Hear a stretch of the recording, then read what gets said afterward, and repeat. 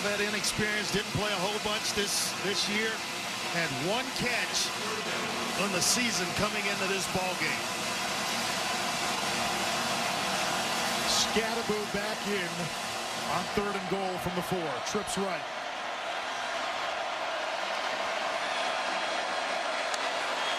Shotgun snap, blitz off the edge, quick throw. Scadaboo made the catch left side, lunged forward with his left arm, but he is short of the line to gain. It's going to be 4th and 1. And the ball is at the 16-yard line. The offense stays out for Arizona State. Yeah, spread him out, give it to Scadaboo here, let him go to work. Are you okay with this call instead of kicking the field goal? Yes, I am. Absolutely. Kenny Dillingham has played to win all afternoon in Atlanta. Trips to the right, Levitt under center, Scadaboo, the lone setback. Levitt puts his hands up to his ear hole. And a timeout called by Arizona State here in overtime number 1 with a score tied at 24. First possession of overtime. Because he has had his struggle at kicker as well. And so if you've got a Cam Scadaboo and you need a yard for a first down, that's who I'm going to ride with, win, lose, or draw. The key for the kicker today has hit from 39 and 36, and he had a kick blocked from 36 as well. Let's pause quickly 10 seconds for station ID. You're listening to the College Football Playoff quarterfinal at the Chick-fil-A Peach Bowl on ESPN Radio and the ESPN app. KIRO 710 AM Seattle, KIRO FM HD1 and HD2 Tacoma, Seattle, the home of the Seahawks. 3 receivers to the right.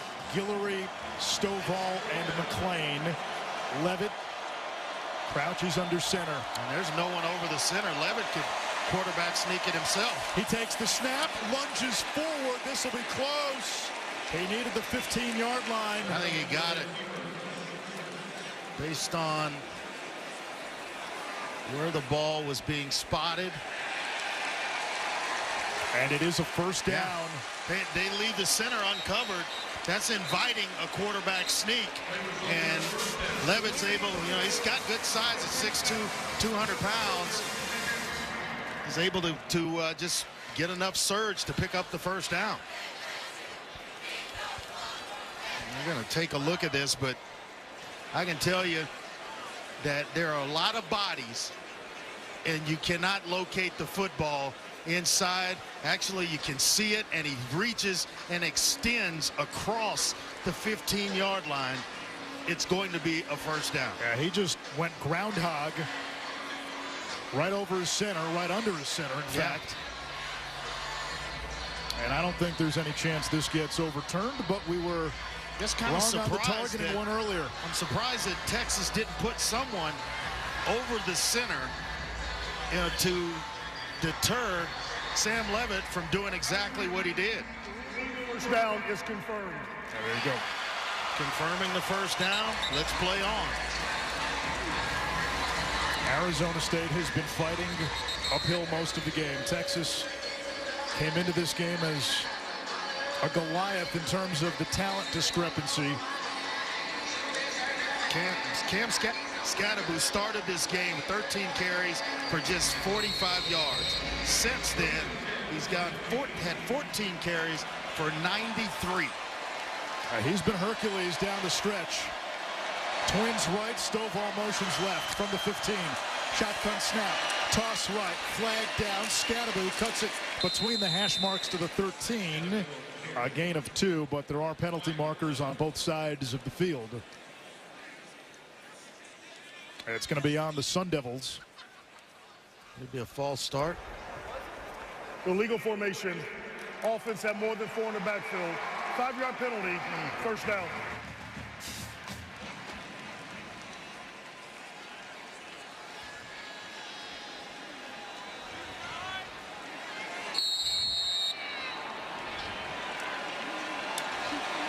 First and 15. The line of scrimmage, the 20. Guillory wide left. Mateer, the tight end, slot left. Twins right.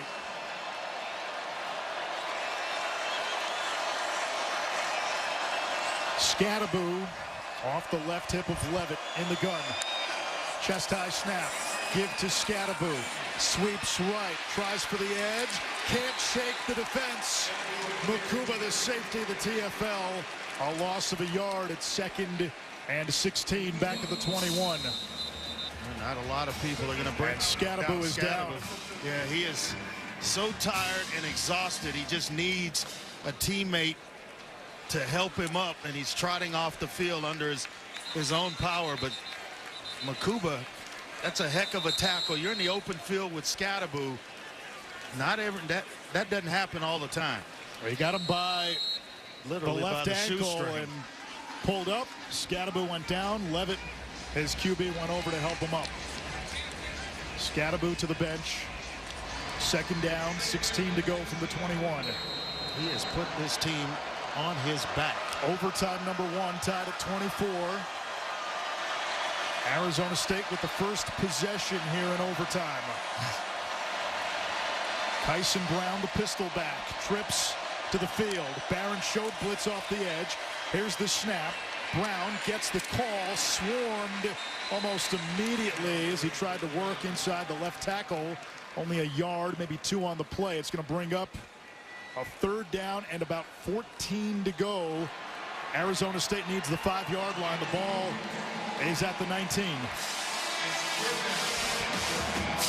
And Scadaboo remains on the bench. Yeah, they need to pick up about half of this to even consider going for it on 4th down. And about half of it as well gets you in better field goal range for Kiefer.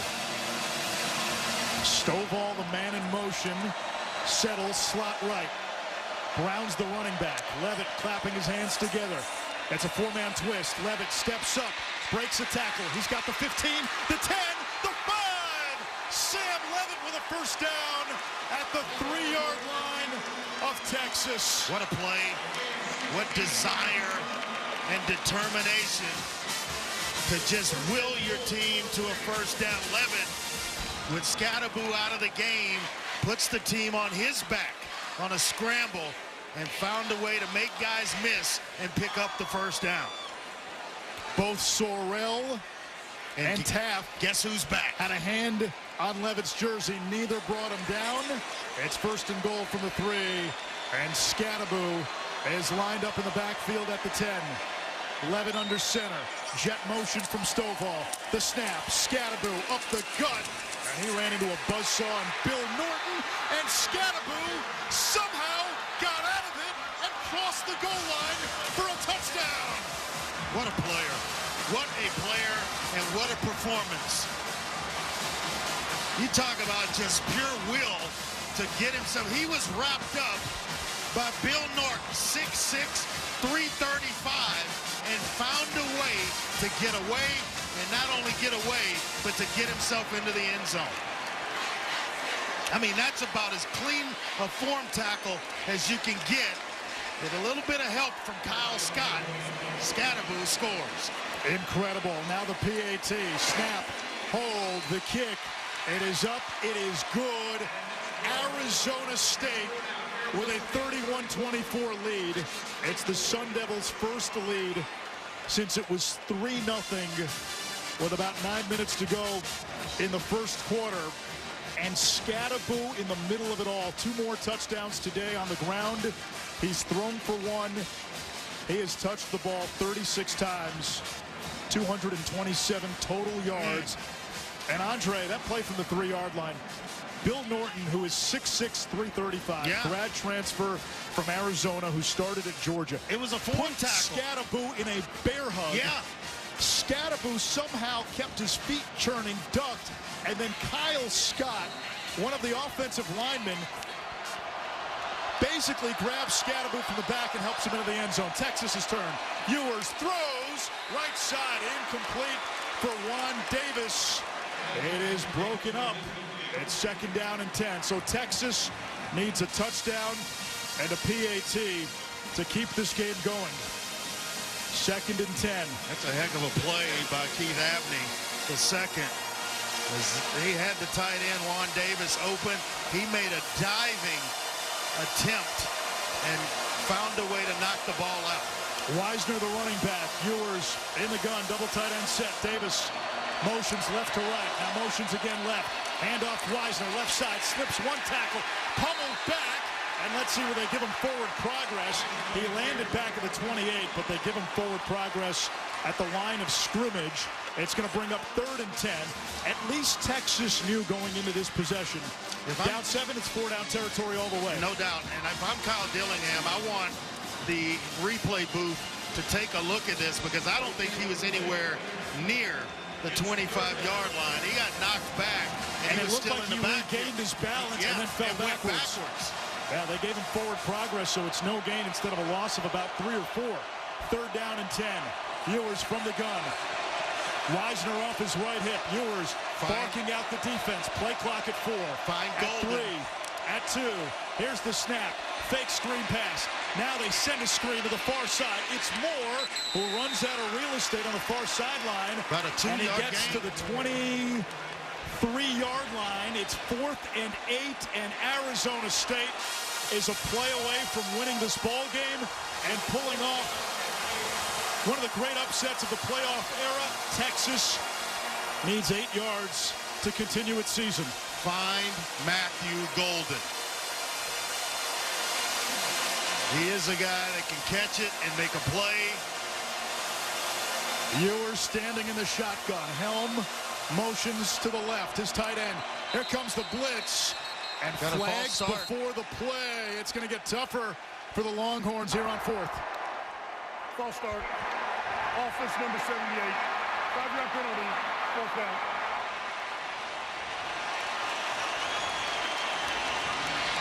4th and 13. Ball on the 28. Texas has to get to the 15-yard line. Arizona State on the verge of sending shockwaves through college football. Ewers is in the shotgun. Wisner off his left hip. It's a 3-receiver look. Sun Devils show blitz. Moore in motion. Abney trailing him. Play clock down to 8. Down to 7. Sun Devils load up the box. They bring the blitz. Texas holds the pocket. Throw downfield. Golden open. Touchdown, Texas. And the Longhorns a point away from tying the game. Excellent double move by Matthew Golden. Got the defensive back. He rocked him outside, then went back to the post route. Ewers never looked anywhere else. He was locked in on Golden. Felt like that's where he was going to go no matter what. He was going to live or die with Matthew Golden, and he extends the game for the time being.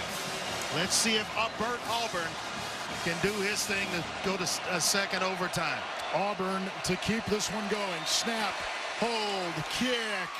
We are going to overtime number 2. So Quinn Ewers up to 297 passing. 19 out of 29, and Golden, what a performance. He had a huge game in the SEC championship game against Georgia. His best game of his career, 8 for 162, 7 for 149 today, and we go to a second overtime. This has been incredible. Yes, it Texas, 4th down and 8, they find the answer. Arizona State converting a 4th down. Big 3rd down run by Sam Levitt. And Xavier Alford, the safety, got caught flat-footed. And once he rocked the corner to the outside, he went right back up the middle on a skinny post. The ball was in the air. There was no way for Alford to make an attempt to even try to knock the ball down because Golden had already gotten behind him. What a throw by Quinn Ewers. And here we go to a second overtime.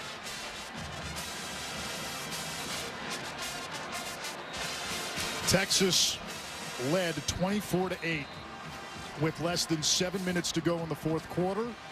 Arizona State scored twice, converted 2 two-point conversions to tie the game, and yet Texas had 2 chances to win in the final 2 minutes. They missed 2 field goals in that span, including one at the horn to close the 4th quarter.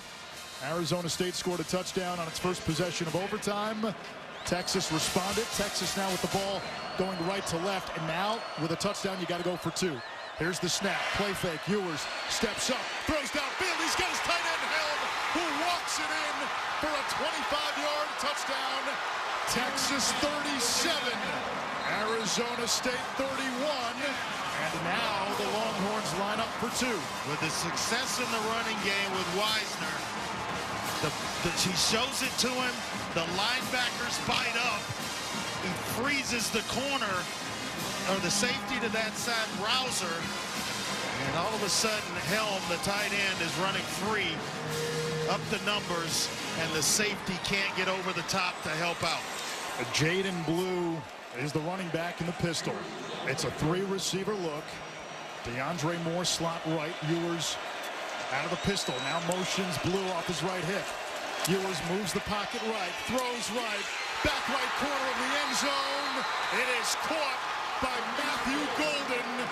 And Texas with an 8-point lead. 39-31. And now Arizona State needs a touchdown and a 2-point conversion to extend this game into a 3rd overtime. Time and time again, Matthew Golden all year has delivered for the Longhorns. How you can let him shake himself loose in the secondary is beyond me. Not only on the touchdown, but the 2-point conversion as well. Ewers, got to give him some credit. He's throwing dimes in the overtime. So Arizona State's turn. They know it's 4-down territory. Down by 8, 39-31. Cam Scattaboo has been downright Herculean today. 141 on the ground to 2 touchdowns. But it's been taking a toll. He's needed his breathers. Levitt is in the shotgun, 3 wide. Scattaboo the running back. Stovall motion, slot right. There's the snap, the fake to Scattaboo. Levitt throws underneath. Scattaboo at the 20, near side 15, and takes it inside the numbers to the 12-yard line. A gain of 13 on the play, and a 1st down. Levitt had Mateer open, but he was going nowhere else but to Scattaboo. Mateer gets behind coverage. If he goes there, he might actually have 6 points. He gives it to Scattaboo, who picks up the 1st down. And here come the Sun Devils. Scattaboo, 141 rushing, 99 receiving. Trips left. Shotgun snap. Fake to Scattaboo. Levitt with time. Pumps, in trouble. Throws. Incomplete. Threw it away. Left side. It's going to bring up a 2nd down and 10 from the 12. Arizona State down 8. Big time pressure from Anthony Hill. They bring a linebacker, and he's able to shake himself free, get in the face of Sam Levitt, and forced him to just throw it away and live on 2nd down. That shows you that Levitt starting to mature. He's just a redshirt freshman with a very, very bright future ahead of him. Empty set. The Rose Bowl underway in Pasadena. We'll take you there when we finish up in Atlanta. Scattaboo jogs to the backfield. Levitt in the gun. 4 wide. Snap. Handoff Scattaboo. Up the middle. Pushing inside the 10. It's going to bring up 3rd down, 8 to go. Rarely does he miss a read. If he cuts outside, he may still be running, and you're still making your call. He cuts inside, and there is nothing but a big pile of white jerseys waiting on him.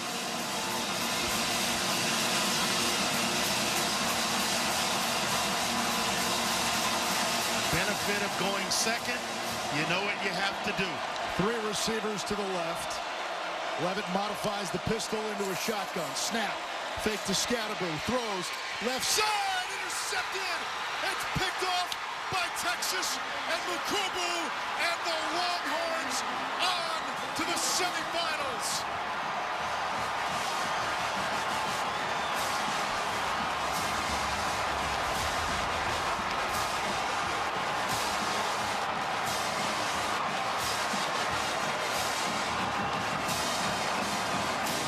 It took every ounce, every last fiber for Texas.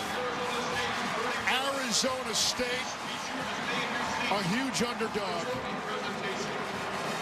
They loaded their slingshots with some giant rocks, and Texas able to withstand the hit. In the end, Gunnar Helm ends up with a game-winning touchdown on a 25-yard catch on the first play of the second overtime. And the Longhorns now, they're going to be a favorite regardless of who they play, Oregon or Ohio State, for one reason. They've got essentially a home game in Dallas at the Cotton Bowl in the semis. That's a great point. I mean, there are going to be a lot of Longhorn fans that will make the trip up I-45 to Dallas. And what a heck of a football game. The resilience of Texas to just kind of hang in there, keep punching. They took some punches, but they were able to deliver back. And at the biggest moment in the game, they came up with a play needed to come away with a win. Texas has now recorded a takeaway in 23 straight games. They didn't get their takeaway until the last play of the game. Andre Ware, who's your big Monster Energy player of the game? Yeah, you know, in a losing effort, it's Cam Scatterbo. You've got to go there. 30 carries, 143 yards, 2 touchdowns, 8 receptions for 99 yards. And by the way, he threw a pass. He was 1 for 1 for 42 yards and a touchdown pass. What a night. What a game for him. And he did it all, not being 100% sick, throwing up on the sideline through all of this. His team came up a little bit short, but you got to give credit to the Texas Longhorns for just continuing to fight. Scatterbo brought big Monster Energy, ready to take it to the next level. Unleash the beast this college tailgate season with Monster Energy. Tear into a can of the meanest energy drink on the planet. Monster Energy, unleash the beast. There's an old line, you may glory in a team triumphant, but you fall in love with a team in defeat. Yeah. Arizona State won the hearts of America, but it's Texas who moves on to the Cotton Bowl and the college football playoff semifinals. They'll take on the winner of the Rose Bowl. That's Oregon or Ohio State. We're going to get you there in a moment. Our final score in double overtime, Texas 39, Arizona State 31. For Andre Ware and Paul Carcaterra, along with producer Mike Martino, spotter Jamie Carrig, statistician Paul Newman, and engineer Jason Hicks. I'm Anish Shroff saying farewell from Mercedes-Benz Stadium in Atlanta. Now here's Kevin Winter in the studio with the postgame show. All right, Anish, we'll find out who the Longhorns will play on January 10th. Time now for the Rose Bowl game presented by Prudential to Pasadena with Kelly Stofford and Fitzsimmons. Here's Mark Tessler. Kevin, thank you very much. Already a 7-0 Ohio State lead over Oregon. The Ohio State Buckeyes scored on their first possession, a 45-yard touchdown pass from Will Howard to Jeremiah Smith, and then Oregon just punted away on its first possession. A rematch here from a game that was played October 12th in Eugene and won by Oregon by a single point, 32-31. And while we have a few moments, we can tell you what a great visual of the Rose Bowl here. The San Gabriel Mountain soaring in the distance, the most perfect green grass you've ever stepped on, and over the decades, a number of national champs have been crowned. This after games here, Kelly, this is a quarterfinal stop in the new 12-team college football playoff. The winner of today's game will move to Arlington, Texas to face the Longhorns. What a classic we just had. You heard here on ESPN Radio in double overtime over Arizona State with a great comeback. But we have a game that many feel should be later in the 12-team playoff, maybe a semi, maybe a championship. Looking forward to this rematch from the earlier game in Eugene. Yeah, and I don't know that I disagree with that. This seems like a championship game that's just a little premature, but I think both teams are playing their best football. I think the first time these two teams matched up earlier in the year, it was the best college football game of the season. And these teams kind of found something out about themselves in that first matchup, and they begin to apply it kind of offensively, defensively, and schematically, and they arrive here, I think, both teams being championship caliber programs. Ian Fitzsimmons is down on the field, and I know, Fitzy, you were keeping an eye on both quarterbacks, Will Howard and Dylan Gabriel, as they were getting ready to start this ball game. Polar opposites, Kesty and Kelly Stouffer, you having played the position and having been a first-round pick as a quarterback out of Colorado State. You'll love this. Will Howard, quarterback of Ohio State, screaming at his teammates during warm-ups. They don't know what they're getting with me. They don't know. It's not the same guy as they saw first time. I told you we see these guys again. They're getting every bit of what I've got. On the other side with Dylan Gabriel, the Heisman Trophy finalist for Oregon, loose, cracking jokes, delivering darts. Well, guess what? Hey, Kelly, Will Howard delivered a dart to Jeremiah Smith, and that's why we have a 7-0 lead right now here with Ohio State. Yeah, Fitz, what's interesting is sometimes when guys talk, they're trying to talk themselves off the ledge because of the enormity of this opportunity, but I don't think that's Will Howard. He was surgical-like on that first drive. It was methodical. Dylan Gabriel is somewhat quiet by nature, although he's hilarious, and that's kind of what you see leading up to this game. Oregon went 3 and out on his first drive. This will be the second Ohio State drive. That Jeremiah Smith touchdown pass, his 13th touchdown reception of his freshman season. That breaks a Big Ten freshman record. Quinshon Judkins is in the backfield, 1st and 10 from the 21-yard line. 2 pass, throwing down the right sideline into traffic, going up and getting it, Jeremiah Smith. What a catch.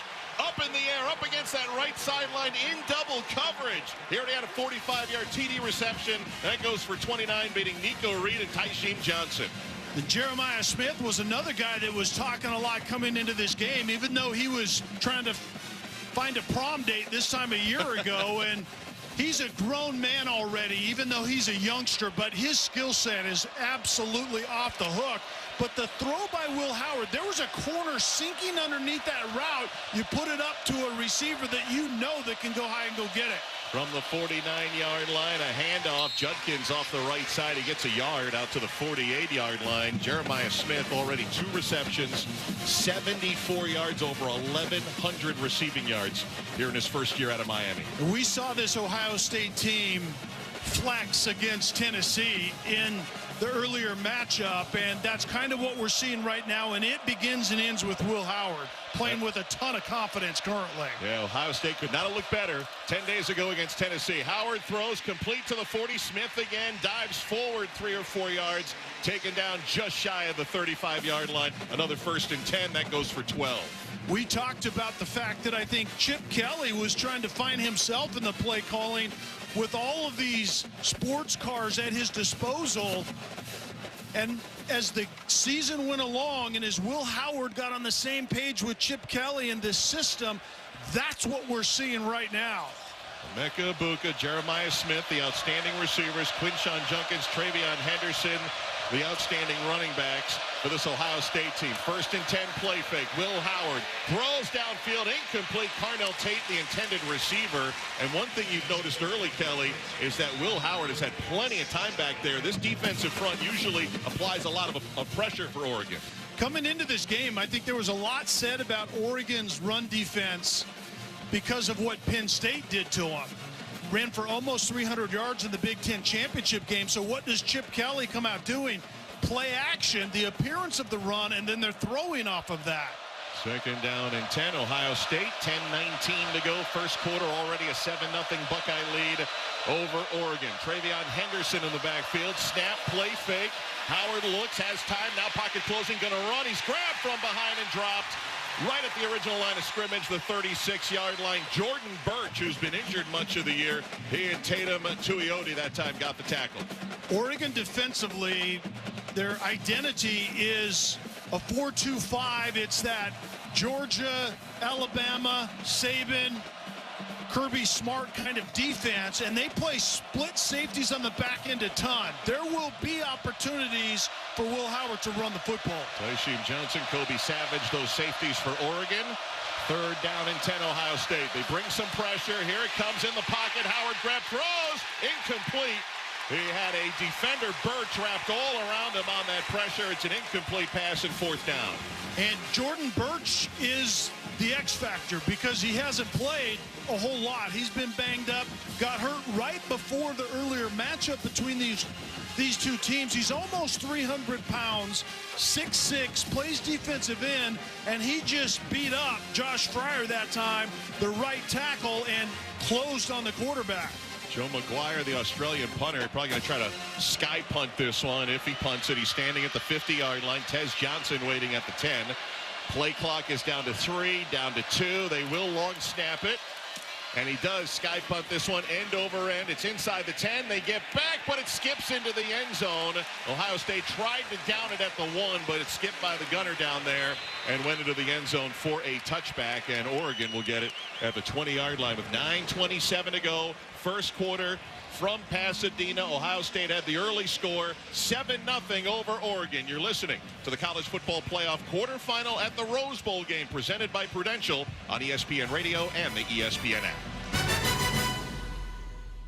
This is Seattle Sports. Where can you kick off the new year with big savings on gig speed? Only with Xfinity, now through January 16th. Get gig internet at home for $25 a month for 1 year when you add an unlimited mobile line, which connects you to gig speed Wi-Fi on the road. Act fast today and save more than $650 over AT&T and Verizon in your first year. Plus, hurry and take advantage because right now you can also get a free 5G phone with trade-in. So save big and stay connected to what you love with fast gig speed internet and mobile. From home to hotspots, this new year, it's all about gig speeds and big savings. Don't wait and get gig speed internet. Spend less green and switch to Xfinity.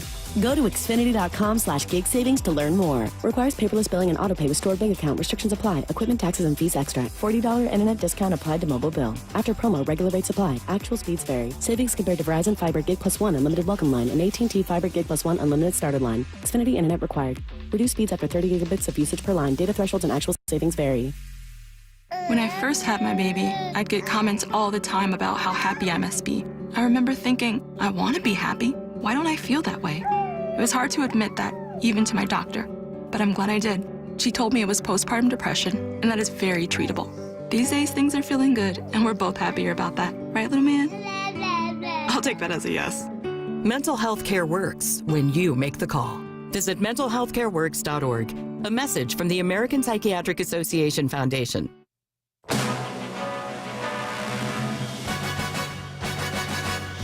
I'm Kevin Richard. The Texas Longhorns are back in the college football playoff semifinals, beating Arizona State 39-31 in double overtime in Atlanta, blowing a 24-8 fourth quarter lead. Anthony Hill, their junior linebacker, on a wild game. Man, this is probably the craziest football game I ever played in, man. We already knew defense was going to have to step up, man. We decided to change our mind in overtime, and we executed. What does everyone need to know about this Texas team in terms of their no-quit attitude? I mean, we work in the winter and summer to play in these football games, so we're never going to quit. We're going to keep fighting hard, and you're going to get 4 quarters out of us, and even 5 or 6 if it even matters. Anthony Hill Jr., Texas linebacker with Paul Carcaterra. So the Longhorns are on to the Goodyear Cotton Bowl Classic on January 10th. They're awaiting the Buckeyes or the Ducks. The college football playoff quarterfinals on ESPN Radio are brought to you by Dr. Pepper. Don't forget to tune in to today's trivia question, airing later on in the broadcast, brought to you by Dr. Pepper. Back to Pasadena, Mark Destisher. Kevin, I can't imagine the highs and the lows for the Texas fans. 2 missed field goals in the last minute plus. Then 4th and 13 in overtime, had to convert to tie the game to go to 2 OT, and then to win it. And they will be pretty close to home, a few hours away, right? University of Texas to Arlington, where our crew will be awaiting on January 10th. Can't wait for that. There will be therapy, I think, for a lot of fans during the week. And I think that game says more about Kenny Dillingham and Arizona State than it does Texas. I think the Arizona State crew put their best foot forward, no doubt. Dylan Gabriel, who was with his 3rd school, came over from Oklahoma of late, takes over at the 20-yard line. Quick pass out to Jordan James, has it on the quick at the 20 and gets across to about the 22-yard line. Gabriel was amazing taking over for Bo Nix this year, Kelly. Yeah, and we thought nobody could do what Bo Nix did last year in terms of the precision and, the accuracy, the decision-making. But here's Dylan Gabriel in his 6th year. So that valuable experience shows up in those decisions and that accuracy that is absolutely off the hook. After a 2-yard gain, 2nd and 8, Gabriel, the lefty, back to pass, has some pressure, throws it in the air, might have been tipped, it falls incomplete. And it'll be 3rd down. JT Tuimoloau, one of the outstanding edge defenders on the front line for Ohio State that time, getting the pressure. Kesty, that's one of the keys to this game. Ohio State defensively got 0 pressure on Dylan Dylan Gabriel in the first matchup. And I think Jim Knowles, the defensive coordinator, found out something about themselves in that game. The blitz rate has almost doubled since that outing. Tuimoloau got a piece of the arm of Dylan Gabriel, the reason that football fluttered. 3rd down and 8. They'll go 5 wide here. 3 receivers to the wide left side. 2 to the left. On the clap, the snap. It's a 4-man rush. Throw over the middle. Nearly picked by Caleb Downs. It's incomplete. Tez Johnson, the intended receiver, and it's 4th down. And Kelly, that was what we saw against Tennessee. They only had to rush 4 on these pass rushing downs, and they were able to be so successful. And Tez Johnson is in the slot, and they move him all over the place. He's healthy, and you can expect Dylan Gabriel to target him early in this game just like that, but it was really good coverage. Single high safety man-to-man, and that man-to-man coverage won that time for Ohio State. 2 3-and-outs to open the ball game for Oregon in their high-powered offense. A line drive kick from Ross James, and it checks up at the 46-yard line and then heads out of bounds to the Oregon bench on the near right side. They'll mark it out of bounds at the 45-yard line of Ohio State. So a bit of a shank. It goes 33 yards, and great field position for Ohio State on their 3rd drive, coming with a 7-0 Buckeye lead over Oregon. Will step away from beautiful Pasadena with 8:36 to go first quarter. This is the college football playoff quarterfinal at the Rose Bowl game, presented by Prudential on ESPN Radio and the ESPN app. When you switch and save with Progressive, you could use that money towards scoring courtside seats for your favorite team. Progressive cannot guarantee that you can score courtside seats. Drivers who switch and save with Progressive could save hundreds on average, but courtside seats can be astronomical. Maybe if your team plays in a smaller market, you could swing it. Even still, it's unlikely. Maybe 4th row, which are still incredible seats that you'll enjoy greatly. Savings possible. Courtside, long shot. Switch and see if you could save at Progressive.com. Progressive Casualty Insurance and Affiliates. Not available in all states. Progressive cannot guarantee that someone really tall will not sit in front of you at the game, rendering your excellent seats just okay. Timeout. Your body goals don't have an off season. GNC is ready to help you get a stronger start on the new year with help building more muscle and proven weight loss support. Need a boost? We're ready with GNC vitamins for your longest winter days. Want the best energy drinks? They're at GNC. Never tried creatine before? Get ready to be amazed. GNC coaches are ready to help you in stores everywhere, and you can shop our full collection of flavors and online exclusives at GNC.com. GNC, live well. From ESPN Podcast and Omaha Productions. Ready? Here we go. Coach, a new groundbreaking educational football podcast hosted by NFL legends Bill Belichick, Matt Patricia, and Michael Lombardi. In each episode, the coaches break down game-changing situations and front office management tactics, sharing insights from decades of coaching experience and opening up the Bill Belichick Encyclopedia of Football Knowledge. Created by football legends for football fans. New episodes of Coach drop weekly. Listen wherever you get your podcasts.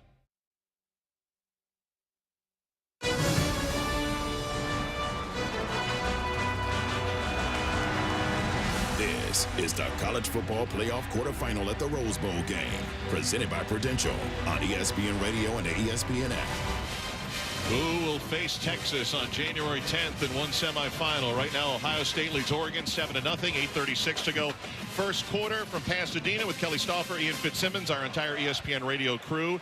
I'm Mark Kestisher. The last time, Kelly, that these two teams met, Josh Simmons, the outstanding left tackle for Ohio State, was done for the year, has suffered a knee injury. They since lost their center, Seth McLaughlin. This, 23 different combinations, 9 different starting combinations. They are playing so much better in the CFP so far.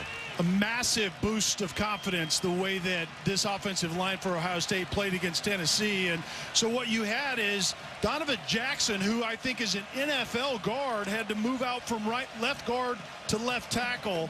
Sarafeld had to move up and be the starter, and then Carson Hinsman, who was probably the best guard outside of Jackson, had to move over and become the starting center, and those guys are getting comfortable right before our very eyes. 47-yard line is where they will scrimmage to open. Intermediate pass caught, going up Emeka Ibuka after 7 yards downfield. Turn made the catch, tackled at the 46 of Oregon by Nico Reed. And so far, Will Howard looking extremely comfortable.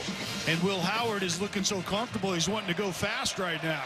Tempo here as they snap. Travion Henderson will get the call. Bouncing off the left side, runs right into two Oregon Duck defenders at the 42-yard line. He had to get to the 43, so it's a first down after a gain of 4.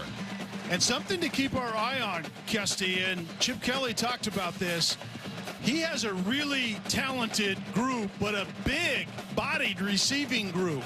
And on the back end, Oregon actually, they don't have one of their starting 5 defenders on the back end over 6 foot tall. And we've already seen Jeremiah Smith go up and rake one out of the rafters, and that matchup's going to be important today. From the 42, Howard throwing over the middle, looking for Ibuka, puts it right on the money. Catch at the goal line, touchdown Ohio State. Emeka Ibuka, 42-yard touchdown reception, 39 straight games with a reception, beating Brandon Johnson, and it's a 2-score Buckeye lead early. What was Fitzy telling us that Will Howard was saying before the game? Whatever he was saying, he has the right to say it, because the young man can't play the quarterback position any better than he did in Tennessee and that he's doing right today. And Ibuka just splits that split safety back end for Oregon, runs right by him, had a guy underneath him, but the quarterback, Will Howard, drops it right in the shirt pocket.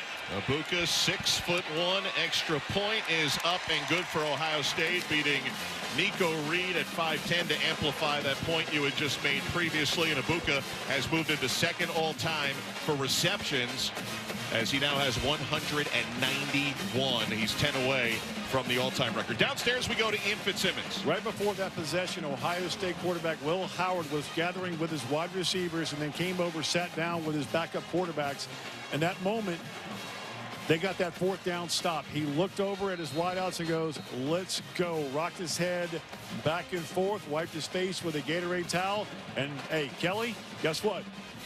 They win. This man is locked in, and as he told me before the game, they don't know what's coming. So far, Oregon has not known what's coming with Will Howard. And Fitzy, Brandon Johnson was running underneath Ibuka that time on that post route and actually got his left wrist, bounced off the back of it, but it found the receiver anyway. Will Howard is absolutely incinerating defenses right now. As he did against Tennessee, the ensuing kickoff right to left is a boomer. That goes way out the back of the end zone, so it will be a touchback. We cannot amplify anymore, Kelly and Fitz, how obviously differently they've looked since the Michigan game. This is a completely different team. The Tennessee game at home and the first few possessions of the Buckeye fans here making a ton of noise in Pasadena. I think it goes to what Will Howard told Fitzy during the week and again before the game. There's nothing like a second chance. Ohio State wondered if they would be in this position after losing that Michigan game, and when they saw that they still had a path forward to get to the playoff and potentially win a national championship, they've been a completely different group mentally. It is an end around on the reverse. Tez Johnson coming to the right, but nowhere to go, and he's smacked down by Denzel Burke, the corner, out on the near left side. It's a loss of 1. And Fitzy, I don't know what it looks like down there on the field, but there's one team that's considerably faster than the other, both offensively and defensively, and that's Ohio State right now. And behind this bench right now, I don't know there's many people sitting outside of the offensive line for Ohio State, to your point, Kelly. Second down and 11 for Oregon. Shotgun snap, quick pass out to Tez Johnson. Near side has a blocker and only can get a few extra yards before he goes out of bounds over the 25 to the 28-yard line. Davison Igbinosun that time forced him out. It's a gain of 4 and it's 3rd down. Well, remember that Mike Tyson saying everyone has a plan until you get punched in the face, and Oregon officially has been punched in the face. And so they have to go back to the basics. Who are we offensively? What are we trying to achieve? How do we maximize every play? And, oh, by the way, how do we stay on the field just a little bit longer? A 2-3 and outs to open. They're 3rd and 7 here. Empty backfield. The tight end, Terrence Ferguson, now motions to the left side of the line. Snap to Gabriel. The southpaw looking. Has time. Dumps it over to the tight end at the 30, to the 35, and wrestles across for a first down. He had to get the 35. He got to the 36. Terrence Ferguson, 8 yards. And now the Oregon Duck fans can breathe a sigh of relief. And it looks like Oregon wants to go fast, and that's something, that pace of play. Jim Knowles, the defensive coordinator for Ohio State, said it really hurt them in the first matchup. And you have a lot of moving parts offensively for for Oregon. Will Stein moves a lot of people around, a diverse group of skill set players, and that really hurt Ohio State defensively. Snap at the 36, and he gives to James, getting the edge, 40-45, and darts out of bounds. First down, Ducks on an 11-yard run by James out to the 47-yard line for 11. Tennessee went really, really fast, and Jim Knowles, the defensive coordinator, said that helped us actually prepare for Oregon 2.0, which uses more kind of strategic tempo, and we're seeing it right now. 5:20 to go, first quarter, down 14-0. Snap from the 47. Gabriel loads up, thrown down the left side, has one-on-one covered. Receiver has a step, went off the helmet of the defender, and out of bounds, incomplete. Tried to find Tez Johnson. Igbenogsen's helmet that time, knocking the ball away. And that's a matchup that Oregon wants to try to get after continuously today. Tez Johnson matched up on Igbinosa. Igbinosa has 13 penalties defensively this year because he has a habit of grabbing and getting called for defensive pass interference when he gets beat. And if that ball's out just another probably 3.5 feet, that's probably a touchdown pass from QB1 to Tez Johnson. Second down and 10. It's a handoff coming over the right side. Nowhere to go and stop for a loss. 2-yard loss that time. Ty Hamilton, part of that interior defensive front, with Tyleek Williams able to get the stop. I think that's actually the strength of this Ohio State defense is Williams and Hamilton inside. You have Sawyer and JT Tuimolo outside, and they are edge rushers, but interestingly enough, almost half the sacks, half the pressure come from the second and third levels off defensively for Jim Knowles. So Oregon now facing a 3rd and 12 at their own 45-yard line. From the right hash mark, Ohio State's going to bring 4 off the snap. Gabriel throws the hot route, caught at the 50-yard line. Turning upfield is Trayshawn Holden, but only gets to the plus 49, a good 5-6 yards shy of the first down. 6-yard gain, and does the offense stay on the field, or will they bring out the punting unit? Looks like a late decision here. The punter's coming on the field. Yeah, this early rush could become an avalanche if Dan Lanning chose to go for it right there and doesn't convert. So Oregon uses 2 punters, Kelly. This is the Aussie Luke Dunn, who's more of a sky kick and try to pin it punter. Yeah, sky kick and backup wedge right here, I think. There's the snap, kicks it off the end, and it's a little bit of a low bounce at the 10. Oh, it checks up beautifully and makes a right turn at Albuquerque at the 8-yard line. They'll mark it out at the 9-yard line, so Luke Dunn gets it done. A 40-yard punt, no return. That'll back up Ohio State on the drive start. But all Buckeyes so far, 3:43 to go. Opening quarter from the Rose Bowl. It's Ohio State 14, Oregon nothing. This is the college football playoff quarterfinal at the Rose Bowl game, presented by Prudential on ESPN Radio and the ESPN app.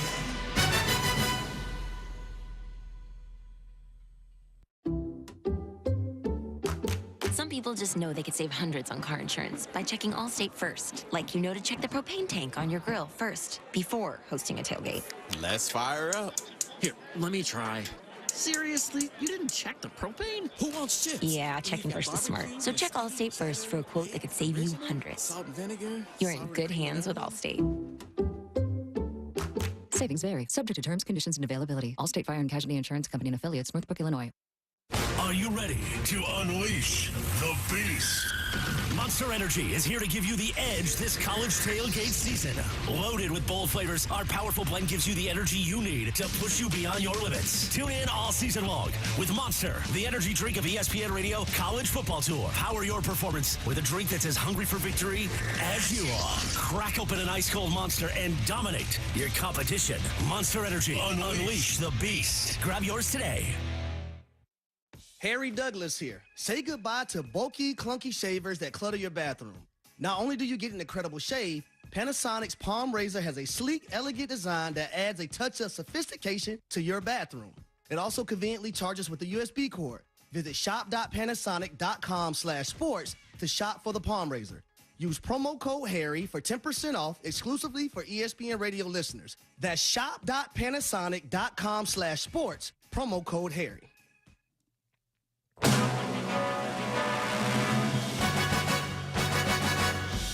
I'm I'm Kevin Winter with the college football playoff quarterfinals here on ESPN Radio. A reminder, tonight's All-State Sugar Bowl, scheduled to be played in New Orleans, will be postponed until tomorrow, given the deadly attack on Bourbon Street in the early morning hours. We'll start our coverage tomorrow between Notre Dame and Georgia beginning at 3:30 p.m. Eastern Time right here on ESPN Radio. The game will kick on ESPN Television beginning at 4 p.m. Eastern for the final spot in the semifinals. Mark Testesher, back to you in Pasadena. All right, Kevin, appreciate it. Certainly sending everything we have out to the victims who were affected overnight in the wee hours on a New Year's celebration, and football, just a terrible act of violence, and obviously law authorities needing some extra time to get the venue all set. And tomorrow afternoon we'll have the fourth and final installment of the quarterfinals college football playoff. We just had our first classic of the 12-team playoff earlier. Texas with the double overtime win over Arizona State. And it's Ohio State with a 14-0 lead over Oregon. 3:43 to go first quarter. Buckeyes will start this drive at their own 9-yard line. Snap to Howard, quick pitch left side. This is Judkins getting a block and out to the 14-yard line on a 5-yard gain before safety Kobe Savage took him down. Oregon defensively, Kesty, hasn't really had a chance to catch their breath. And what they want to do is they're kind of what they call a spill and kill team. They play defense from the inside out, and then they play those split safeties, and we just saw Kobe Savage fill on that run, and that's the pressure that's on both of those safeties on the back end.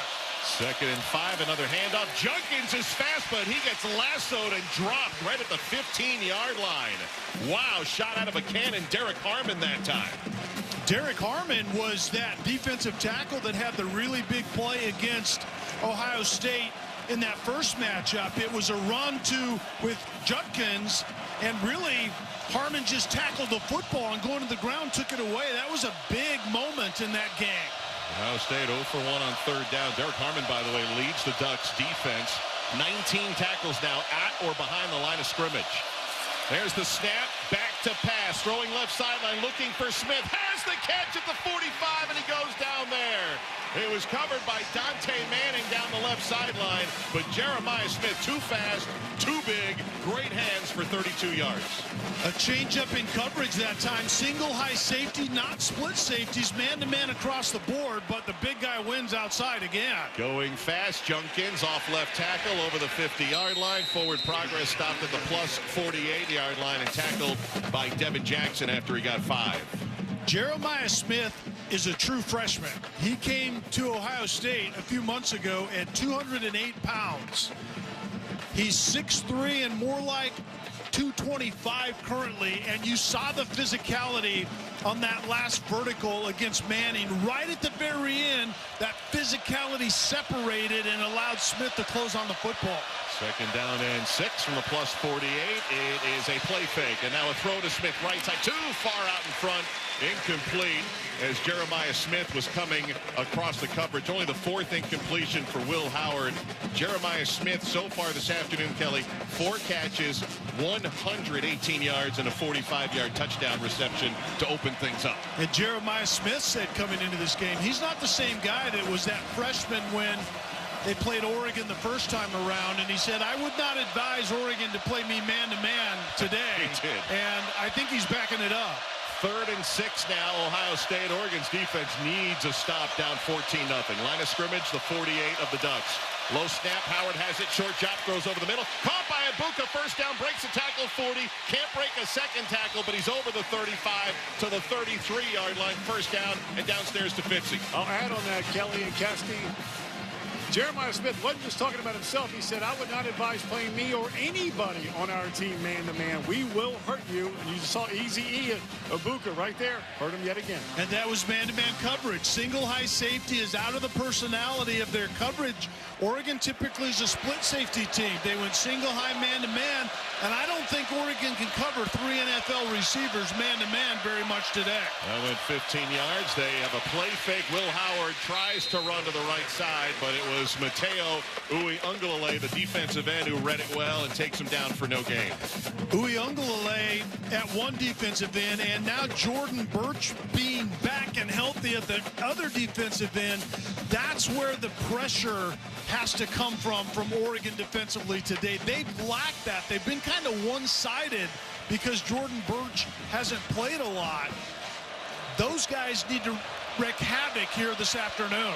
Second down and 10, Ohio State, 20 seconds to go. First quarter up 14-0 from the Duck 33-yard line. 2 in the backfield, snap, give to Junkins. Coming around the left side, a stiff arm to the 30-yard line. Hit at the 29, stays afloat, and gets out of bounds at about the 28-yard line with 8 seconds to go in the quarter.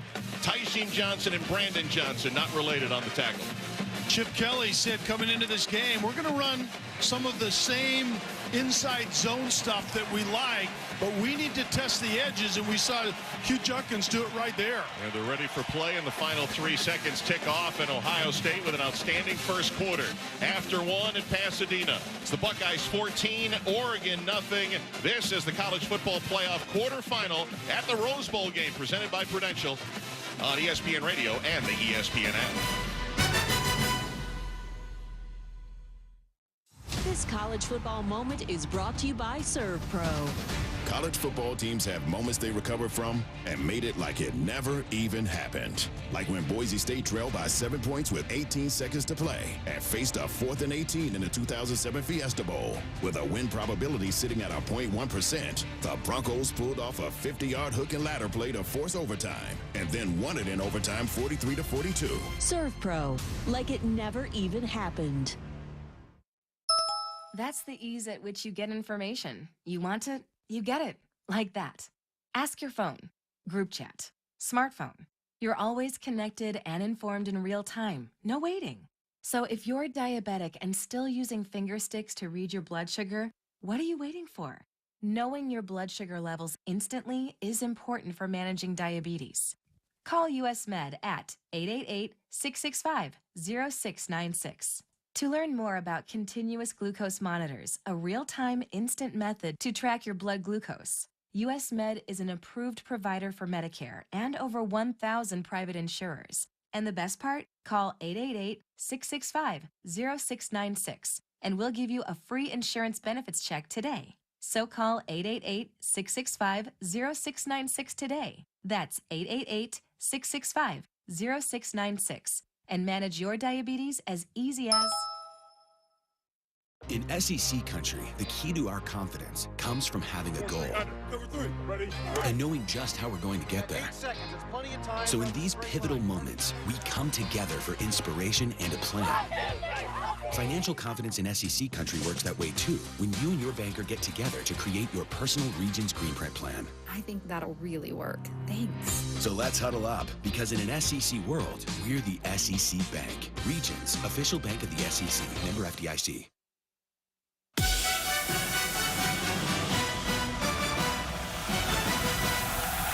You're listening to the College Football Playoff Quarterfinal at the Rose Bowl game presented by Prudential on ESPN Radio and the ESPN app. Welcome back to beautiful Pasadena, the San Gabriel Mountains off to our left, looking over the Rose Bowl, and Ohio State leading Oregon 14-0 in this quarterfinal matchup after 1. Mark Kestisher, Kelly Stauffer, Ian Fitzsimmons with you. It was 21-0 Ohio State over Tennessee after the first quarter in the first round. And Will Howard was even better in the first quarter, Kelly. It's his first 200-yard quarter. He went for 212 passing. He's literally playing almost perfect football right now. And I mean physically throwing the ball, but decision-making wise, I can't remember the last time Will Howard put the ball in harm's way, and he did that a couple times in the first matchup against Oregon, and right now he's as clean as a whistle. 3rd and 5 for Ohio State. They're at the 28-yard line of Oregon. Ducks defense trying to get Ohio State off the field. Snap, Howard looks. Howard throws on the cross. Batted down, incomplete. That was Jabbar Muhammad that time, who was covering Jeremiah Smith on the shallow cross, and it's 4th down.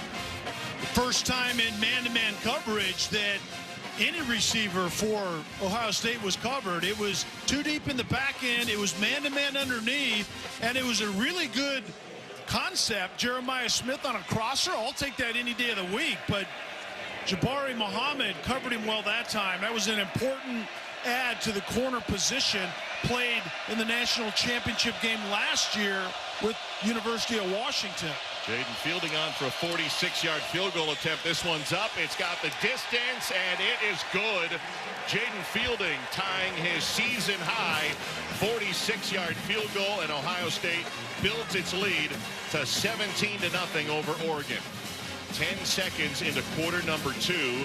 This is the third year that Dan Lanning has been the head coach of the Oregon Ducks, and Kelly, it is only the third time that they have trailed by 2 touchdowns or more. And I hate to say it, but we were at the other 2 games. Yeah, don't tell him that, or he won't let Fitzy talk to him anymore. In Lanning's debut as head coach, they took on Georgia in Atlanta, the Chick-fil-A preseason kickoff. They trailed by 46 at one point. That was I believe it was 49-3. That was the final, right? The 46-point spread. And then in the Pac-12 title game last year, they trailed Washington by 17 points, and now they're down 17 again. So they're going to have to settle things down on both sides of the football to get back into this one. You know, if you look at this as a boxing match, obviously there were some heavy blows thrown by Ohio State up to this point, but now Oregon has to kind of gather themselves, and they have to begin to box again. And what can we do offensively to move the football? Fielding's kickoff is a boomer from left to right, and Noah Whittington will just watch this one sail into the end zone for a touchback. So while Will Howard has gone 8 of 13 for 212 yards, exciting the scarlet-clad Buckeye fans here in attendance, Dylan Gabriel 6 of 9, but only 30 yards. A lot of small completions on those 3 completions, and the running game hasn't gotten going either so far. And remember what this matchup produced last time. There were 18 explosive plays in the game, basically split down the middle. And so Oregon offensively was very explosive against Ohio State last time. We'll go to Jordan James on first down, and he's hit hard right when he crossed the line of scrimmage, got 2 yards, and then he got absolutely smoked that time. That was the safety Lathan Ransom, the tackle after a gain of 3. The safeties have a ton of pressure put on them because it's called running the alleys. It's split safeties on the back end, and then they have to fill that run fit hard, and my goodness, Ransom did right there. Second down and 8. James in the backfield. Gabriel rushes up to the line. Might be changing the play here. 2 receivers to the wide right side. 1 tight to the left. There's the snap, and it's a quick pitch to the left side. James trying to get some room. Can't find it. And he's going to be stopped at about the 29-yard line. Linebacker Cody Simon got the first crack on Jordan James, who only gets 1, and it's 3rd down. So Will Stein, I think, is an offensive savant. I think he's a young play caller that is taking the college game to a different place. And basically he says we scheme explosives by creating one-on-one matchups, and then we try to crush 3rd down to sustain the drives, and they're going to have to do something like that right here. 3rd down and 6. Ducks at their own 29-yard line. 3 receivers bunched to the right. 1 goes in motion. Snap to Gabriel. Pressure's coming. Picked up. Throws low and diving and coming up with a Trayshawn Holden. Out across the 40. A shoestring catch. And that'll move the chains. A 13-yard gain. And Holden's running a dig route, just basically an in-breaking route from right to left. He gets on that safety and runs across his face. And then Gabriel puts it down on it. Going quick, handoff James from the 41, cuts up, runs right into the linebacker Sonny Styles, and gets dropped after a gain of 2 to the 42-yard line. Caleb Downs got the tackle that time. Well, in the first meeting, Kelly, it was the worst defense Ohio State played all year. They allowed 32 points. They allowed 341 yards passing. They allowed 496 total yards against Oregon, all season lows. So they, too, had a chip on their shoulder in the rematch after losing by a single point in Eugene back in October. Second down play is a give to James, and he's hit right at the line of scrimmage and dropped at the 42-yard line. Ransom again, the tackle, no gain. It'll be 3rd down and 8. And Oregon ran the ball fairly well in the earlier matchup against Ohio State defensively. Right now, they're not running it all that well. They're kind of one-handed, and that play was a power play, pulling 2 offensive linemen left to right. That's what hurt Ohio State last time, where they couldn't defend that Oregon run game very well. Well, they just converted a 3rd down. Now they got a 3rd and 8. 3 receivers left side. Gabriel in the gun. He's got Noah Whittington off his right hip. Flaps the hand, takes the snap. Pressure from the edge. Quick pass. Johnson can hang on. He did as he went up to grab it, but he's hit and knocked down at the 48. 3 yards shy of the first. Gain of 5. Jordan Hancock delivered the blow. This might be a time where Lanning has to leave his guys out there, because you really can't continue to go through this game, this first half, with your defense being on the field the whole time. Yeah, they punted their first 3 possessions. They're facing a 4th and 3 here. They're 11 for 17 on 4th down this year. That's 65%. Whittington in the backfield, and a timeout called from the Ohio State sideline, as Ryan Day and defensive coordinator Jim Knowles want to talk about it a little more before this 4th down play by Oregon, if they continue to decide to go for it after the timeout. It'll be 4th down and 3 for Oregon. Timeout from Pasadena. It's Ohio State 17, the Ducks nothing, with 11:13 to go in our second quarter. You're listening to the College Football Playoff quarterfinal at the Rose Bowl game, presented by Prudential on ESPN Radio and the ESPN app. This is Seattle Sports. If you have unfiled taxes or are in debt to the IRS, this is important news. Did you know the IRS has programs specifically designed to help people struggling with tax debt? Powerful tax assistance programs that can save you thousands if you qualify. No one knows these programs better than the experts at Optima Tax Relief, America's most trusted tax resolution firm, A-rated by the Better Business Bureau. Their award-winning team of tax attorneys and licensed professionals have resolved over $1 billion of tax debt for their clients. One call to Optima can start the process, helping to end your worries about wage garnishment, asset seizure, and other IRS actions. Make sure you're getting the best options to solve your tax problems. Call the experts at Optima today for a free confidential consultation. Call 800-343-6460. 800-343-6460. 800-343-6460. Optima Tax Relief. Some restrictions apply. For complete details, please visit OptimaTaxRelief.com. I never considered myself to be a heavy drinker. At first, I only drank with friends, then to get through the day. I hit rock bottom when I realized I was choosing alcohol over my family. That's when I made the call. With my doctor's help, I was diagnosed with alcohol use disorder. Now, I'm getting to the root of my addiction and finding better ways to cope. Mental health care works when you make the call. Visit mentalhealthcareworks.org. A message from the American Psychiatric Association Foundation.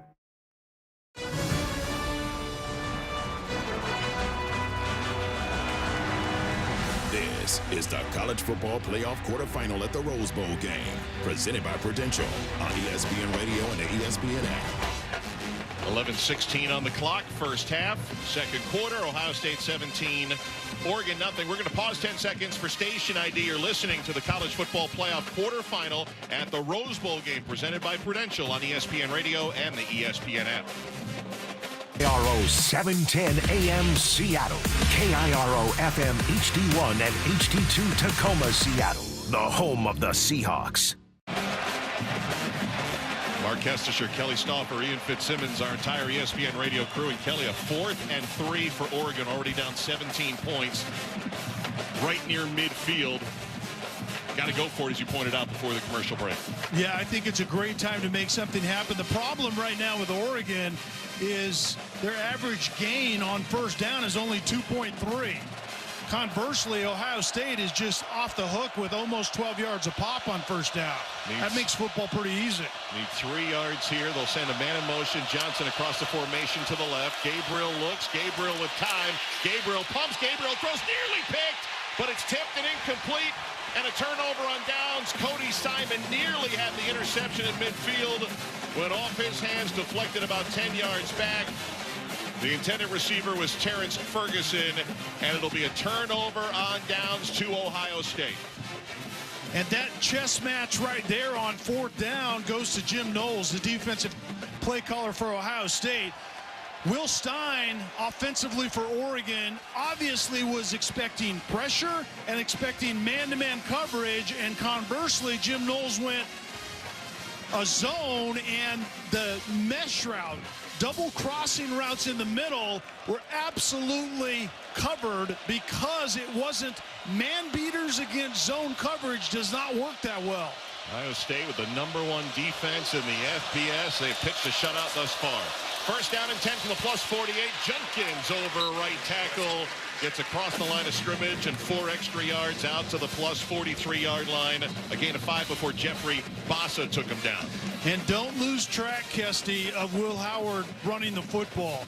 I don't know that Chip Kelly and or Ryan Day wanted to run Will Howard a lot early in the year, but that QB1 run game late in the season, green light, college football playoff, everything is on the table. He ran 37 yards in the win over Tennessee. Snap on second down, play fake. Howard plants, Howard time, throws over the middle, wide open. Jeremiah Smith caught, touchdown. His second of the first half, a 43-yarder. Ohio State with a 23-point first half lead here at the Rose Bowl. That route concept is called a razor pattern, and what you have is you have the deep over slash post by Jeremiah Smith, but you had a second receiver going the opposite direction. Tysheem Johnson was completely turned around as that middle safety. He had to make a choice, and quite frankly, he made the wrong one and left Jeremiah Smith completely uncovered. Jaden Fielding on for the extra point. Placement kick is good. 24-0 Ohio State. That drive took 43 seconds. And the Big Ten receiver of the year, the Big Ten freshman of the year, and one of the outstanding freshman receivers of all time. He's only 18. Jeremiah Smith, 5 catches, 161 yards. 161 is a career high. That's his second touchdown of the game. Timeout, 10:18 to go first half, 24-0. Ohio State stunning the Oregon fans here at Pasadena. This is the college football playoff quarterfinal at the Rose Bowl game presented by Prudential on ESPN Radio and the ESPN app.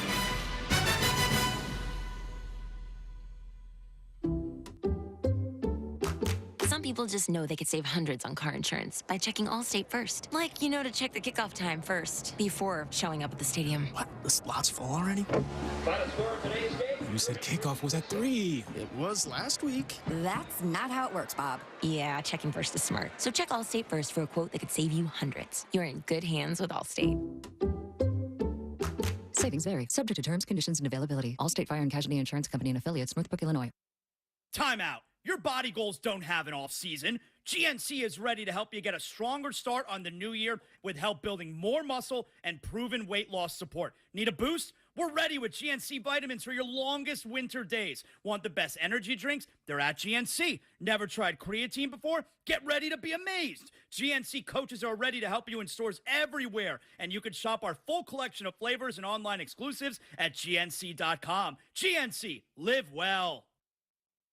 30 for 30 presents the New York Sack Exchange. Flecko, Lyon, Salam, Gastineau. If you hit a quarterback and if they got up, you didn't do your job. They were a brotherhood. There is no magic formula for controlling the New York Sack Exchange. But brothers don't always play nice. Flacco could not stand me. I should have been waiting all day for you. Well, get down. I understand. I don't know what you were doing. I'm still trying to forgive and forget. Stream the New York Sack Exchange now on ESPN+.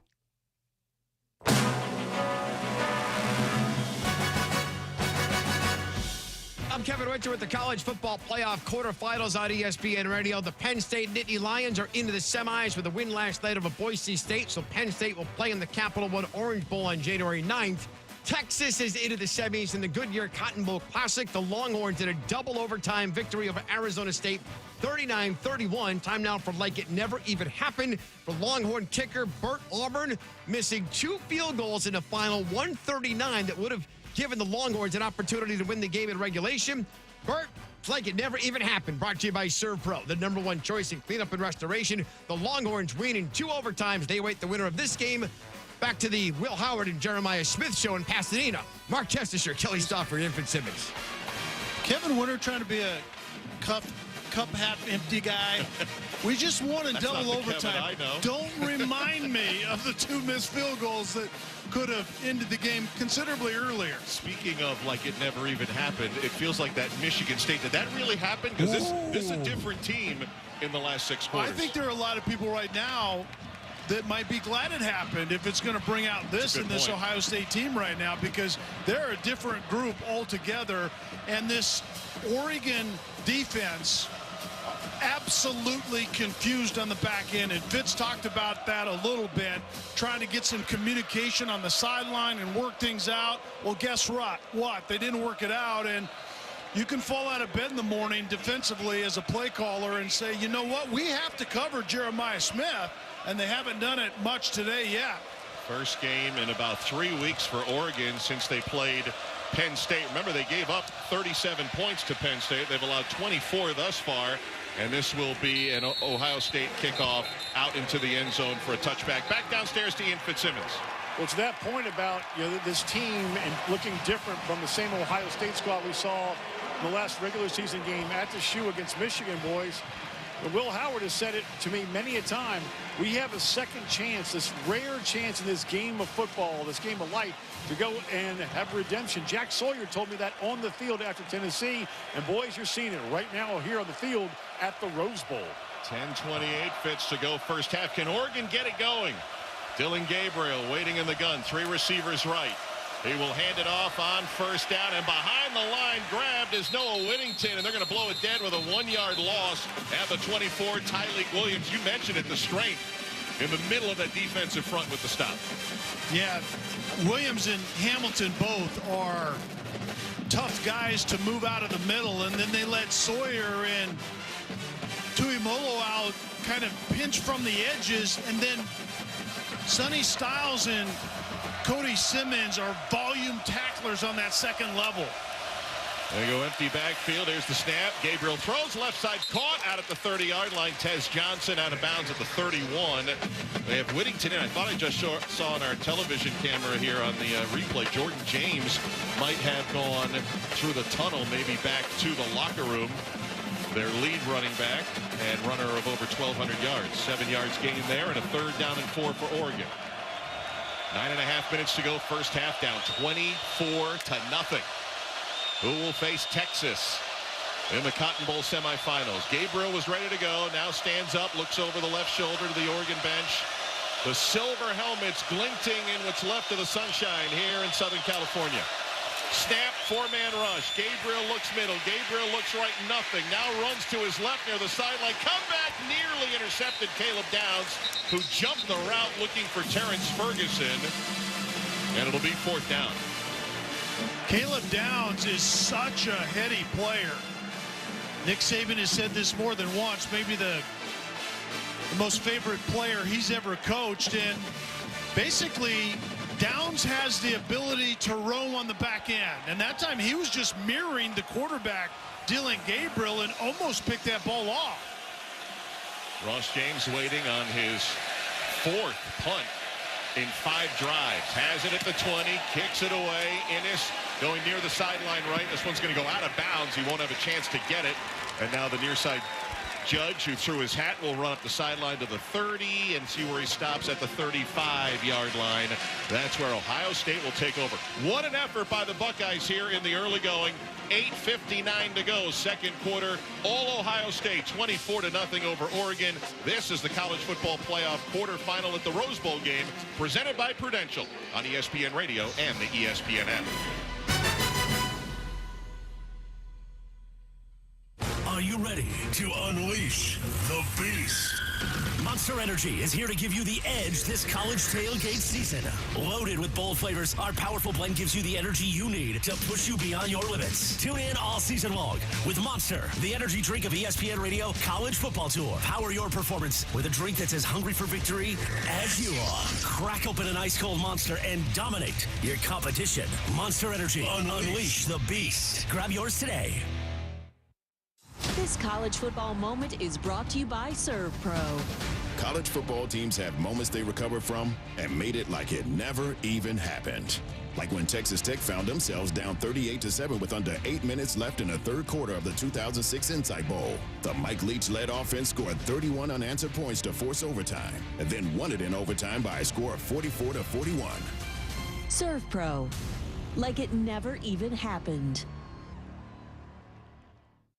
In SEC country, the key to our confidence comes from having a goal and knowing just how we're going to get there.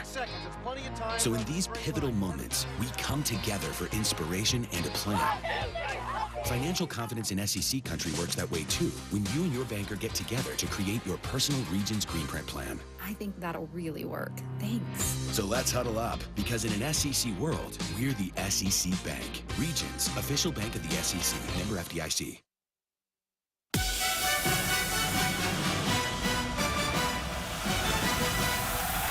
You're listening to the College Football Playoff Quarterfinal at the Rose Bowl game presented by Prudential on ESPN Radio and the ESPN app. 8:59 to go, second quarter, 24-0. Ohio State leading Oregon at this college football playoff quarterfinal. Mark Kestis and Kelly Stauffer. Ian Fitzsimmons with you. And Fitzy, do you have any more on Jordan James, their lead running back for Oregon? Kestis, I was over on Ohio State sideline when you said that. Came right over to Oregon sideline and can confirm that their outstanding running back who has over 1,500 scrimmage yards, and Jordan James is actually in the locker room right now being evaluated. For what? I don't know. When I get that, I promise you, coming right to you. I know you'll get it eventually. 7 carries, 14 yards. That's 2 yards a carry, Kelly. And Jordan James averages 50% of his runs at 5+ yards. So Ohio State's done a real nice job when he was out there. Well, and Fitzy was talking about this yesterday when we were watching the game last night, that Jordan James is highly underrated, and he's somewhat the table setter for this offense. But this is what Ohio State has done defensively thus far. You're not going to run the football, and if you want to dink and dunk, we'll give you that in the pass game, but we're going to take verticals away because, oh, by the way, you had about 9 of them against us in the prior matchup. First down, Travion Henderson runs right side, gets the edge, 40, 50 down the right side, 30. Will they catch him? 20 at the 10. They won't. Touchdown, Travion Henderson, 66 yards, and the Rose Bowl route is on for the Ohio State Buckeyes. The 46th touchdown of Travion Henderson's career. He passes Eddie George, sole place, third all-time in Buckeyes history. Chip Kelly told us that they wanted to get to the perimeter, and then based on how Oregon defended the perimeter, especially in the run game, then we would adjust from there. Well, guess what? Just get Travion Henderson to the edge and let his speed carry it to the end zone. That's one of the weapons carrying the football. Judkins is more of a run-over-you type guy. The speed of Henderson showed up on that play. Jaden Fielding is on for another extra point. Placement is down. Kick is on its way, and it is good. 31-0. Ohio State over Oregon.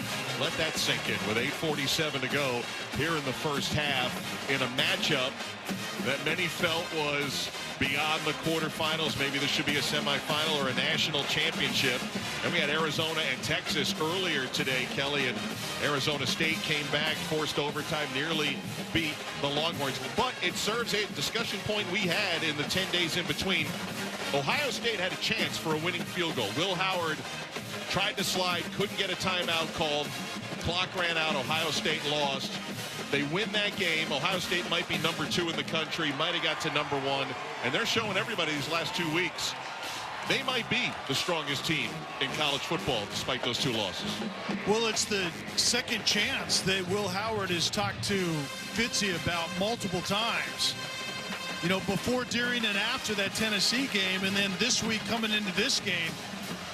Second chance is obviously a powerful motivator for this Ohio State Buckeye team. As the Buckeyes kick it off, Noah Whittington will watch it sail into the end zone. 347 total yards for Ohio State. Meanwhile, Oregon sitting at 66. It's not even a contest here in this first half. And let's go down to Ian Fitzsimmons. Update on Oregon star running back Jordan James. He got rocked in their previous possession, guys, and then his head hit the turf and then got piled on. He's being evaluated right now in the Oregon locker room. Appreciate that, Fitz. And the 31 points Ohio State has authored, the most Oregon's given up in the first half this year. It's a run play, Whittington, and he's got nowhere to go. Another tackle for loss. They'll lose to JTT. That's JT Tuimoloau that time with the stop. Kesty, you know some of those programs where they are showing sharks and there's blood in the water, and then all of a sudden there are more and more sharks. Right now, that's Ohio State defensively. Holy mackerel. Oregon cannot block those guys, especially the guys in the middle with Williams and Hamilton are just right now teeing off. Second down and 12 at the 23. Gabriel, and Jack Sawyer knocks down his pass, incomplete. First time we've mentioned Sawyer's name. We've mentioned JTT. Sawyer on the other end. That time gets the deflection and the knockdown. By the way, they've been roommates the last 4 years. Third down and 12. They probably talk about games like this in 4 years in Columbus. Yeah, and 6'5" came off the edge. The tight end was supposed to cut Sawyer to the ground so that quick throw could be made, but Sawyer pushed the offensive player into the ground and jumped up and just spiked that ball. Oregon just 2 of 7 on third down. Gabriel nothing. Now rushes up, finds a receiver, knocked away, nearly picked off. Caleb Downs tried to come up with the pass on the sideline and knocked it away. And it's a 4th down and the 5th punt of the first half about to come for Oregon. Ohio State's offense has been aces. Its defense has been right there as well. And they're about to get the ball back with 7:57 to go in the half. And Caleb Downs almost picked another one off. The same sideline, dives for the football, doesn't come up with it. Single high safety, man-to-man underneath, and absolutely nowhere for Dylan Gabriel to throw the football. Ross James punt low, end over end, signaling and making a sliding fair catch that time as Caleb Downs near the 40-yard line. How good has this Ohio State offense been so far? 4 offensive touchdowns of 40 or more yards in a single half for the first time in the last 20 years. So we are going back to the early portion of the 21st century since we've seen an explosive offense like we've seen so far this afternoon here in Pasadena with so much on the line. And Kesty, statistically, if you look down at the stats monitor, it took me a minute to realize this isn't the Tennessee game because it looks very similar. Oregon has almost nothing going offensively, and Ohio State is absolutely surgically removing the spleen of Oregon defensively. You know what it doesn't look like? I'll tell you in a moment. First down, handoff. Judkins into the 3rd level, running across midfield. Finally tackled at the 47-yard line by Nico Reed and Tysheen Johnson for 15 yards. You know what it doesn't look like? Tennessee had a response in the second quarter. Yeah, and made it a game. Oregon has not responded here. Yeah, it would 21-0 became 21-10, I believe, in that second quarter. But we talked a lot about Will Howard in this offense, and obviously rightly so, but we have to remember, essentially Ohio State defensively is the best defense in the country, at least statistically, and they're playing like it currently. 2 tight ends in. It's a handoff. Judkins, who takes a defender off the right side and out of bounds near the Oregon 42-yard line. It was Devin Jackson defending that time. It's a 4-yard run for Ohio State as we're under 7 minutes to go in the half, and the Buckeyes in plus territory, Kelly, and already up 31-0.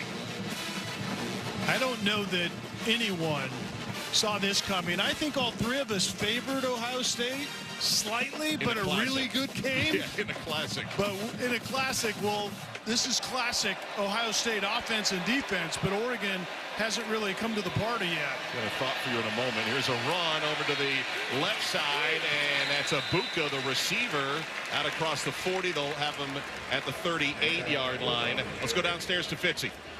Remember, boys, when we are calling Ohio State, Tennessee, Kelly, you posed the question, what do you think the number will be between Oregon and Ohio State when that game was obviously over with about 2 minutes to go, and I said Oregon by about 2. Then it comes out Ohio State -1.5 on ESPN Bet. Then it jumps to 2.5. Boys, those dudes in the desert know what they're doing. They seem to know. Those What's buildings keep getting constructed. What's the over and under? Because whatever it is, it's not high enough. I'll give it to you after the snap. 3rd down and 2, Ohio State, and it's a keep and out across, 1st down. 1st down, Buckeyes. Well, so Kelly, Cassidy, it closed at 55. In some books, 55.5 on ESPN Bet. And Ohio State right now might be looking to come in that bad boy by themselves. Wow, no kidding. And we talked to a couple of Ohio State fans as we're getting in the car at the hotel, and I said, how do you guys feel? And they said, we think it's going to be high scoring, a close game, but we're really nervous about it. But they didn't say it was going to be high scoring just because of their own offense. 1st down, Ohio State. 5:10 to go in the half. It's an end around. Jeremiah Smith gets a block from G. Scott, and he's finally chopped down at the 30-yard line of Oregon by Nico Reed. It's a gain of 5. Remember, guys, last night when we were watching the playoff game, and I said the one thing that makes me nervous, I like Ohio State. The one thing that makes me nervous about Oregon is their defense. Their run defense did not look well against Penn State, who rushed for almost 300 yards. Well, there was reason for that. They still don't look well. They're not communicating well, and they're not fitting the run very well also. Giving up 119 yards on the ground. Here's a pass to Tate. 1st down, caught on the numbers left, got to the 20-yard line, and finally tackled by Tysheen Johnson and Jabbar Muhammad. 10-yard gain, Ohio State in the red zone, up 31 with 4:15 to go in the half. So Chip Kelly has gone to the run more on this drive, and it's been successful. So what is the result? Well, we get one-on-one, nobody underneath our receiver outside. Carnell Tate runs the most basic route outside, a hitch route. Good kind of rhythm by Will Howard, and it's an easy pitch and catch. Yeah, 2 for 2 passing, 4 rushes. And here we go, 1st and 10 from the 20. They're going to take a shot, end zone, right side for Tate, too far over the back shoulder. Incomplete that time with Nico Reed in coverage, and that'll stop the clock with 3:46 to go in the half. Fitzy, you can correct me if I'm wrong, but I think it was Jeremiah Smith that said earlier in the week he went into the locker room and Will Howard said, okay, this is the deal. If we get one-on-one coverage outside, we're taking shots, so get yourself ready. And they've done it many times today. That ball was thrown out of bounds, but every time there's one-on-one outside, Will Howard is loving it. 2nd down and 10, Ohio State. In the red zone of the 20. Give the Junkins. He got 2 yards and then got hit on Brandon Johnson, the starback, who was kind of cross-blocking his legs and got him down. It'll be 3rd down and about 8 from the 18-yard line. We haven't seen Will Howard really keep the ball in a design quarterback run. 3rd and 8 down in the red zone might be a really good time for it. Travion Henderson in the backfield. They'll go 2-3 receivers to the right. Jeremiah Smith to the left. There's the snap. Howard looking. He's going to throw left side. Incomplete. Out of the backfield, Travion Henderson on the wheel, and he was covered downfield. 2 bad throws. The last 2 throws by Will Howard. Carnell Tate was matched up outside, man-to-man. It was well covered, but the ball was thrown 5 yards out of bounds. At least give your guy a chance. Similar right there to Travion Henderson. Comes out of the backfield to the left side. Runs a rail route, or what they call a wheel route. Kind of an out and up, but again, the ball went out of bounds. And Ohio State will look to add 3 more points here. 4th down, a 36-yard field goal attempt for Jaden Fielding. Had a 46-yarder earlier. Kick is on its way, and that one is splitting the uprights good as Ohio State builds on its lead. 34-0 over #1 Oregon with 2:59 to go in the first half. Mark Kestecher, Kelly Stauffer, Ian Fitzsimmons with you. Our producer, John Badani. Rick Cutler is our engineer. Keith Parsons, our statistician. Ken Benowitz is our spotter. And downstairs we go to Fitzy. Hey, Kelly, to answer your question, Will Howard wasn't just talking about Jeremiah Smith. It was, Eazy-E and Ibuka, his outstanding wide receiver, who's arguably a 2nd-round picker, came back for, just to chase a title here at Ohio State and spurn the NFL draft. He said if any of them go at any time, man-to-man, we will find it. And you're seeing it right now tonight. I mean, they have found it to the tune of 34-zip with 2:59 to go in the first half. Yeah, that escalates the comfort level of any quarterback throwing to those guys, because you know that any of the three, you throw in G. Scott as well, the tight end, and all of them can win. There's been no kickoff returns for Oregon so far, as Fielding blasts another one through the end zone to our right for a touchback. 34-0. Ohio State leading Oregon here as we come down to 2:59 to go in this first half. You had mentioned Ohio State's defense statistically is the best in the FBS. 11 points per game, number one. 141 yards passing a game, number one. Total yards, 242, number one. They have allowed only 16 touchdowns all season long. Give you this stat in a moment after this first down play. Dylan Gabriel over the middle, checks it down, caught and immediately tackled. Here's Noah Whittington after a gain of 1. Kelly, they've not allowed a touchdown pass in 7 consecutive games and only 3 all season long. That's how good this defense has been. Well, wasn't the last touchdown pass against Dylan Oregon? Gabriel throwing a touchdown pass in the first matchup? October the 12th. That's insane. And believe me, this defense was still good against Michigan, but for whatever reason, the offense that we've seen the last 2 weeks did not click against the Wolverines. Beat Alabama in a bowl game. Here's a handoff. Whittington up the middle, gets to the 30-yard line. He'll get 4 yards, and it'll be 3rd down and 5, Oregon. Looks like probably on the other side of the 2-minute timeout. We've got 2:07 and clock moving unless they snap it quick here.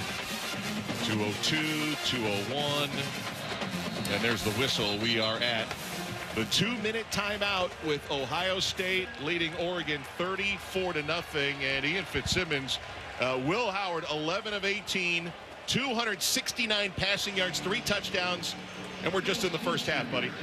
And Kesty, he told me 2 days ago when we had a long conversation, it is so rare that he is embracing this remarkable opportunity, not in the game of football, but in the game of life, to get a second chance.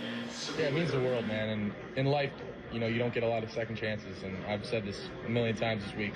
God bless us with another chance at these guys. And, you know, I said we're probably going to see these guys again, you know, whether it's in the Big Ten or here in the playoffs. And here we are, man. And I'm just so proud of this team getting here to this point, willing us through all the hard times to be here and be at this stage. I'm just really proud of this team. But we're not done yet. And we still have, you know, we still have to finish the story. And if we do what we're capable of doing, I think this can be one hell of a story we can write.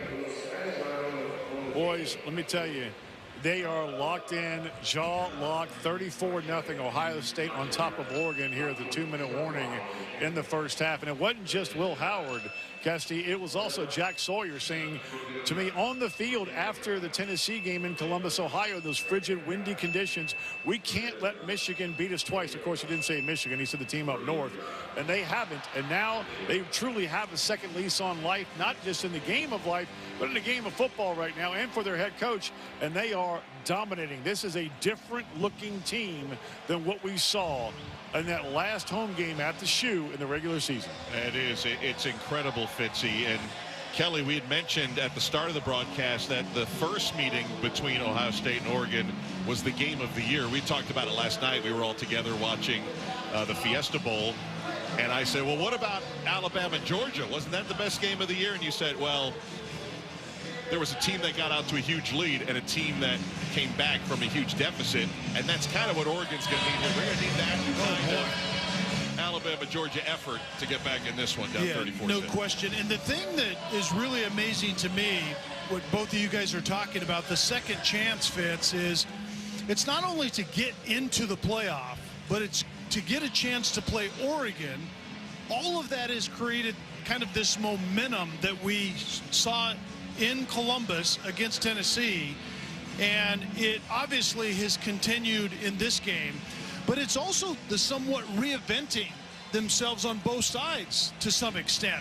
I don't know what Chip Kelly was doing against Michigan in play calling. ultra conservative, completely away from his personality, and it didn't work well. Defensively, it was actually the loss to Oregon that made Jim Knowles say, you know what, we have to be more aggressive. And their blitz rate almost doubled since then, and you see that aggressiveness showing up today. Reminder, the All-State Sugar Bowl postponed tonight in New Orleans, Notre Dame and Georgia, rescheduled tomorrow on ESPN Radio. 4 p.m. Eastern time kick. Coverage begins at 3:30 Eastern on ESPN Radio and, of course, on ESPN television. Right now, Oregon with 2 minutes to go. They've not been shut out in a first half all year long. They're down 34-0. Dylan Gabriel to pass on first down, has nothing downfield, steps up, throws. It is caught out at the 40-yard line by Terrence Ferguson, the tight end.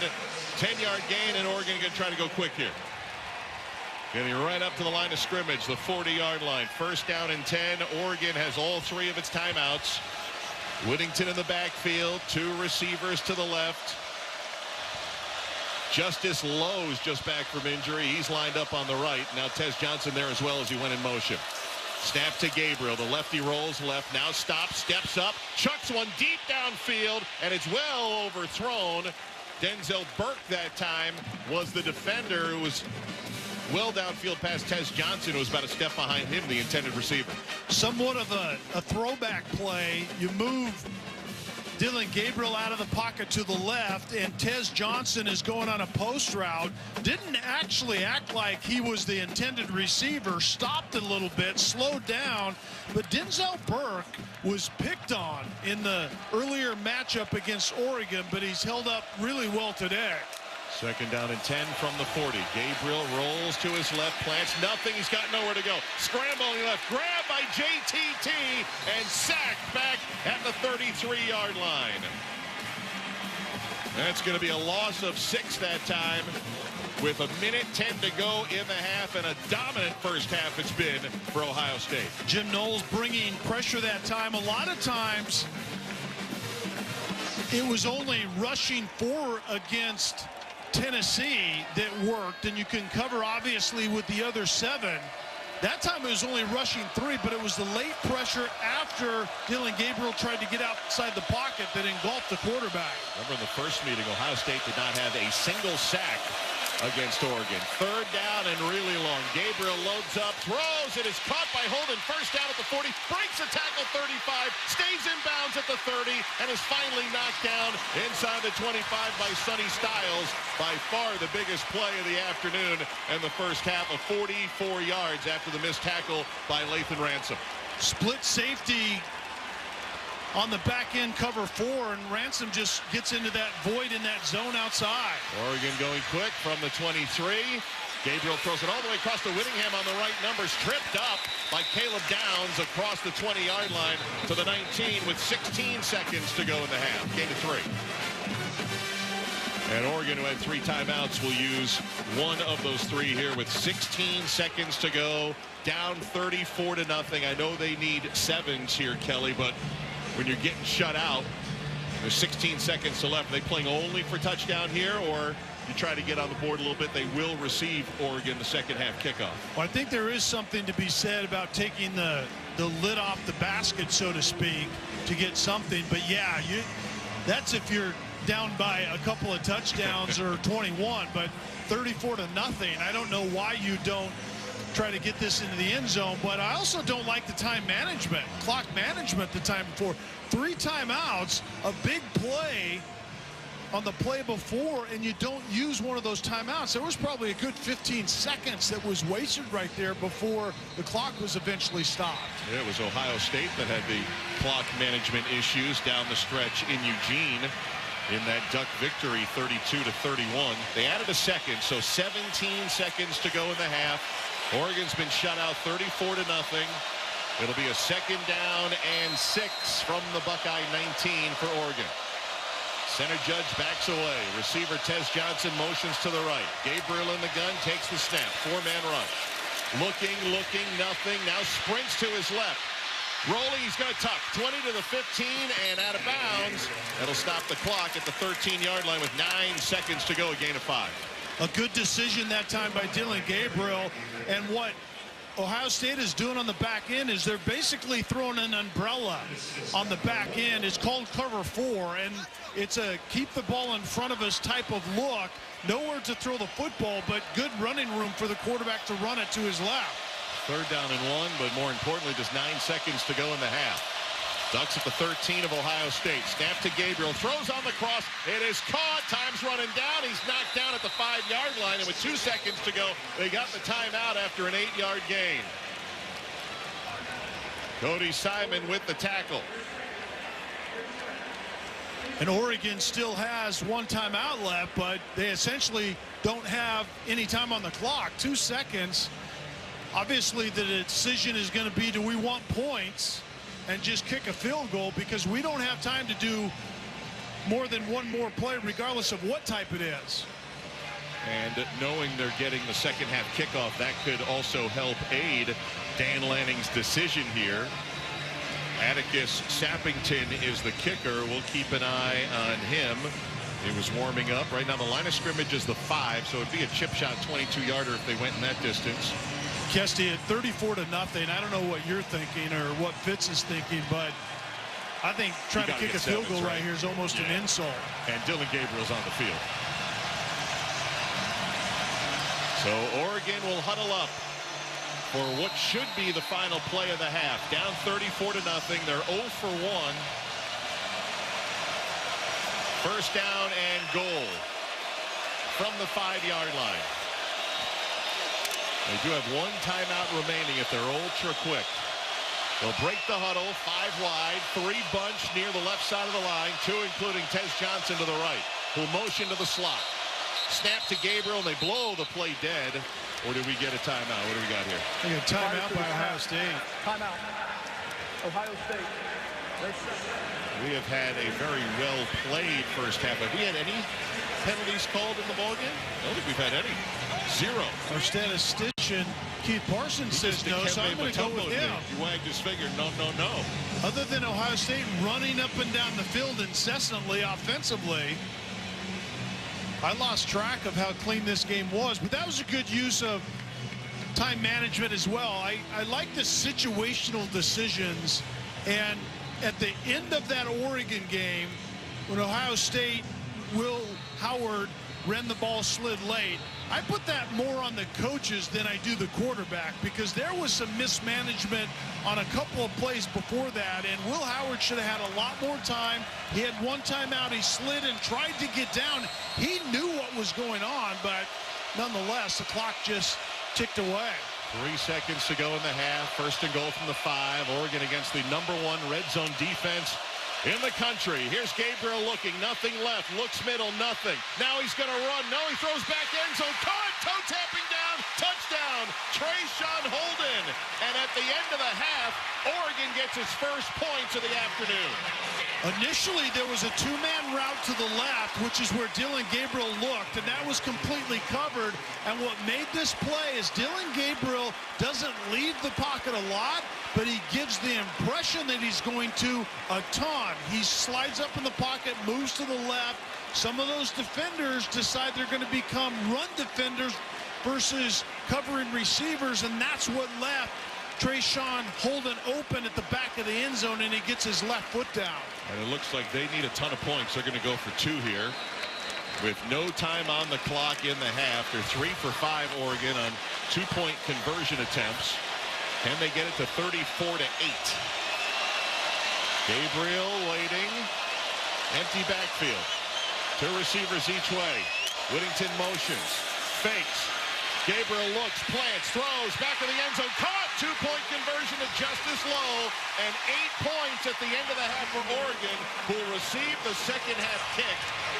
But Kelly, Ohio State, 34-8 at halftime. What a first half for the Buckeyes. And on that drive, and I don't know if there's enough time left in this game, but that's who Oregon is offensively. And so obviously in the second half, you have to go fast. Oregon looked really good that time going faster, so maybe that's the answer, to go up-tempo in the second half of this game. Now, Oregon's defense gave up nearly 400 yards of offense, but the offense for the Ducks go 10 plays, 75 yards in the final 3 minutes of the half and get the final 8. And in the middle 8, They'll see if they can add to it. They'll receive the second half kick on the other side of halftime. We have reached the first half's end here at the Rose Bowl. It's Oregon State 34, or rather Ohio State 34, Oregon 8. Now here's Kevin Winter in the studio with the college football halftime report. All right, gentlemen, great job in that first half. We'll see if Oregon can build on that in that second half. They had 64 total yards of offense entering that final drive. 10 plays, 75 yards, as Kesty mentioned, in the final 2:59 to get on the board, but it's still a long way to go in Pasadena, 34-8. The top-seeded Oregon Ducks, the only undefeated team in college football that remains. They trail the Ohio State Buckeyes 34-8. Coming up next at a College Football Live halftime report, we'll look back at game one of our doubleheader today. An instant classic and a thriller between Texas and the Arizona State Sun Devils in the Chick-fil-A Peach Bowl for the second of the 4 quarterfinals. Texas is going on, but how did they get it done? Give you the highlights coming up next. At the half in Pasadena, it's 8th-seeded Ohio State 34, top-seeded Oregon 8. This is the College Football Playoff quarterfinals at the Rose Bowl game, presented by Prudential on ESPN Radio and the ESPN app.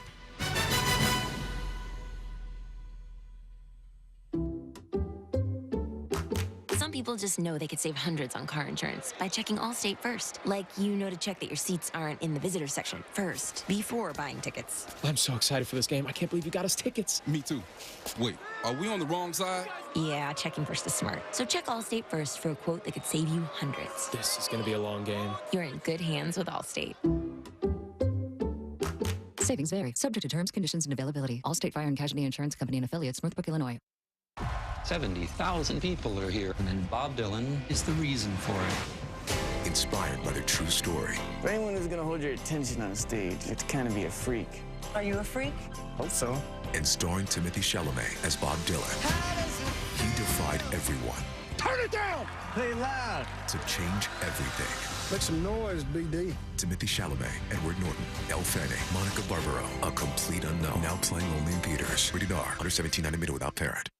Do you have trouble getting in and out of the bathtub? Are you afraid you'll slip and fall entering or exiting a tub? Safe Step walk-in tubs can transform your bathtub from an area of concern to a calming refuge. Call them today at 1-800-731-4558 and save $1,600. Safe Step walk-in tubs and showers are proudly made in Tennessee and offer an ultra-low step-in, avoiding that difficult climb over a traditional bathtub wall. They also offer a variety of therapeutic benefits that may help soothe your aching muscles and joints, increasing your mobility, boosting your energy, and improving your sleep. Safe Step walk-in tubs are designed to easily fit your existing tub space and are often installed in as little as 1 day. Just dial 1-800-731-4558 today to save $1,600 and receive a free shower package. That's 1-800-731-4558 for a free no-obligation consultation and to save $1,600. Safe Step walk-in tubs. Safety never felt so good.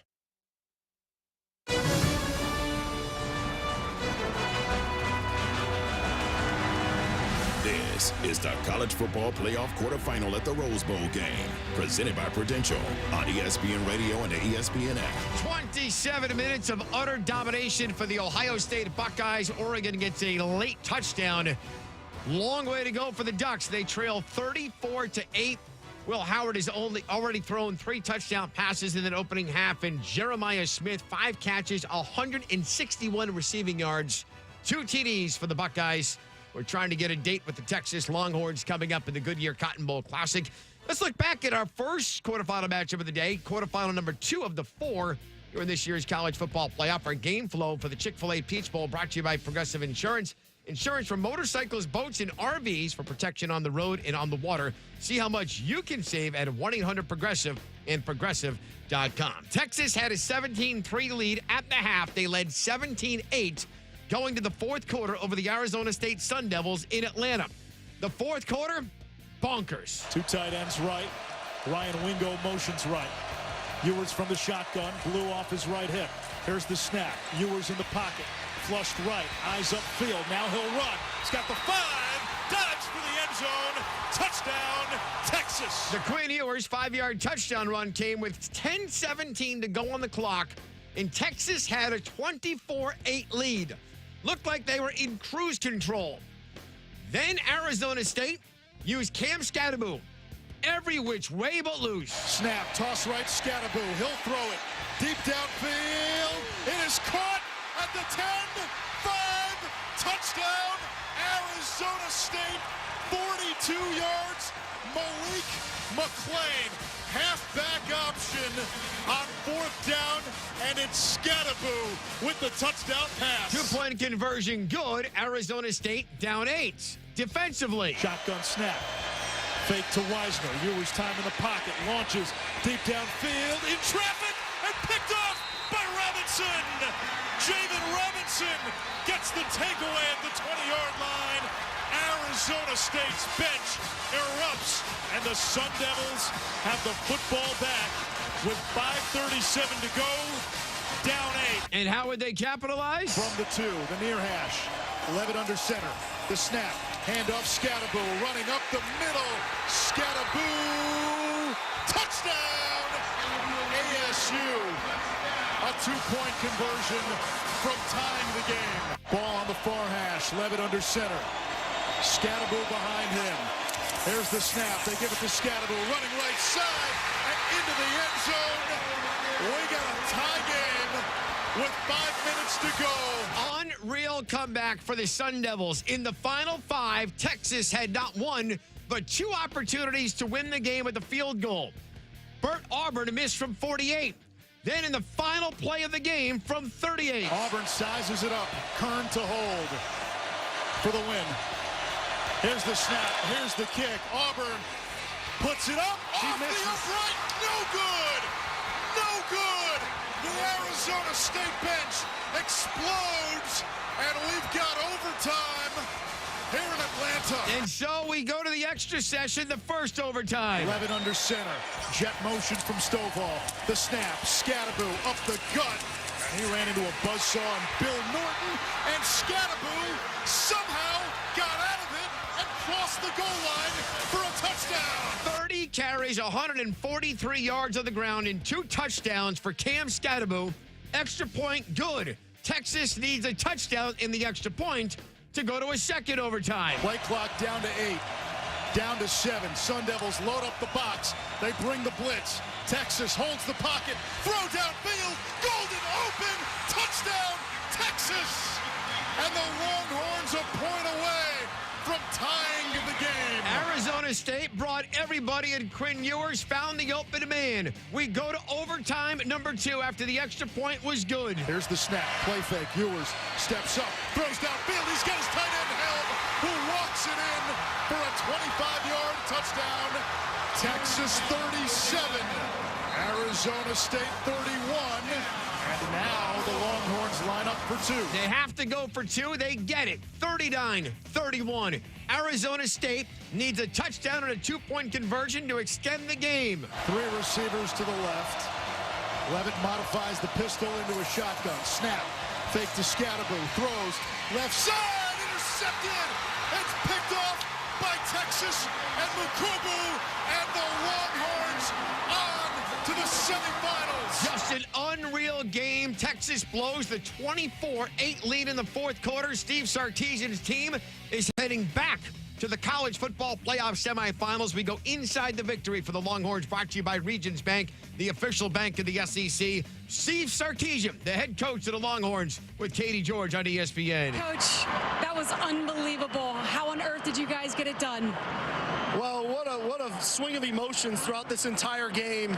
And, you know, one thing that's been true about our team all year is their resiliency. We continue to fight back regardless of what odds we're up against, and some great plays there in overtime. You know, we stubbed our toe a little. We need to play better football than we played today, but surely, man, our fight was pretty incredible. You were here. Quinn Ewers was here the entire time. Where does that composure come from, and how important is it in moments like that? Well, I just think if I can be the model of composure and Quinn can be the model of composure and poise, then that permeates throughout our team. And what composure our guys showed, and what some great plays. Makuba with a great pick, Matt Golden, Gunnar Helm, a bunch of guys making big-time plays. Steve Sarkisian, the head coach of the Texas Longhorns. Quinn Ewers throws for 322, 3 touchdown passes. Meanwhile, on the defensive side, Anthony Hill Jr. and that Longhorn defense got it done. The junior linebacker for Texas, Anthony Hill, spoke with ESPN Radio's Paul Carcaterra. I'm with Anthony Hill, linebacker from Texas. Anthony, you played in a lot of games. How would you describe this one? Man, this is probably the craziest football game I ever played in, man. We already knew defense was going to have to step up, man. We decided to change our mind in overtime, and we executed. Cam Scadaboo, their running back. Yeah. What made him so difficult to deal with? I mean, I said it in the interview earlier. I mean, he's an elite football player. We knew it would take all 11 to get him down, and we feel like we did a good job getting him down and containing him. What does everyone need to know about this Texas team in terms of their no-quit attitude? I mean, we work in the winter and summer to play in these football games, so we're never going to quit. We're going to keep fighting hard, and you're going to get 4 quarters out of us, and even 5 or 6 if it even matters. Thank you, Anthony. Great job. Anthony Hill, Texas junior linebacker. The Longhorns are on to the Goodyear Cotton Bowl Classic in the semifinals. Meanwhile, for Kenny Dillingham's Arizona State Sun Devils. One of the best teams in the country, if not the best team in the country we face today. We started off not so great, and the way the guys battled back is remarkable. Like I told them, if they could rewind in the locker room, I hate to lose more than anybody, but now that it's over, when you can reflect and where these guys have come is an incredible testament to the team. But golly, that one sucks. An 8-win turnaround from a season ago, but the Big 12 champs are eliminated. So Texas is on to the semifinals in the Goodyear Cotton Bowl Classic. Coming up next on the College Football Live Halftime Report, we'll start to look ahead of the semifinals and also look to one more quarterfinal game coming up tomorrow. That's next. At the half, it's Ohio State all over Oregon, 34-8. You're listening to the Rose Bowl game presented by Prudential. You're on ESPN Radio and the ESPN app. This is Seattle Sports. Wesley is a truck driver. I drive a truck, and I love what I do. A truck driver with IRS troubles. They told me I owed them $43,000. It got really bad. Quite a few letters in the mail. They were talking about wage garnishment, coming after my house, my car. Yeah, they don't play around. I seriously thought that I was going to lose everything. One sleepless night, Wesley finally made a call to Optima Tax Relief at 2 a.m. Kind of figured I'd get a machine, but I didn't. I actually got to talk to an actual person in the middle of the night. He found just what he was looking for. Oh, they were great people. You need a team of people that know what they're doing. Optima Tax, they know what they're doing. Optima Tax Relief came through with flying colors. I saved an incredible amount of money. Happy don't even come close. I was absolutely overjoyed. Take Wesley's advice. If you're in any kind of trouble with the IRS, call Optima Tax Relief. Don't trust anybody else. Call Optima for a free consultation. Call 800-343-6460. 800-343-6460. 800-343-6460. Optima Tax Relief. Some restrictions apply. For complete details, please visit OptimaTaxRelief.com. Do I choose a Sleep Number smart bed? Can I make my side softer? Can I make my side firmer? Can we sleep cooler? Sleep Number does that. Cools up to 8 times faster and lets you choose your ideal comfort on either side. Your Sleep Number setting. And now it's our lowest price of the season on our top-selling i8 smart bed. Your best savings plus special financing. Exclusively at a Sleep Number store near you. All Sleep Number smart beds offer temperature solutions for your best sleep. Learn more at sleepnumber.com. If you love to travel, Capital One has a rewards credit card that's perfect for you. With Venture X, earn unlimited double miles on everything you buy and turn everyday purchases into extraordinary trips. Plus, receive premium travel benefits like access to over 1,300 airport lounges where you just check in and chill out. Open up a world of possibilities with Capital One. What's in your wallet? Terms apply. Lounge access is subject to change. See CapitalOne.com for details. FX's Say Nothing. We thought joining the IRA was the noblest thing a person could do. Northern Ireland, 1971. They could beat us, they could shoot us, but the one thing they could never get us to do was talk. Based on the true story and the New York Times bestseller. You were taught that you were fighting in the name of the people. And I think people should know that it's all lies. FX's Say Nothing. All episodes now streaming on Hulu. At the Home Depot, we know Saturdays are for college football. That's why we have everything you need to never miss a play. Like North America's #1 home fire safety brand, Kidda. Because on a day full of football sounds you love, like fight songs, roaring crowds, and your favorite commentators... Like me, Kirk Herbstreit. The last sound you want to hear is... Defend your game time with Kidda and the Home Depot. How doers get more done. Based on total household installations as of December 2023. BC and ESPN Plus.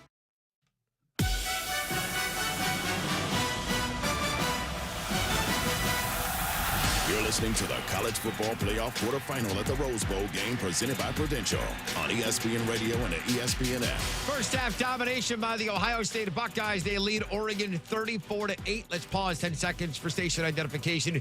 You are listening to the Rose Bowl game presented by Prudential here on ESPN Radio and the ESPN app. KIRO 710 AM Seattle. KIRO FM HD1 and HD2 Tacoma, Seattle. The home of the Seahawks. I'm Kevin Winter, Insider Studio in the College Football Live halftime report. The playoff quarterfinals began last night for the college football 12-team playoff in the quarters. Last evening at the Verbo Fiesta Bowl, Penn State taking on Boise State. The pocket collapses. Madsen is flushed out, throws it away down the far side, and it's intercepted. Into the end zone. Penn State's got it. Tyrese Mills comes 2 yards out, goes into a baseball slide, and the number is near side.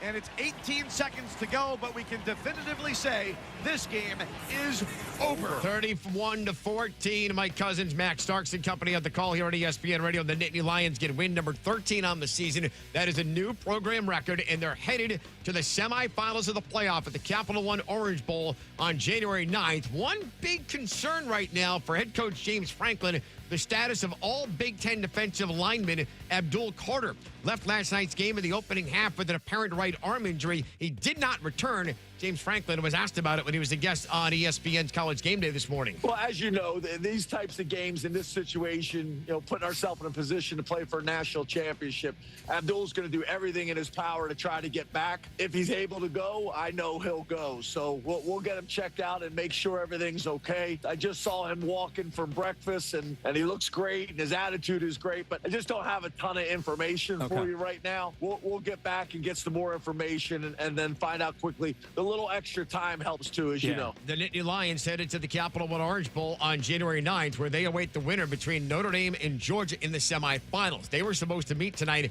in the All-State Sugar Bowl in New Orleans. That game has been postponed until tomorrow. This after a man last night, a driver rammed his pickup truck into a crowd of partygoers on Bourbon Street in New Orleans. He killed at least 10, and he injured dozens more. The FBI is investigating the incident as an act of terrorism. The game has been moved to Thursday afternoon. They'll kick in New Orleans at 4 p.m. Eastern Time. We'll have coverage tomorrow beginning on ESPN Radio at 3:30 p.m. Eastern Time. And for the Georgia Bulldogs, Gunnar Stockton has to prove that tomorrow is the day for doing, making his first career start in place of the injured Carson Beck. Watch the game, not the grill, with Traeger Timberline XL from the Home Depot. The fourth and final quarterfinal game tomorrow in New Orleans, the All-State Sugar Bowl between Notre Dame and Georgia. I'm Kevin Winter. That'll do it for us at the College Football Live halftime report. Up next, we get you set for the second half in Pasadena. Buckeyes are rolling the Ducks. This is the College Football Playoff quarterfinals on ESPN Radio. Progressive knows not all rides are smooth. Meet Sarah. She loves her motorcycle. What she doesn't love is when it suddenly rains. As she sits underneath a bridge waiting for it to stop, she grows quite fond of the graffiti on the overpass. She really likes the one with John Hart's Claire and wonders if they're still together. Not every ride is smooth, but Progressive has your back. Get an online quote in as little as 3 minutes and see if you can save with America's #1 motorcycle insurer. Progressive Casualty Insurance Company and affiliates, not available in D.C. Are you ready to make a difference for the environment while helping the visually impaired at the same time? Then donate your vehicle to Heritage for the Blind today by calling 1-800-983-6530. Every donated vehicle will either be properly recycled in an eco-friendly manner or given a new life through reuse. Donating your vehicle is easy. Simply call 1-800-983-6530 and Heritage for the Blind will do the rest. They'll even arrange for your vehicle to be picked up at no cost to you. And for a limited time, when you donate your car, you'll receive a $200 restaurant voucher and a 2-night, 3-day hotel stay at one of 50 locations. Call 1-800-983-6530 right now to schedule your vehicle donation and make a positive impact on the environment while helping others. Heritage for the Blind, where every car donation counts and every person makes a difference. Call 1-800-983-6530 now. This advertisement is paid for by Heritage for the Blind. That's the ease at which you get information. You want it, you get it. Like that. Ask your phone. Group chat. Smartphone. You're always connected and informed in real time. No waiting. So if you're diabetic and still using finger sticks to read your blood sugar, what are you waiting for? Knowing your blood sugar levels instantly is important for managing diabetes. Call US Med at 888-665-0696. To learn more about continuous glucose monitors, a real-time instant method to track your blood glucose, US Med is an approved provider for Medicare and over 1,000 private insurers. And the best part? Call 888-665-0696 and we'll give you a free insurance benefits check today. So call 888-665-0696 today. That's 888-665-0696 and manage your diabetes as easy as... FX's Say Nothing. We thought joining the IRA was the noblest thing a person could do. Northern Ireland, 1971. They could beat us, they could shoot us, but the one thing they could never get us to do was talk. Based on the true story and the New York Times bestseller. You were taught that you were fighting in the name of the people. And I think people should know that it's all lies. FX's Say Nothing. All episodes now streaming on Hulu.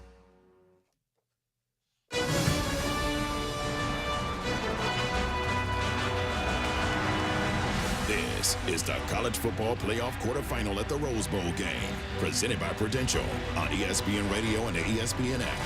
Second down and 10 from the 45 of the Ducks. Play fake and a pass coming across the top. Jeremiah Smith has blockers left side. 35-30, breaks a tackle. He's free at the 20, at the 10. Touchdown, Ohio State.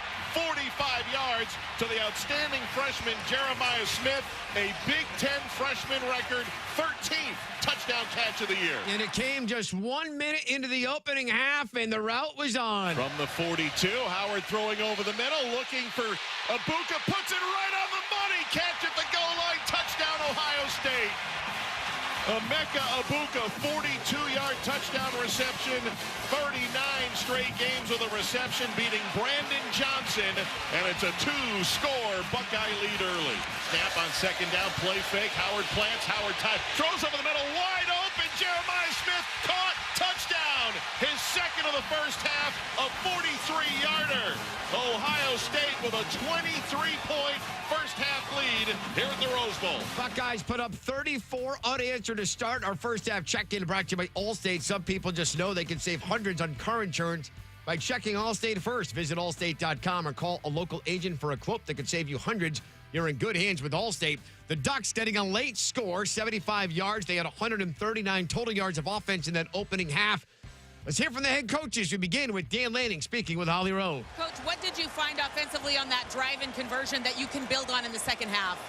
We got a lot to continue to work on, right? But it's great to go get a score there in that at the end of the half, build a little momentum as we carry this into halftime.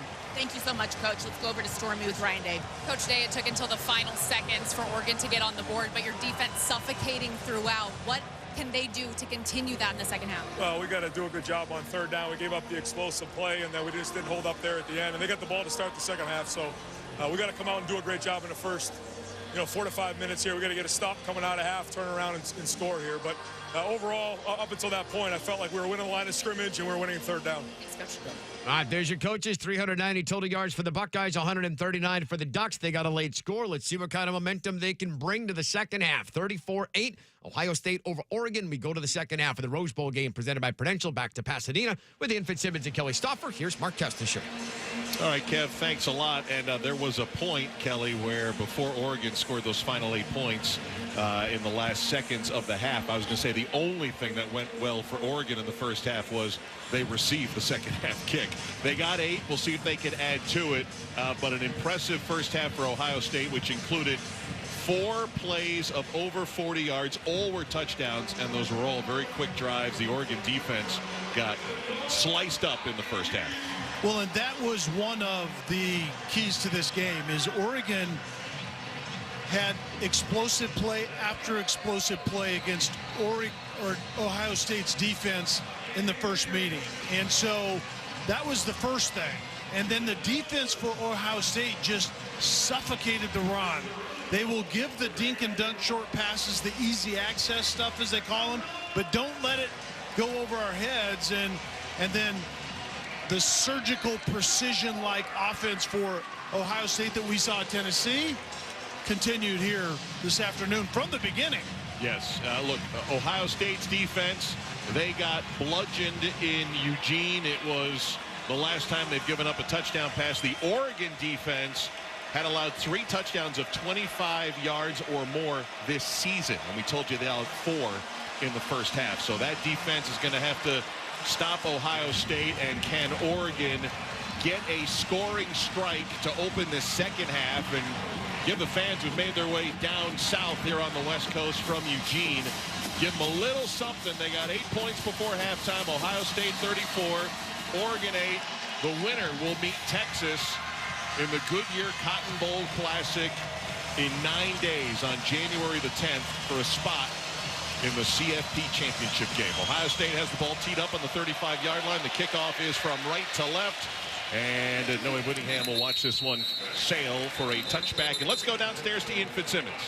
Dan Lanning, head coach of the Oregon Ducks, told me that Jordan James, their outstanding wide receiver, got banged up in the first half. Game time decision for the second half. As far as Evan Stewart, their remarkable wide receiver against Ohio State in the first game, it was 7 catches for 149, boys. He got hurt in pregame warmups. That's why he's been down. The message at halftime was, hey, they hung 34 on the board. Why can't we? Good point, Fitz. And we just saw Evan Stewart without his helmet on the sideline. And that's a big factor for the Oregon offense as well. From the 25-yard line, this will be a handoff. And getting back to the original line of scrimmage that time, Whittington, who had Tyleik Williams on his back for that whole ride for no gain. Yeah, Tyleik Williams was in the left defensive tackle position and just chases down that play from the beginning. An early read on it, and then just gets into the hip pocket of the running back after he instantly beats the offensive lineman. The entirety of the 100 yards of pristine turf, all in shadow right now. We should have a spectacular sunset, the same Gabriel's in less than an hour. Second down. Here's Gabriel under pressure, and Gabriel goes down, sacked at the 12-yard line. Jack Sawyer that time getting him down, and the Ohio State faithful back on their feet here to open the second half. Jack Sawyer is playing the right defensive end position. Remember, that's the blind side to a left-handed Dylan Gabriel, and just working one-on-one with Cornelius, the right tackle, and just beats him around the edge and closes on the quarterback. Jack Sawyer is the active sacks leader for Ohio State. That is the 21st of his career. Third down and 22 for Oregon. Gabriel under some pressure, steps up in the pocket, nowhere to go, escapes to his left, throws downfield, coming back for it. Did he get a foot down at the 35-yard line? Reception caught at the 35, Justice Lowe. It's a 21-yard gain. They needed 22, and it's 4th down and 1. And Justice Lowe does a great job of coming back as his quarterback was buying time, and then works down the sideline as Gabriel gets out to the left side. Justice Lowe has been banged up. He hurt his ribs against Wisconsin and is healthy and playing again just in time to have Evan Stewart, who had a big game, get hurt in pregame here, as Fitzy said. Got to go for it on 4th down. It's a fake and a run and a first down. Dylan Gabriel did it himself, just got across the 35. It could have been good night early here in the second half. A 1-yard gain moves the chains for Oregon. The Justice Lowe came back for that football in the play before and just didn't quite have the line to gain, but there wasn't a whole lot right there with Dylan Gabriel keeping that football. First down and 10, Oregon, right at the 35-yard line. The motion holding the receiver to the right. Dropping back 5 yards to pass. Gabriel on the cross. Finds Ferguson, the tight end, 45-yard line. Stiffs onto the defender, Styles, and is finally dragged down over midfield to the 48-yard line, a gain of 17. And Kesty, with Ohio State so concerned about not giving up explosive plays in the pass game, you have to go to your secondary routes, and that's where Terrence Ferguson came into play right there. There's a pass to the sideline, makes it out to Whittingham, the catch at the 43-yard line of Ohio State, lined up out on the right flank, picks up 4. 3 minutes gone by here in this third quarter. 5-yard game. Put a whole lot of stock into that drive at the end of the first half because Ohio State wasn't playing their normal defense, more of a prevent cover 4 type of defense. Right now they are playing it, and it's still Oregon methodically moving the football in rhythm. Second down and 5 at the Ohio State 43. Snap to Gabriel. Delayed handoff. Whittington looks for a hole. It never opens for him. He runs right into the teeth of the defense. Right back to the line of scrimmage, the 43-yard line for no gain. Sonny Styles, Jack Sawyer on the tackle. Ian Fitzsimmons talked about the injury to Jordan James, and he's questionable the rest of the game. He is very underrated, and he's more of the violent runner and also has speed to bounce it outside. Noah Whittingham takes direct snaps sometimes, and they like to use both of those guys in the backfield at the same time punting. Third down and 5 for Oregon at the plus 43. Shotgun snap. Gabriel looks. Gabriel throws. Holden trying to grab it. Hangs onto it. A bobbled ball and a catch inside the 30. First down to the 28-yard line, beating Lathan Ransom. And Holden was really the third look that time. Dylan Gabriel started looking to his left. 1-2 wasn't there. Came back in rhythm. And that's what I noticed about Dylan Gabriel really throughout his entire career, going clear back to Central Florida. His feet are immaculate in the pocket, and they stay up with his eyes, and they did that time. Gabriel with his third school. First down at the 27. Play fake. Gabriel looking to pass. Now has pressure. Runs to his left. Looks downfield. Finds his tight end Ferguson. 15 to the 10. And he's knocked down across the 5-yard line. First and goal, Oregon at the 8-yard line on a short pass to Terrence Ferguson and a gain of 25. Initially, Ferguson was going to go across the formation and go out into the flat, and he fell down, tripped over an offensive lineman, and so it came out late. It was almost like a tight end delay. Just as Gabriel left the pocket, he was able to dump it off to the tight end that previously was just on the ground. So with no Jordan James, Noah Whittington's the lead back. Sophomore Jaden Lamar is in. They have 2 in the backfield, including Dylan Gabriel, who takes the shotgun snap, give to Lamar, grab from behind, JTT falling forward an extra yard to the 2-yard line. That time is Lamar who picks up 1 second and goal coming. It was 34-0 in the dying embers of the first half. Oregon scored 8 going into halftime. They received the second half kick. So, Kelly, if they could score and get another 2-point conversion, they will almost cut that 34-point deficit in half. We talk about the value of that middle 8, the last 4 of the first half, the first 4 of the second half, and Oregon's fixing to take full advantage of that. Second down and goal. From the 2. Gabriel waiting, and before the snap, our first flag or a timeout. Looks like a timeout was called by Oregon. Prior to the expiration of the play clock, timeout, Oregon, they're first.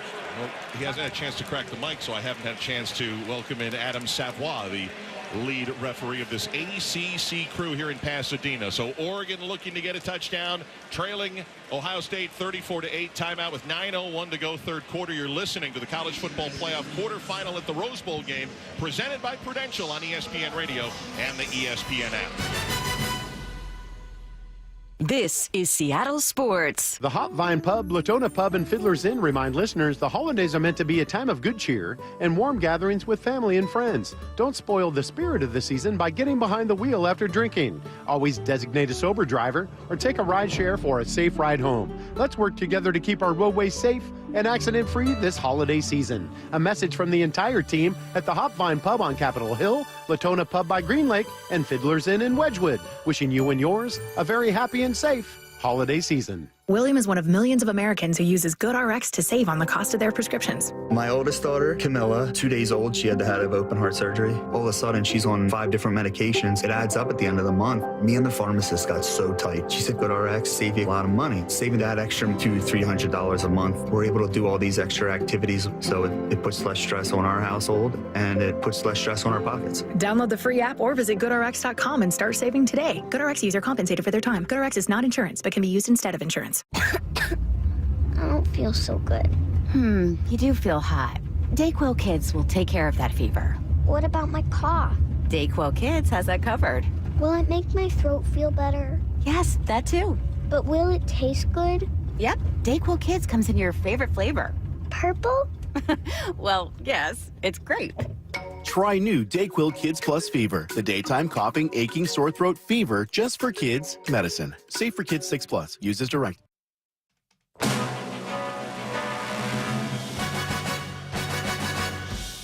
I'm Kevin Richard with the College Football Playoff quarterfinals on ESPN Radio. A reminder, tonight's All-State Sugar Bowl between Notre Dame and Georgia has been postponed until tomorrow. It'll be 4 p.m. Eastern time. They'll kick from the Caesars Superdome in New Orleans. We'll start our coverage of the fourth and final quarterfinal matchup tomorrow, beginning at 3:30 p.m. Eastern time. Winner between the Fighting Irish and the Bulldogs gets Penn State. Winner of our game gets Texas. Oregon trying to claw back in, second and goal, back to Pasadena in Marquette this year. All right, Kev, thanks a lot. And, boy, the college football playoff needed a classic, and they got it in the first game of the day in Atlanta, as Kevin mentioned, with the Texas double overtime win over Arizona State. We were preparing for our game. In fact, our game had started before the Texas game ended, so I'm looking forward to going back and watching the film on that one. This crew will be headed to the Goodyear Cotton Bowl Classic on January 10th in Arlington, Texas. Right now, Ohio State with a 34-8 lead over Oregon. Oregon scored the 8 points with no time on the clock to end the half. And now they have marched downfield. And Dylan Gabriel, since opening 11 of 19 passing, has completed 9 consecutive passes. Second down and goal at the 2. The 11th play of this opening drive of the second half. Whittington is the deep back. One receiver flanked to the right. Tyleek Williams thought somebody moved on the right side of the line. No flag. There's the snap. Give to Whittington. Bulls his way forward toward the goal line. Linesmen come rushing in. Touchdown! Touchdown, Oregon. Noah Whittington. And the Ducks in the middle eight, as they call it. A late touchdown in the first half and a score to open up the second half. And momentum is certainly hard to define in sports, but it is no less real. And right now, Oregon has momentum. You wonder if it's maybe a little late, but right now they're doing what we expected them to do to begin this game. They're driving the football, a good mix of running it and throwing it, and Dylan Gabriel's feet have really been front and center on that drive at the end of the first half and this drive here to start the second half. Dan Lanning put up one finger, so they're going to kick the extra point here. Try to score 15 unanswered points after being down 34-14. Atticus Sappington, the kicker. Placement kick on its way up, and it is good. And the Ducks down 19. We're down 34 near the end of the first half. With 8:55 to go, third quarter for Pasadena. Ohio State Buckeyes 34, Oregon Ducks 15. This is the College Football Playoff quarterfinal at the Rose Bowl game, presented by Prudential on ESPN Radio and the ESPN app. Every 40 seconds, a child is reported missing. That's 2,000 children every single day. It's a heart-wrenching reality that we can no longer ignore. Find the Children is a non-profit organization dedicated to helping find missing kids. You can be a part of their mission by donating your unwanted vehicle, running or not. Call 1-800-294-0222. We guarantee that you will receive the maximum tax deduction. We provide fast, free pickup with 24-hour response. Call 1-800-294-0222. Find the Children provides crucial resources to help find missing children and educational materials to teach kids how to recognize and avoid predators. Our recovery programs have a proven track record of reuniting kids with their families. It's time to act. Donate your unwanted or unused car. Help us build a world where every child is safe. Pick up the phone and call 1-800-294-0222. Together, we can bring these kids home safely. This advertisement was paid for in partnership with Cars R Us and Find the Children. In SEC country, the key to our confidence comes from having a goal and knowing just how we're going to get there. So in these pivotal moments, we come together for inspiration and a plan. Financial confidence in SEC country works that way too, when you and your banker get together to create your personal Regions Greenprint plan. I think that'll really work. Thanks. So let's huddle up, because in an SEC world, we're the SEC Bank. Regions, official bank of the SEC, member FDIC.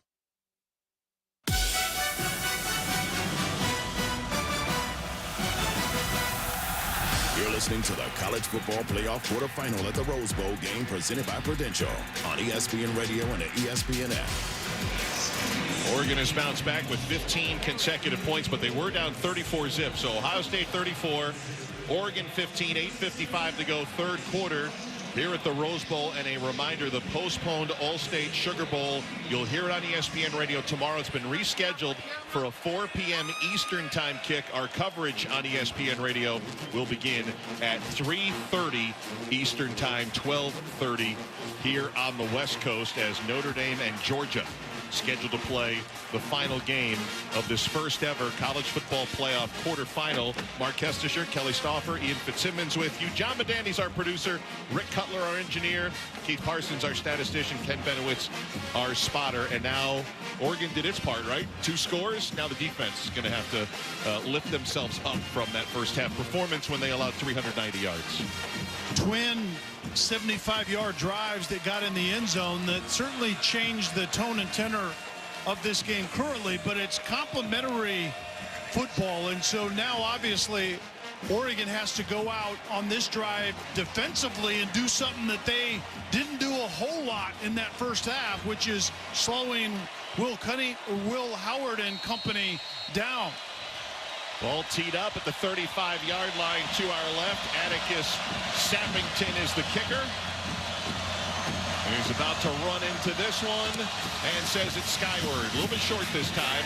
Caleb Downs works his way up and fair catches it at the 8-yard line. That will advance the ball to the 25-yard line, and Will Howard must feel like he hasn't taken a snap in about 45 minutes. It was a 22-minute halftime and 2, as you pointed out, long drives, scoring drives for Oregon. Well, and he didn't have the ball at the end of the first half either, so he hasn't been out there for quite some time.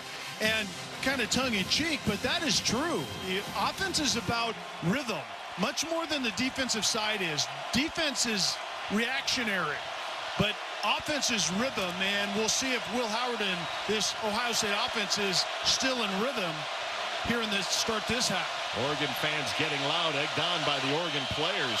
There's the snap, and it's a handoff. Travion Henderson gets 2, maybe 3 yards, turning, twisting, finally taken down on the right hash mark by safety Kobe Savage after a gain of 3.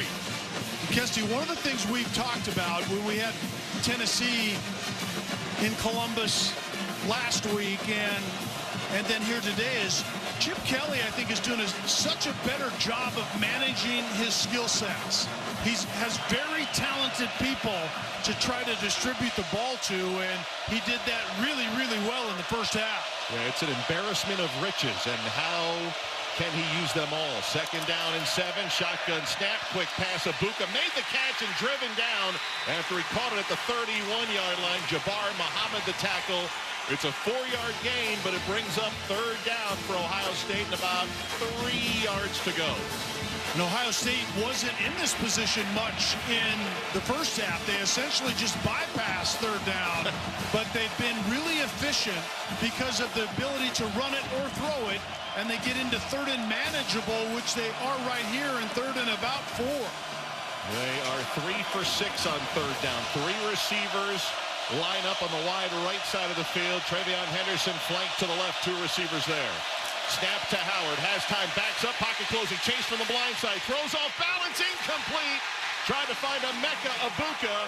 It was Jabbar Muhammad in coverage, and Derek Harmon applied the pressure, and finally, Oregon's defense gets Ohio State off the field. That's how you maintain momentum. The offense is taking this game back a little bit. That drive at the end of the first half, the drive to start the second half, that middle 8 that we talk about, coaches are saying all the time is so valuable, and then the defense gets off the field. That was critical. First 3 and out, authored by the Oregon defense. Only the 2nd punt for Ohio State is Joe McGuire, who kicks one end over end, left to right, signaling fair catch, and making it at the 25-yard line is Tez Johnson. And so some renewed life for Oregon after the 43-yard punt and no return. The Ducks were down 34-0 late in the first half, and now they are down 34-15, and it'll be Oregon ball after the timeout. 7:21 to go, 3rd quarter. This is the college football playoff quarterfinal at the Rose Bowl game, presented by Prudential on ESPN Radio and the ESPN app.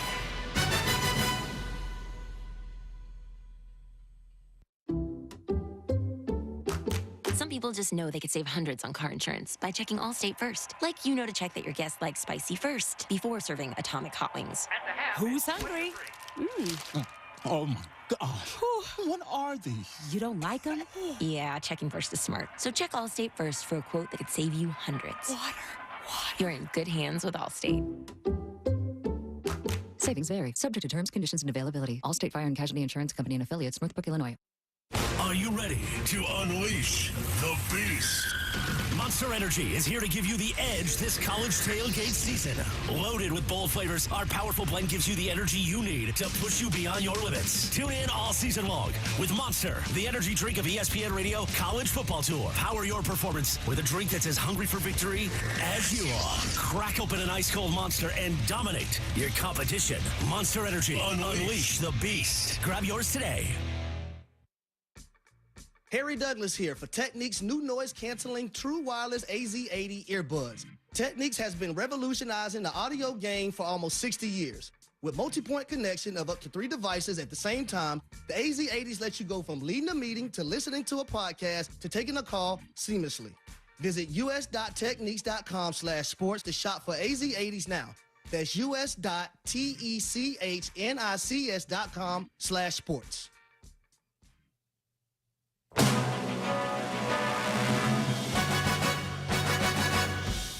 I'm Kevin Winter. A reminder, the All-State Sugar Bowl has been moved to Thursday. We'll start our coverage tomorrow on ESPN Radio beginning at 3:30 p.m. Eastern Time. Then Notre Dame and Georgia will kick off in New Orleans just after 4 p.m. Eastern Time. Time now for today's trivia question brought to you by Dr. Pepper. Who holds the receiving yardage record in a Rose Bowl game? Bonus points if you give me the total yardage. Our trivia question brought to you by Dr. Pepper. It's not bowl season without the delicious taste of an ice cold Dr. Pepper college football. It's a pepper thing. Mark Chestershire, back to you in Pasadena. That's a good one, Kev. Is that a hypothetical question, or does he actually want an answer? No, he doesn't want an answer from us. No, he wants a wrong answer from us. It's recency bias, but who had a big game in that Ohio State-Utah, that classic Rose Bowl back in 22, 3 years ago, right? I don't know if it's from that game. Kev will have it for us coming up a little bit later on. Right here, we have Oregon has scored on its last 2 drives, once down 34-0, now down 34-15, and we are only midway through this third quarter. 7:21 on the clock as the drive starts for the Ducks at the 25. A play fake and a little mini roll for Gabriel. Settles, throws, ball tipped in the air, and it's incomplete. He was trying to check it down to Terrence Ferguson. Jack Sawyer got a hand on it, and it was tantalizingly up into the air before it hit the turf. And initially, Tez Johnson was going the opposite direction to the flat, but he was well covered by Denzel Burke. And so on time and in rhythm, Dylan Gabriel comes back and tries to just dump it on that short crosser to his tight end, but it was batted and in harm's way for a minute. Second tipped ball by Jack Sawyer, the outstanding defensive end. Second down, Gabriel. In the pocket, running a bit. He's under some pressure. Sawyer's there, and he knocks him down behind the 20-yard line. Sacked at the 18. The third sack of the game for the Ohio State defense, and a loss of 7. And the beauty of being able to rush 4, cover with 7, that's by nobody was open on the back end because there's so much clutter, and then you can get home with 4. That's exactly what we saw Jim Knowles do against that Tennessee offense. 3rd and 17 now for Oregon.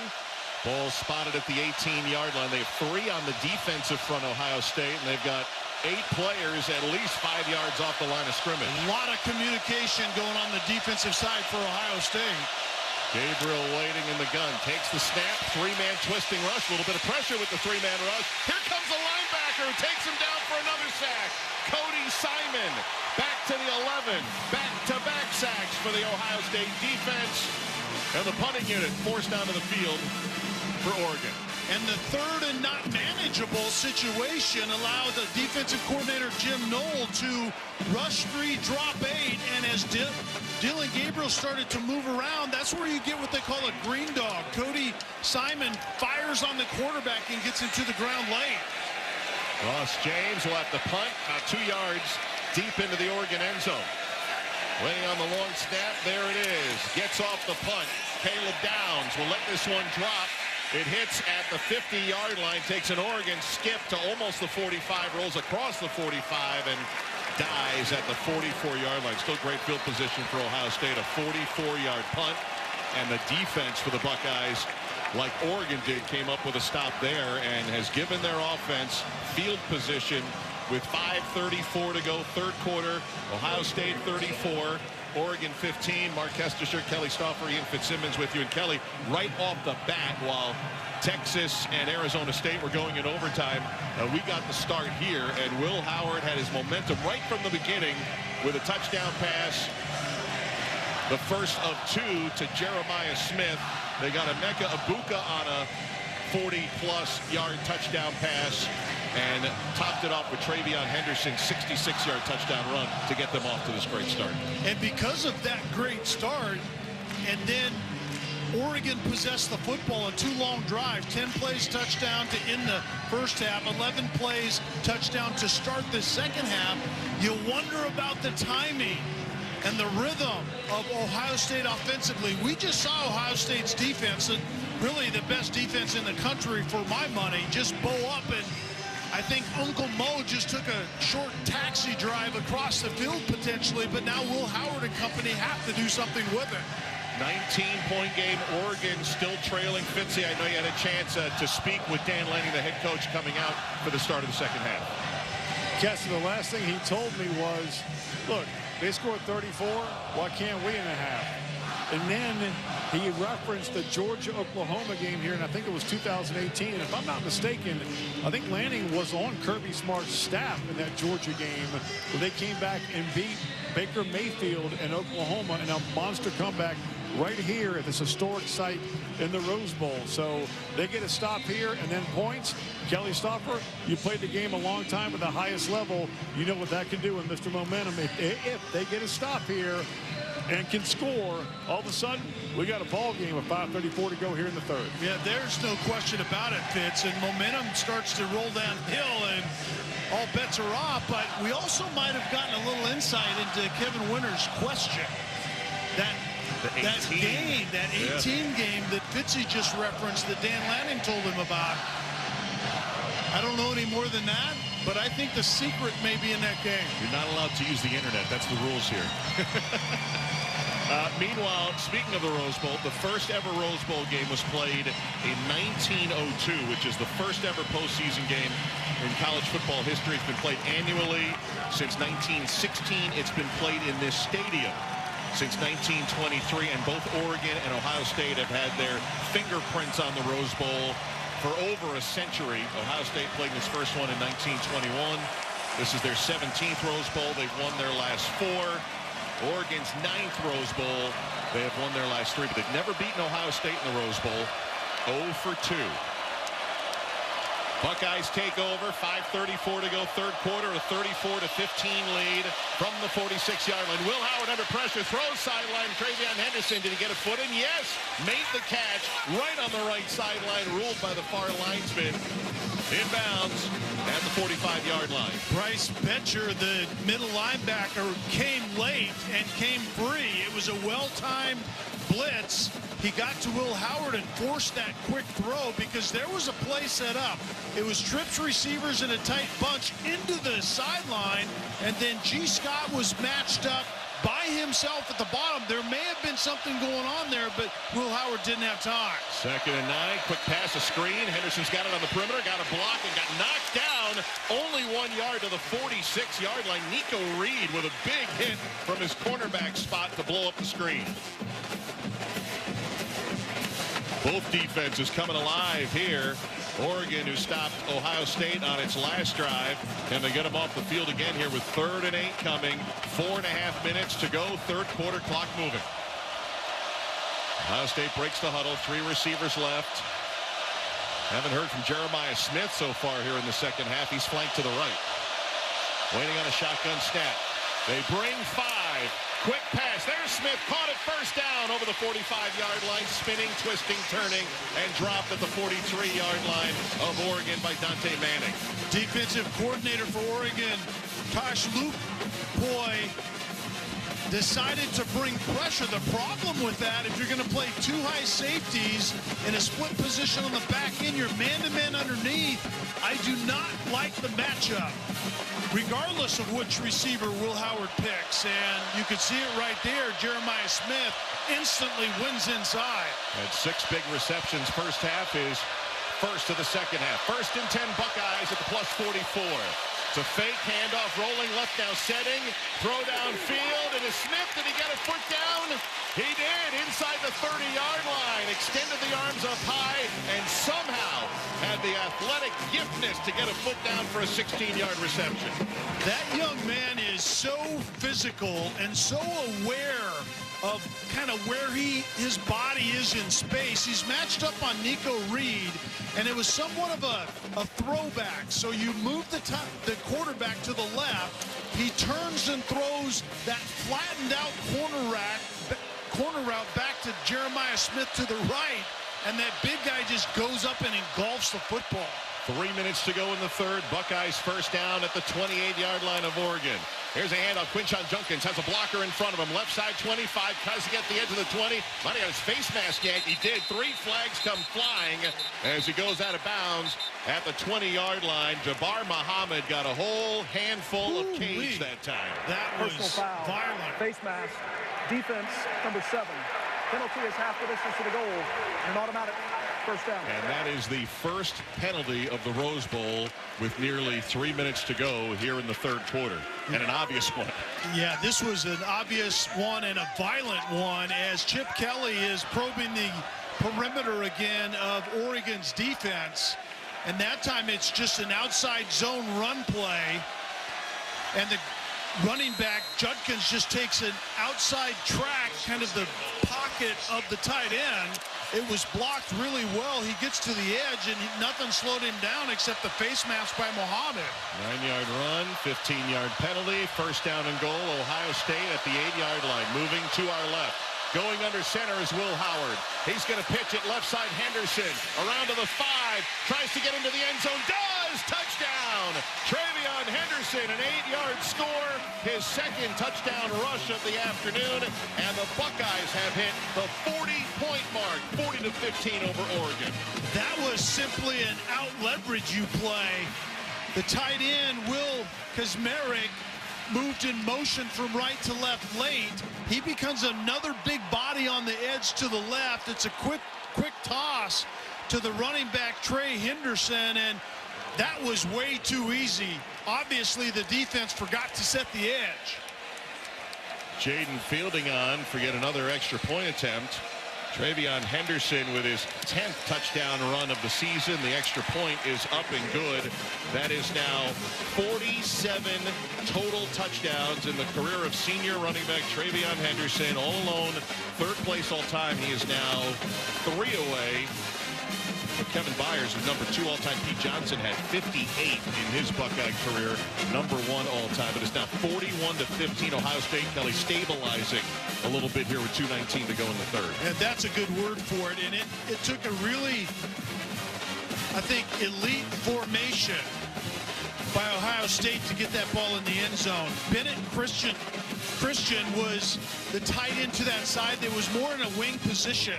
And then you move Kazmarek from right to left, and now you have a double edge over there. And unless the defense adjusts to that and squares up on the offense again, then those tight ends just work upfield. They seal the edge, and Trey Henderson essentially walked into the end zone. Fielding getting set to kick it off for OSU, right to left. This one sails again into the back of the end zone, out the back for a touchback with 2:19 to play. Here in the third quarter, Ohio State 41, Oregon 15. The Ducks have had an unbeaten run through the season, including their win over Ohio State on October the 12th. Ohio State had what felt like a debilitating loss to Michigan, their 4th straight loss to their rivals from the north at the end of the year. It kept them out of the Big Ten championship game, and we weren't sure if we were going to get that rematch. And as the bracket was set up, Ohio State needed to beat Tennessee. They did so at home. And they got their rematch, and they are taking full advantage of a second opportunity. Oregon from the 25, quick pass out to the perimeter, 30-yard line, caught by the tight end, Kenyon Sadiq. And he's out of bounds right at the line to gain for 10 yards, and that'll move the chains. And now that the momentum has been seized once again by Ohio State, you just wonder if Dylan Gabriel and company offensively for Oregon have enough touches left in this game to really make some noise. 2 minutes to go in the third. Gabriel's going to throw a check down. Whittington has it at the 40, and he's chopped down at the 43-yard line. The right arm of Cody Simon swiping him down after the gain of 8. Ohio State is more than happy to allow those short passes, break on the ball, make a sure tackle. Second down and 2. Gabriel will have it batted down again. That's Sawyer again. It was his third deflection and knockdown. And that'll stop the clock with 95 seconds to go in the third. And it will bring up third down for Oregon. 3rd and 2 coming. Jack Sawyer has been absolutely everywhere. That time he was stunting up inside.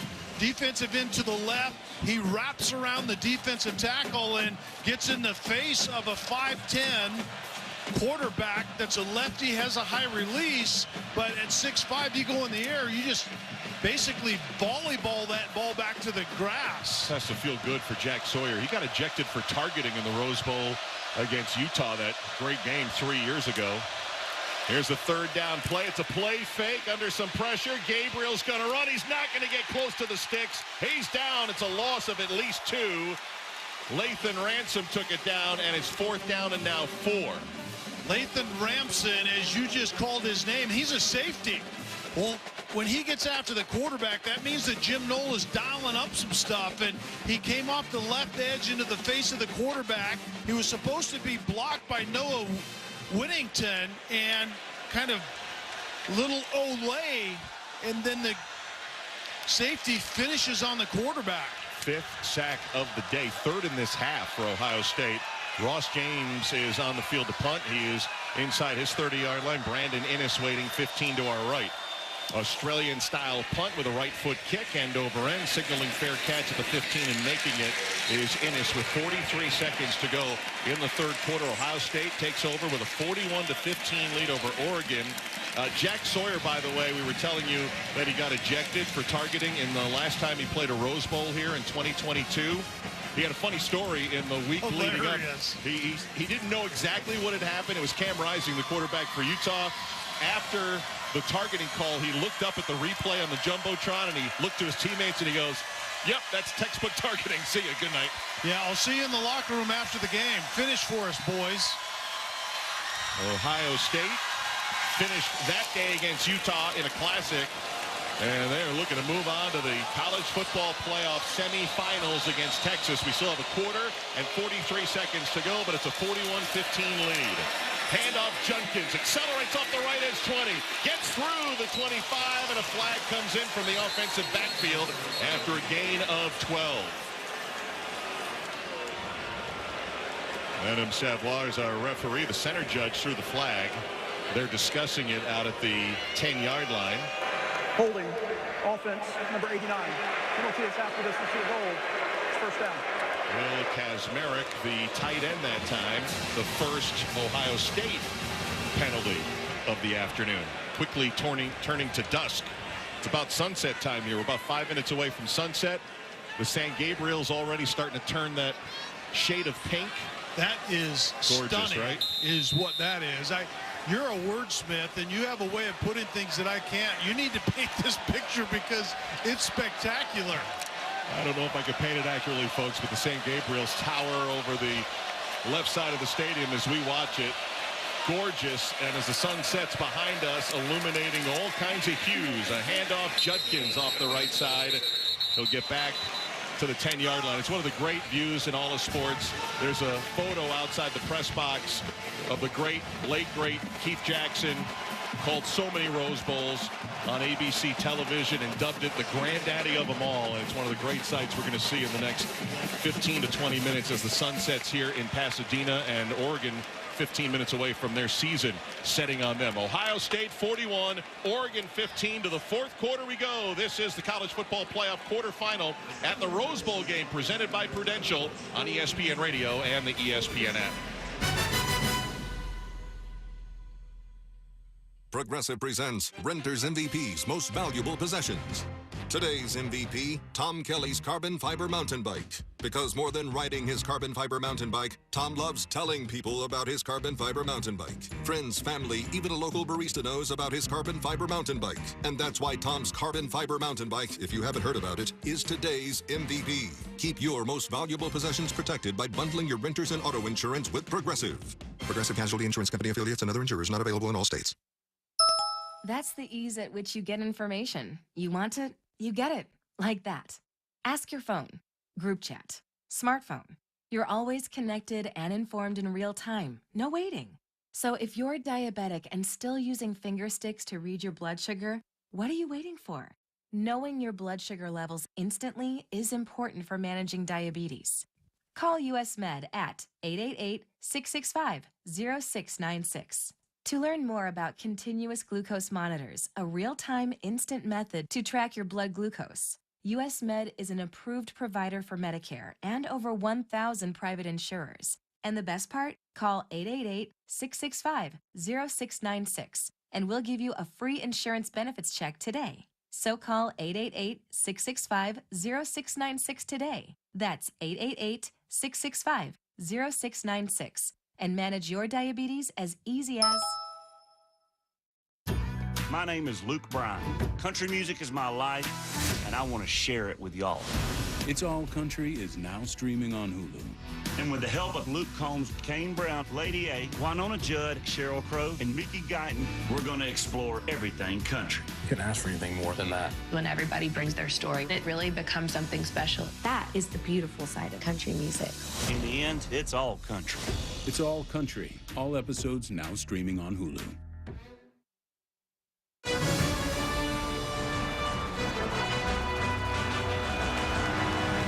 This is the College Football Playoff Quarterfinal at the Rose Bowl game, presented by Prudential on ESPN Radio and the ESPN app. We are headed to the fourth quarter, the granddaddy of them all, and it has been a terrific game if you're an Ohio State Buckeye fan. 41-15 to the 8th seed in this bracket against top-ranked Oregon. 41-15, Ohio State cruising. And the winner will advance to face Texas in the Goodyear Cotton Bowl Classic on January 10th. On the 9th, it'll be the other semi, the Capital One Orange Bowl. We know Penn State is in after their win over Boise State last night. We won't know who wins between Georgia and Notre Dame until tomorrow. Tonight's game postponed after the awful events overnight in New Orleans. And so the All-State Sugar Bowl here on ESPN Radio rescheduled to 4 Eastern time tomorrow afternoon. Our coverage on ESPN Radio will begin at 3:30 Eastern time. Tom Hart, Jordan Rogers, Cole Kubelik will be on the call from New Orleans.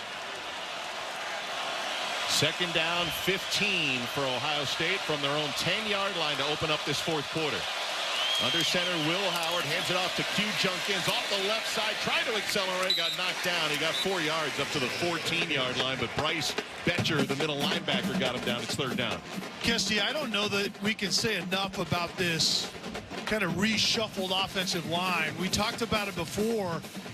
In the previous meeting between these two teams, the best offensive lineman up front, Josh Simmons, went down in the second quarter with a knee injury. And so Donovan Jackson, the best guard on the front end, had to slide out to that tackle position. And so then the musical chairs started. They really didn't settle into place until last week against Tennessee, and they grabbed hold of confidence, and they have it here today. 3rd and 11. Howard's going to get knocked down. He tried to run it on a delayed run. He is taken down for the sack beyond the 10-yard line. Derek Harmon got a good lick on Will Howard, who loses 5 yards. First sack for Oregon, and right on cue, he pumped up the offensive line, and that time Oregon got through him. And Derek Harmon was stunting into the right place. He was out at defensive right end, and he stunted up inside, and look what I found as Will Howard stepped up inside, and Harmon just engulfed it.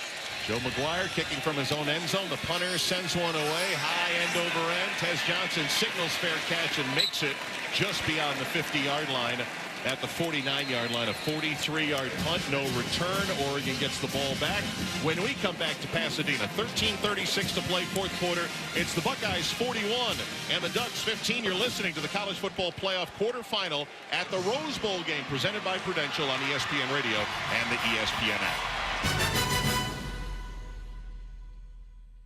This is Seattle Sports. Why choose a Sleep Number smart bed? Can I make my side softer? Can I make my side firmer? Can we sleep cooler? Sleep Number does that. Cools up to 8 times faster and lets you choose your ideal comfort on either side. Your Sleep Number setting. And now it's our lowest price of the season on our top-selling i8 smart bed. Your best savings plus special financing. Exclusively at a Sleep Number store near you. All Sleep Number smart beds offer temperature solutions for your best sleep. Learn more at sleepnumber.com. If you love to travel, Capital One has a rewards credit card that's perfect for you. With Venture X, earn unlimited double miles on everything you buy and turn everyday purchases into extraordinary trips. Plus, receive premium travel benefits like access to over 1,300 airport lounges where you just check in and chill out. Open up a world of possibilities with Capital One. What's in your wallet? Terms apply. Lounge access is subject to change. See CapitalOne.com for details. Bonneville International radio station contests are open to participants 18 years of age or older that are residents of Washington State unless otherwise specified. Employees or agents of the station, Bonneville International Corporation, other area radio stations, or any entity associated with the contests are not eligible to win unless the station otherwise specifies at its own discretion. Persons who have won in the last 60 days from a station contest or event may not be eligible. Full general contest rules are available on SeattleSports.com or in person at the station during regular business hours.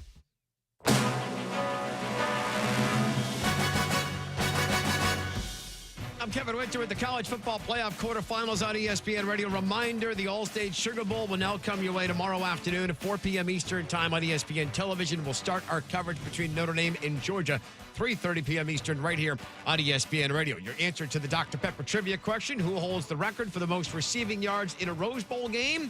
That would be Jackson Smith in Jigba, 347 receiving yards 3 years ago in that classic between the Buckeyes and the Utah Utes. Back to Pasadena in the fourth quarter where the sun is setting up the San Gabriel Mountains. Mark Tessisher, back to you, Kelly and Fitzy. It is quite a sight, Kev. Every year, you know, my first Rose Bowl was 2 years ago. I don't know if that was your first, Kelly. And it was overcast. It was Utah, Penn State. It was a fun game, but we weren't able to see the mountains. We didn't get a sunset. You and I and our whole crew tried to get here early. The traffic was getting in our way, but we had some time to get down on that field, and it was just tremendous to be down there pregame on the field here. And it's a 50-50 split with Buckeye fans and Duck fans, and the folks who have made their way from Ohio and all parts in between enjoying this one. And probably looking up flights to Dallas for the game on January 10th. 41-15 Ohio State. Backwards pass. Now they throw it back to the right side out of bounds. I don't know if that was supposed to go back to Dylan Gabriel. It will be incomplete. Ill-conceived and really well defended. That was Dante Moore, who was the UCLA quarterback under Chip Kelly, who transferred to Oregon. They threw it to him, backwards pass, and then he tried to throw it back to Gabriel and airmailed it. Yeah, that was going nowhere fast. It was well sniffed out by Ohio State defensively. Second down and 10, Oregon, 13:30 on the clock. Noah Whittington is in the backfield, 2 receivers each way. They'll send a man in motion. Ferguson. Dillon's pass is caught out at the 46-yard line and dropped immediately that time as Gary Bryant Jr. his first reception for 6 yards, and Jordan Hancock with the tackle. We talked about how really after this Oregon game, this Ohio State defense really ratcheted up the pressure. And a lot of the sacks come from the second and third level, but in the last 2 games, Tennessee and through this game here today. 9 sacks defensively for Ohio State's defense. 3rd and 4. Gabriel pressure hit as he throws. Made the completion. First down to Ferguson on the numbers at the 40. And he's able to turn upfield for 5 more yards down at the 35 for 10. Tyleik Williams hit Gabriel that time right as he threw it. First down and 10, Ducks. 12 and a half minutes to go, trailing 41-15 at the Ohio State 35-yard line. Snap, Gabriel now has to run out of the pocket to his left, looking downfield, sees nothing, now throws it out of bounds. Nearest intended target was Trayshawn Holden that time. Good coverage downfield by the Bucks. Dillon Gabriel, when he leaves the pocket, it puts so much pressure on the defense because he stays as a thrower as opposed to wanting to run the football. And a lot of times the lefty will move to his left, as we've witnessed in this game, but just really good coverage on the back end from Ohio State. Nowhere to go with that football. Gabriel began at UCF, played at Oklahoma, 63rd start, final one in his great career. Dumps it off on the left side, caught by Holden, spinning, turning, lost it. I think they'll say he hit the ground. He did. They'll rule the ground caused the fumble. Down at the 28-yard line, 7 yards. Jermaine Matthews on the tackle. Dillon Gabriel's numbers as they go fast have been incredible. He was number 1 in passing yards in the Big Ten this year. He's got plenty of time now. He's got no one to throw to. Bobbing, weaving, backside pressure, taken down at the 38-yard line. Caden Curry gets the sack. The Oregon Ducks had given up 6 sacks in their previous 11 games, and that was the 6th sack of the afternoon for Ohio State. And another 4-man rush sack. And this is, if you look up coverage sack, if you Google it these days, back in the day, you look it up in the dictionary, but it would have that play on it because it was covered, and eventually Caden Curry got to Dillon Gabriel. And remember, Ohio State couldn't get any sacks in the first meeting in Eugene. They had 4 10 days ago against Tennessee, so 14. Here's a 4th down pass. Tez Johnson's got it to 30, needs 5 more yards. He stopped for a moment and finally dives forward across the line to gain, which was the 25-yard line. He got to the 24 to convert the 4th down and picked up 11. Correct my math, 10 sacks for Ohio State in the last 2 games. Double digits nonetheless as the clock winds under 11 minutes to go. Must feel forever for Ohio State despite the big lead, 41-15 over the Ducks, who are inside the 25-yard line. First down and 10. Gabriel takes the snap, fires a pass on the cross, deflected, and falls to the turf, incomplete. That was a 98-mile-an-hour fastball. Trying to find Noah Whittington on the cross, went off his hands, and it will be 2nd down. It was interesting listening to Ryan Day as we prepared for this game, and people were talking about motivation. He said, motivation? Who needs motivation? They beat our butts the first time we played them. We're motivated enough, and that's the way they played from the get-go. 2nd and 10. Gabriel climbs the pocket, escapes a tackle, now flips it off to the right side sideline, caught by Whittington, who jumps in the air as he tried to get by a defender and is out of bounds at the 9-yard line. A 15-yard play by Gabriel. That was about a, what do you say, about a 15-yard pitch to the perimeter? Yeah, and it was a good heads up because this obviously was not designed.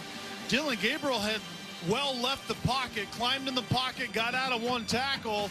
Just as they were closing in on him, he pitches it outside. I think they might be stopping this game to see if it was a forward pass. Yeah, he's a left-hander who switched it to the right hand and was past the line of scrimmage, right? So that's what they'll be taking a look at here. On the field was ruled 1st and goal at the 9-yard line. We have not seen a replay as of yet. Now we're getting our first look, Kelly. And it's a very simple process. I think that ball is pitched behind. I think it's going to be a legal play. But they literally, it's where the ball leaves the hand of the quarterback and where, in this case, Noah Whittington catches the ball. And is it backwards or not? And while they take a look at it, We will step away. A timeout here in Pasadena with 10:15 to go. Ohio State 41, Oregon 15. This is the college football playoff quarterfinal at the Rose Bowl game presented by Prudential on ESPN Radio and the ESPN app. In SEC country, the key to our confidence comes from having a goal and knowing just how we're going to get there. So in these pivotal moments, we come together for inspiration and a plan. Financial confidence in SEC country works that way too, when you and your banker get together to create your personal Regions Greenprint plan. I think that'll really work. Thanks. So let's huddle up, because in an SEC world, we're the SEC Bank. Regions, official bank of the SEC, member FDIC. Timeout. Your body goals don't have an off season. GNC is ready to help you get a stronger start on the new year with help building more muscle and proven weight loss support. Need a boost? We're ready with GNC vitamins for your longest winter days. Want the best energy drinks? They're at GNC. Never tried creatine before? Get ready to be amazed. GNC coaches are ready to help you in stores everywhere, and you can shop our full collection of flavors and online exclusives at GNC.com. GNC, live well. Harry Douglas here. Say goodbye to bulky, clunky shavers that clutter your bathroom. Not only do you get an incredible shave, Panasonic's Palm Razor has a sleek, elegant design that adds a touch of sophistication to your bathroom. It also conveniently charges with a USB cord. Visit shop.panasonic.com/sports to shop for the Palm Razor. Use promo code Harry for 10% off exclusively for ESPN Radio listeners. That's shop.panasonic.com/sports, promo code Harry.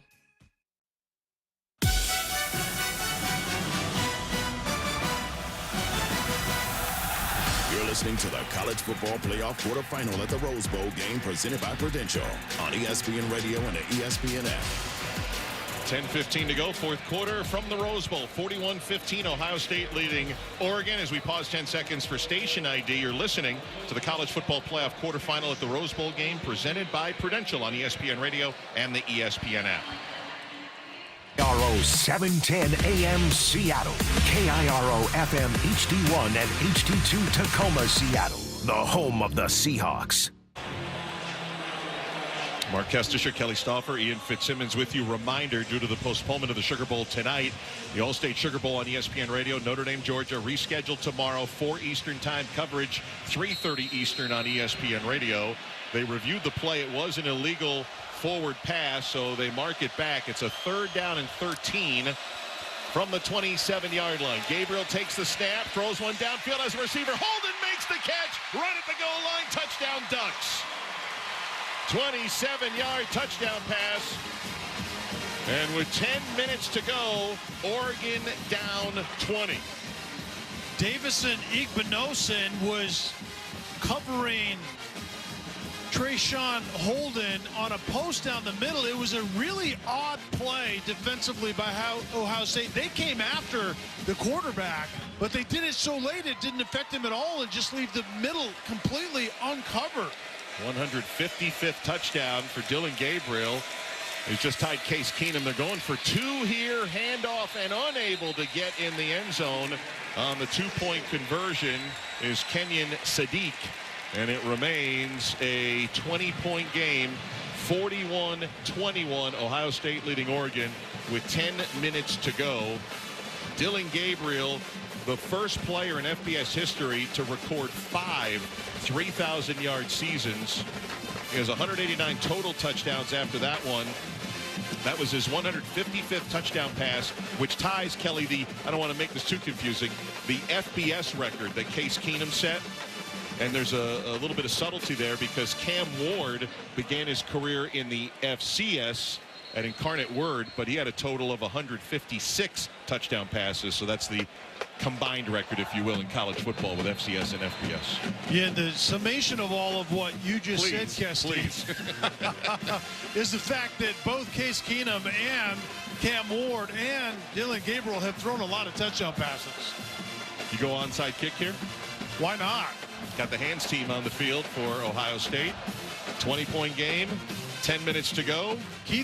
Ken Benowitz was just giving us the hands team signal, and it was a little interesting what he chose to use to describe the team that's out there right now. It's like when you're dialing the radio. Yeah, Radio exactly. Free Moscow back in the old days. There we go. It's a little pooch kick. Travion Henderson is back. It bounces by him at the 20. Henderson picks it up at the 12. He's got it secure, and he gets out of bounds at the 15-yard line as we go downstairs to Ian Fitzsimmons. Now, I need a little more elaboration on the hand signals there from Ken Benowitz, please. He's got some good signals. Just imagine. I don't really know how to describe it. Two arms extended. I mean, we all knew that it should have been a pure onside kick. I'm surprised it wasn't, by the way, guys. I don't know what the point was. That should have been a find a target, try and bounce it off his chest. Whichever best onside kick you have, right now is the time to use it because this is the end of your season with 9:57 to go. Yeah, I don't get instead, what all that what do I do? about. I go Ken Benowitz. Ken Benowitz playing with the radio dials. First down and 10, Ohio State at the 15-yard line. Going under center, Will Howard is going to put it right to the chest of Junkins, who tries to get the edge on the left to the 20, turns the corner 25-30 and angles out of bounds at the 33-yard line. Muhammad tried to cover him, but Quinshon Junkins got the edge and blistered for 18 yards. Brandon Enos was coming across the formation, and he acts as if he's going to seal the in man on the line of scrimmage to the left, but then he caravans outside, and Judkins has the ability to make that decision and bounce it outside with his wide receiver, and he did right there. First down and 10, 9:18 to go in the game from the 33-yard line. This time a pistol look. Low snap. Howard's got it. Hands it off Judkins. He's hit right at the line. Tries to muscle forward. Still pushing and got a yard late. Out to the 34-yard line for a 1-yard gain. It'll take us under 9 minutes to go in the game, and we're going to have yet another offensive line combination. Austin Saraveld not in the game right now, the left guard. Luke Montgomery's done a really nice job, first guy in, and he's in right now on that side. Well, Luke Montgomery really flashed during the prep going into the Tennessee game. So Ryan Day had told us that Montgomery is going to get some run, either as the backup center or either guard position, and that's that group that really flashed during that Tennessee game. Right, frankly, I don't think there's any more combinations to have, right? No, everybody used 23 combinations this year. Here's a little quick toss to Travion Henderson. Breaks one tackle at the 40, rushes to midfield, and is finally taken down by Nico Reed. It was a snap to Howard and a quick touch pass to Henderson for 18 yards. And regardless of how Chip Kelly does it, the theme is we want to get the ball to the perimeter, whether we hand it to a running back or whether we tip it, pitch it to a wide receiver and try to get to the edge quickly. That was part of the game plan. A big part of the game plan was to test the perimeter by Oregon, and it's worked well really from the beginning in this one. Ohio State using the clock right now. We're under 8 minutes to go, down to 7:45. Play clock at 5 across midfield. Snap, Howard fakes the handoff. He's going to run to the right side and slides down. Started that slide at the 49-yard line to stay in bounds. 7.5 minutes and running here in the fourth quarter with the Buckeyes leading by 20. That slide was not like the slide that we saw in the first matchup where late game, 6 seconds left. Will Howard takes off with it, tries to slide. They had one timeout. All the seconds ticked off the clock, and they didn't get an opportunity to kick the walk-off field goal. And that's a moment that Will Howard has said has haunted him, revisited and motivated by that moment. And we've seen him play indicative of that. Handoff, Judkins trying to run up the right hash. Ankle grabbed and tackled at the +47 by Brian Betcher. A gain of 2. And look, a lot of times in professional sports, if you tie a 2-game season series, you're playing for a series win, but that's not how it works here. They had their second opportunity, and this was win or go home. And Ohio State is 6.5 minutes away from booking a date in Arlington, Texas. Buckeyes break their huddle. 3rd down and 9 with 6.5 minutes to play from the Duck 47-yard line. Travion Henderson in the backfield. Snap to Will Howard. Short drop. Throws over the middle. Through the hands of Henderson. Incomplete. The ball traveled 10 more yards. And Nico Reed nearly came up with a pick. Or I think that was Kobe Savage. But it's incomplete. And it's 4th down. They'll bring Joe McGuire to punt it away to Oregon with 6:15 to go in the ball game. We haven't seen Joe McGuire a whole lot today because of the efficiency that Will Howard in this Ohio State offense has played with. It's only their 4th punt. Only had 1 in the first half. McGuire inside the Buckeyes 40-yard line. Tez Johnson standing on the 10 to our right. There's the snap. Oregon brings the rush, gets off the kick. It's high. It's end over end. Will this check up? It does at the 3, but it's batted into the end zone by the gunner that time. That was Bryson Rogers downfield, trying to keep it in play, but actually swiped it into the end zone for a touchback. And a timeout here in Pasadena as the sun has set, but not setting on the Ohio State Buckeyes with a 41-21 lead over Oregon. 6:07 to play. This is the college football playoff quarterfinal at the Rose Bowl game, presented by Prudential on ESPN Radio and the ESPN app.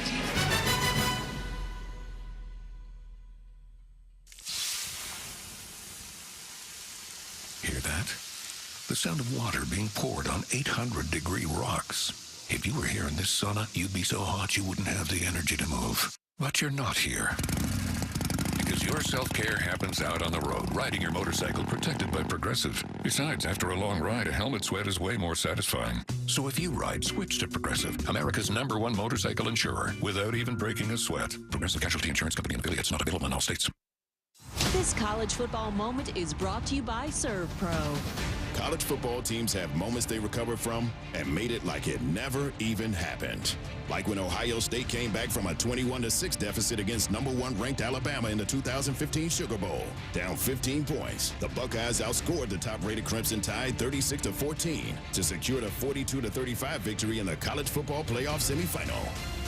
ServPro, like it never even happened. Are you ready to unleash the beast? Monster Energy is here to give you the edge this college tailgate season.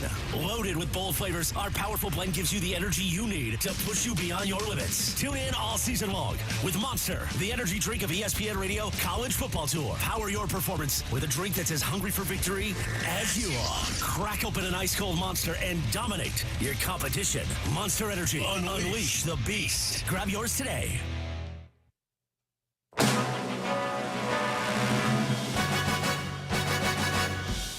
I'm Kevin Rich. A reminder, the 4th and final college football playoff quarterfinal game will come your way tomorrow. The All-State Sugar Bowl postponed tonight. We'll start our coverage 3:30 p.m. Eastern time between Notre Dame and Georgia. Kick from the Big Easy is just after 4 p.m. Eastern time. And go inside the numbers tonight for the Oregon Ducks running game. Brought to you by GNC. At GNC, they're not waiting on the sidelines. Let them help you build more muscle, lose weight, or hit your wellness goals. Fuel your fitness at GNC. Over the last 20 seasons, the fewest rushing yards that Oregon has finished in a game with was 31 against Boise State back in 2009. Here in this Rose Bowl game presented by Prudential against the Buckeyes, Oregon, -16 rush yards. Mark Testesher, back to you. Yeah, big number there. These were second and third ranked scoring teams in the Big Ten this year. Ohio State 36 points a game. Oregon 1/10 behind that at 35.9. Yeah, and Oregon in that first matchup with Ohio State, I believe, had somewhere in the 160, 170 range running the football. They weren't one-handed like they were here this evening. Oregon starts at their own 20-yard line, down 20. Gabriel's going to run up the middle, has some green grass over the 25, starts his slide there when skidding about 3 yards, but they mark him down at the 25 for a 5-yard gain. You can slide really nicely on this grass down here at the Rose Bowl. It's immaculate. 2nd and 5. Gabriel looks, check down, caught at the 30. That's the first down. Justice Lowe made the catch. I think I said the finest grass ever touched by mower blades or something like that. It is a piece of art. Not touched by your wedge, which you tried to find to use in pregame. I wouldn't want to leave a divot. Another check down. Oh, Whittington, did he get a one-hand catch? He did. He put out the left hand and somehow secured it and brought it into the belly at the 35-yard line. Ohio State more than happy to allow Dylan Gabriel to check the ball down repeatedly and then just make really good tackles, and that was an amazing catch by they're going to check Whittington. Yeah, before Oregon snapped, the center judge rushed in blowing the whistle, and they'll take a look upstairs to make sure it was a catch at 5:04 to go in the fourth quarter. The previous play is under further review. Ohio State 41, Oregon 21. Mark Kestisher, Kelly Stauffer, Ian Fitzsimmons with you. As Kevin Winter mentioned, we have one more quarterfinal still to come at the All-State Sugar Bowl. ESPN Radio tomorrow, 4 Eastern time kick. Coverage begins at 3:30 Eastern here on ESPN Radio. Taking a look at that replay from ESPN TV, and I think Whittington, with that left hand, he was losing it for a moment. He had it on his thigh, and as he's going down, Kelly, I think he cradled it. Maybe on that backside replay we just saw, as it was moving, it may have hit turf there. But we're watching it frame by frame, super slow-mo. Yeah, and if we're discussing it like we are, indisputable video evidence, at the very least this is going to stand, but I think there's reason to confirm that. But it was an amazing catch nonetheless by Noah Whittington. Well, we do have kind of a classic Ohio State matchup in the old Pac-12 Big Ten setup with Oregon, Ohio State. Ohio State, one of the oldest members of the Big Ten, dating back to 1912. Oregon, this is their first year in the Big Ten. After further review, the ruling on the field stands. There you go. Did not have video evidence to take it away. Never before have two teams from the same conference played in the Rose Bowl, and it feels kind of obvious because we have all kinds of new conference members, and when you expand from 4 teams to 12 and you make it bracket style, you're going to get stuff you've never seen before. And a thought on that in a moment. It's 2nd down and 6 for Oregon. 5:03 to go. Ducks at their 35-yard line. Snap to Gabriel under pressure, throws one up for grabs. It's almost like a punt, but it gets all the way to the far side 35 and touches the dirt. Incomplete. Lathan Ransom was like a center fielder running as hard as he could to left field, but couldn't come up with it. If we don't have the 12-team playoff, and this is a year ago, Ohio State doesn't get the shot to show everybody they might be the best team in football. They lost to Michigan. They wouldn't have been in the Big Ten championship game, and they wouldn't have made the top 4. And right now, based on the way teams have been playing, I don't know that anybody wants to play the version of Ohio State that we saw against Tennessee and that we're seeing here today. They do drop the flag. That's going to be a grounding call because Gabriel was nearly sacked, and they ruled there was not a receiver all the way downfield. Jack Sawyer was applying that pressure and getting toward Gabriel, and so the late flag drops on a grounding call. They already moved the ball back to the 27-yard line. Be a loss of 8. 4:52 to go. Loss of down as well. 3rd and 14 for Oregon. A perfect season going to end here at the Rose Bowl. Here's Gabriel scrambling. Tried to square the shoulders. Under pressure and sacked. Cody Simon delivers the 7th sack for Ohio State's defense. Here in the Rose Bowl, a loss of 7 with 4.5 minutes to go. The 7th sack by Ohio State defensively on Dylan Gabriel is what you just said, Fitzy. They hardly touched his uniform in the first matchup, and that was one of the keys. And we talked about it, the transformation coming out of that game, actually. Jim Knowles says we need to be more aggressive, get after QB1, and boy, have they done that today. Ross James going to punt it away. Brandon Innes signaling fair catch and makes it at the 36-yard line. You brought it up earlier. It's worth bringing up again. They didn't have any sacks then. They've got 7 today. This is not only a different Ohio State team, but they weren't as prepared. Even the coaches said, not in preparation for Oregon, but just the teams they had played previous to October 12th didn't have them ready for what Oregon was bringing. That is, I think, an understated storyline. And it was not only the firepower that Oregon could bring and the hostile environment that made communicating offensively difficult for Ohio State, but it was the pace of play. When you play fast out in space, Ohio State said they weren't really ready for that. And none of the teams prior to that had really prepared them. They prepared for Tennessee last week, which helped them prepare for Oregon this week. 4:10 to go. Ohio State's going to try to run the clock out, and it's a run by Travion Henderson. And he gets 8 yards on first down out toward the 40-yard line. Betcher, the former Oregon baseball star, turned middle linebacker with the tackle, and the clock moves with 3:50 and counting to go. And you wonder really how things could have changed in the college football playoff seeding-wise, because I have no idea how this Ohio State team that we saw against Tennessee and that we see here today lost to Michigan. And it wasn't because Ohio State's defense didn't show up to play. They played outstandingly well, but it was the offense that did not have a very good game plan, and Chip Kelly didn't have a very good day calling plays. 2nd and 3, they use up all the play clock. The handoff to Henderson, and that's a first down with 3:15 to go. A new set of downs, a 5-yard gain from the 49-yard line. In case you're wondering, Ohio State and Texas have played 3 times previously in program's history. Ohio State trails the series all time. Texas winning 2 out of the 3. They most recently met in the 2009 Fiesta Bowl. Following the 2008 season, Texas won 24-21. And how about this quirk? They open the season against one another in Columbus next year on August the 30th. But first up, they'll play for a spot in the national championship game. First down run. Junkins gets off to the left, stumbles, able to get a yard out to the 50-yard line. The Goodyear Cotton Bowl Classic is the semifinal this game feeds into. Texas survived, Kelly, right? That's a good an accurate word way for to it. say it. They had 2 field goals. One went wide right. One doinked off the left upright. Yeah, that was Shankopotamus to the left. Went to overtime, and in the first overtime, they were down 7 and facing a 4th and 13. And they got the touchdown to tie it and then won it in double overtime.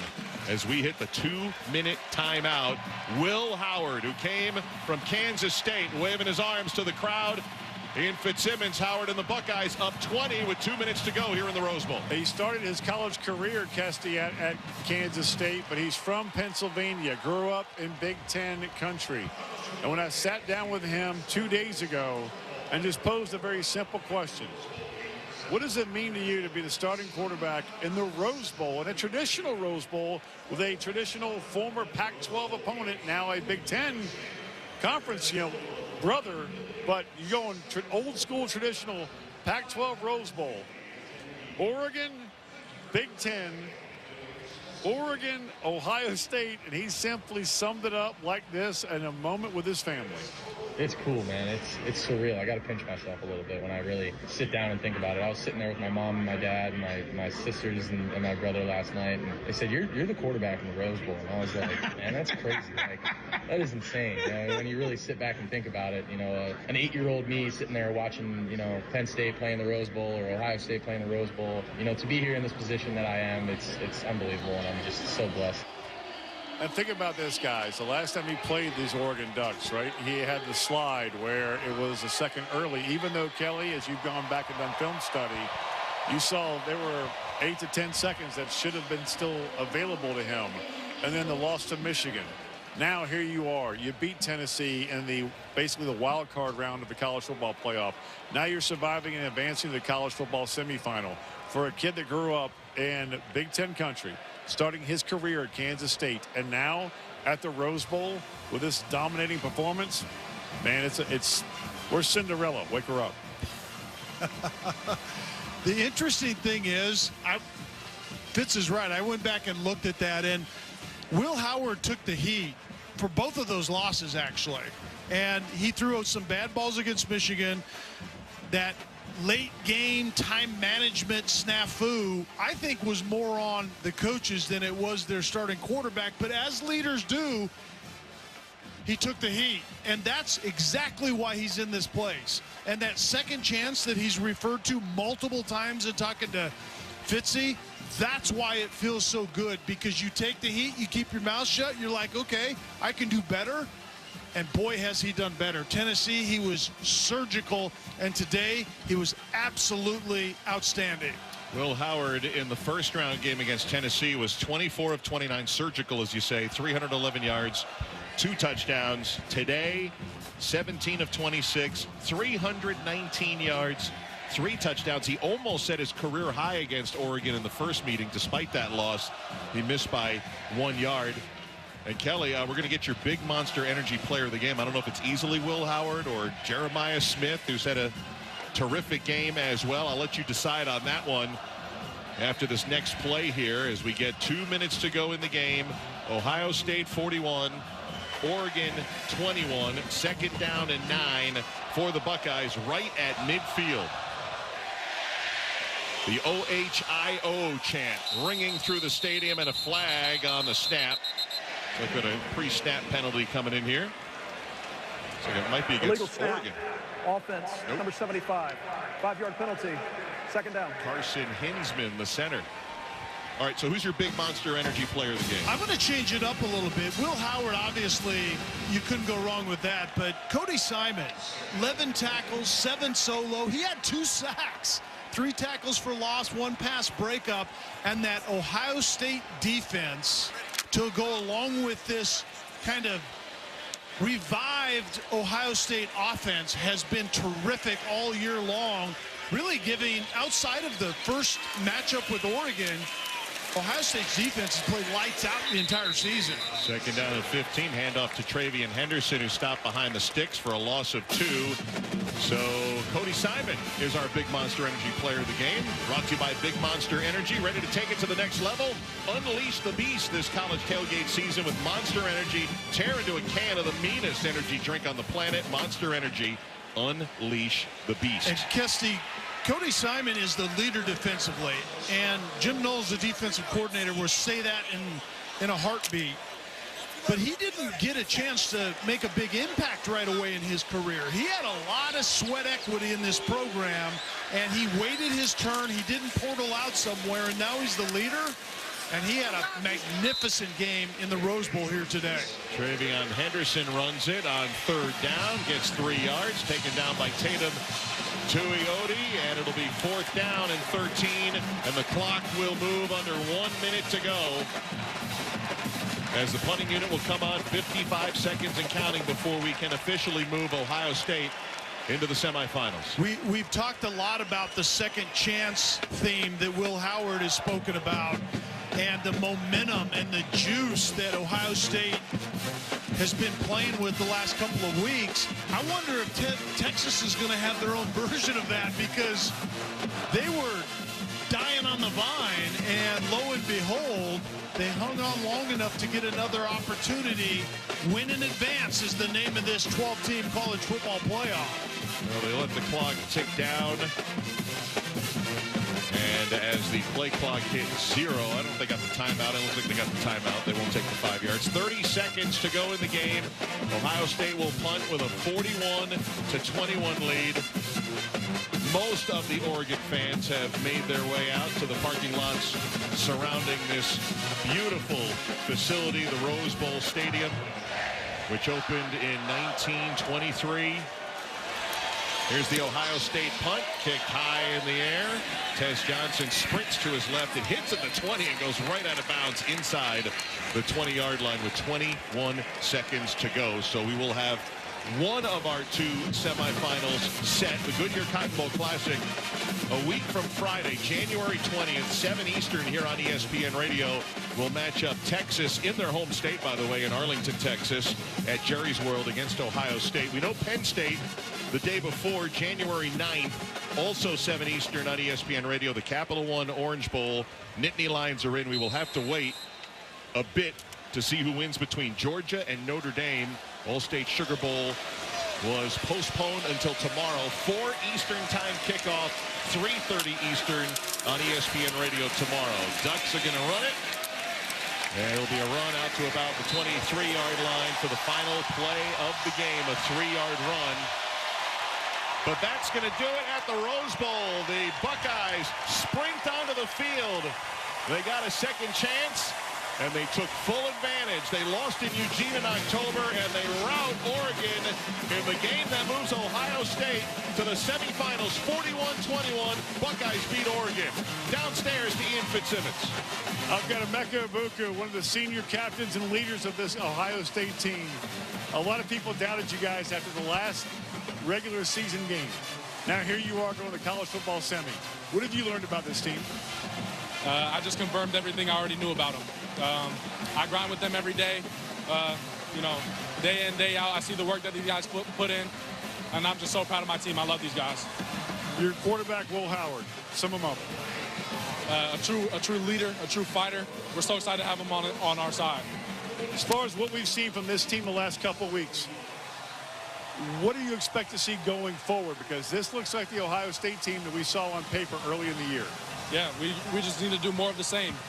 We can't get complacent. We've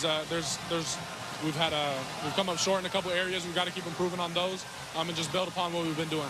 How much was a rematch and losing to this team?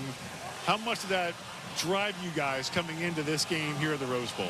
Yeah, I think God blessed us with the opportunity to be able to play them again, but whoever was going to be our opponent in this bowl game, we're going to treat it the same, nameless, faceless opponent. So we're glad we got the opportunity to be able to get them again, but, it's on to the next. Dude, I've known you a while. Your jaw is locked right now, man.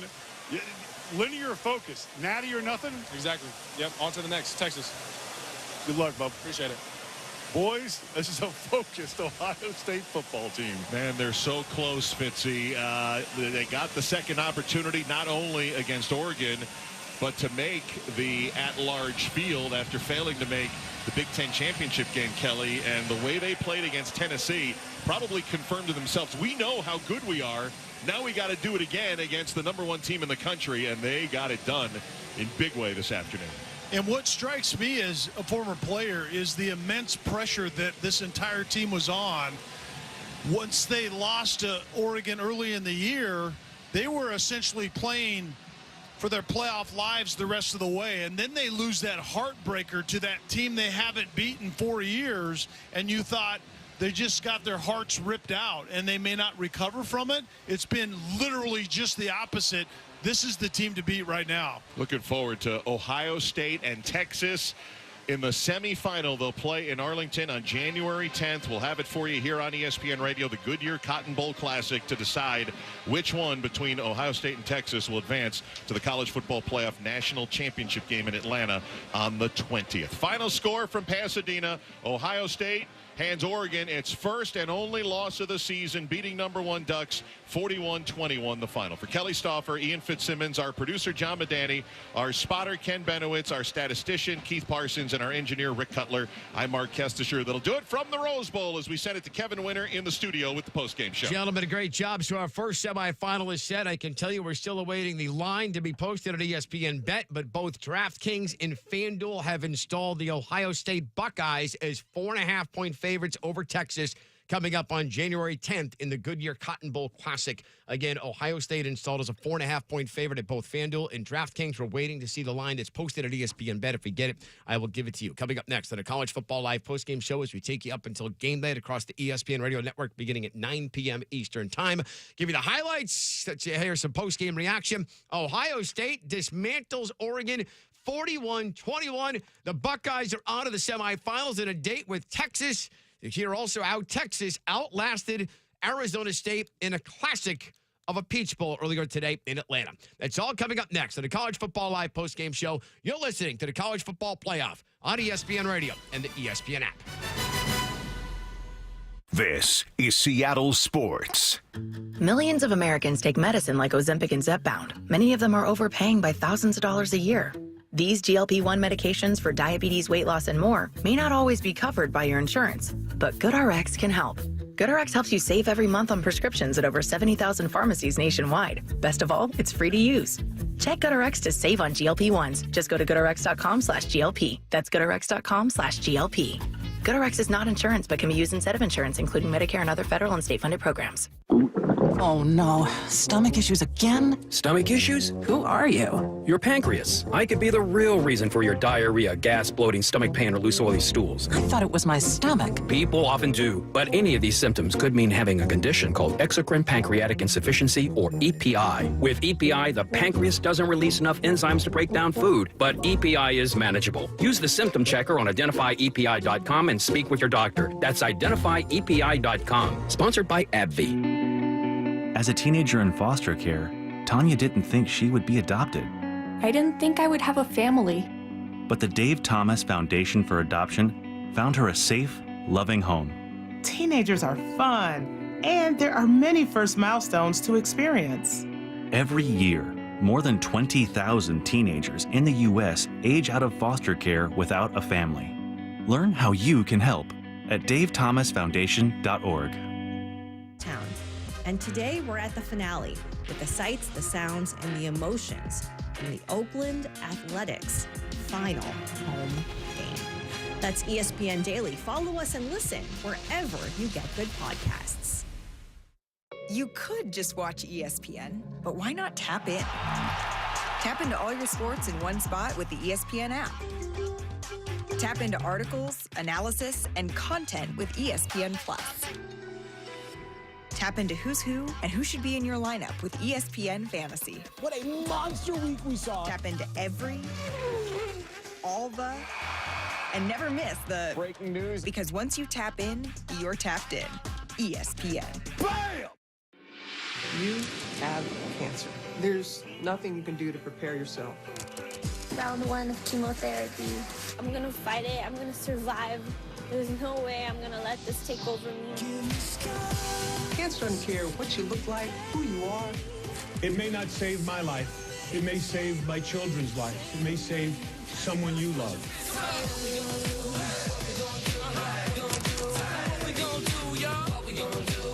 You ready to get this cancer about you? Let's do it. Live. Fight like hell. And when you get too tired to fight, let somebody else fight for you. That's what you say to me, say to me, say to me.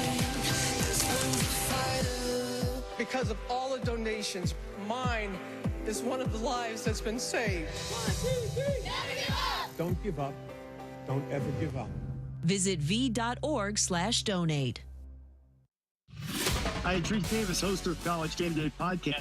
Emma and I, on the latest episode, are joined by Bill Connolly. He'll tell us what to look for in the college football playoff quarterfinals. Listen to the College Game Day Podcast wherever you prefer to get your podcast. This Saturday, the NFL regular season starts coming to a close with a special doubleheader. First at 4:30, Myles Garrett and the Browns visit Lamar Jackson and the Ravens in Baltimore.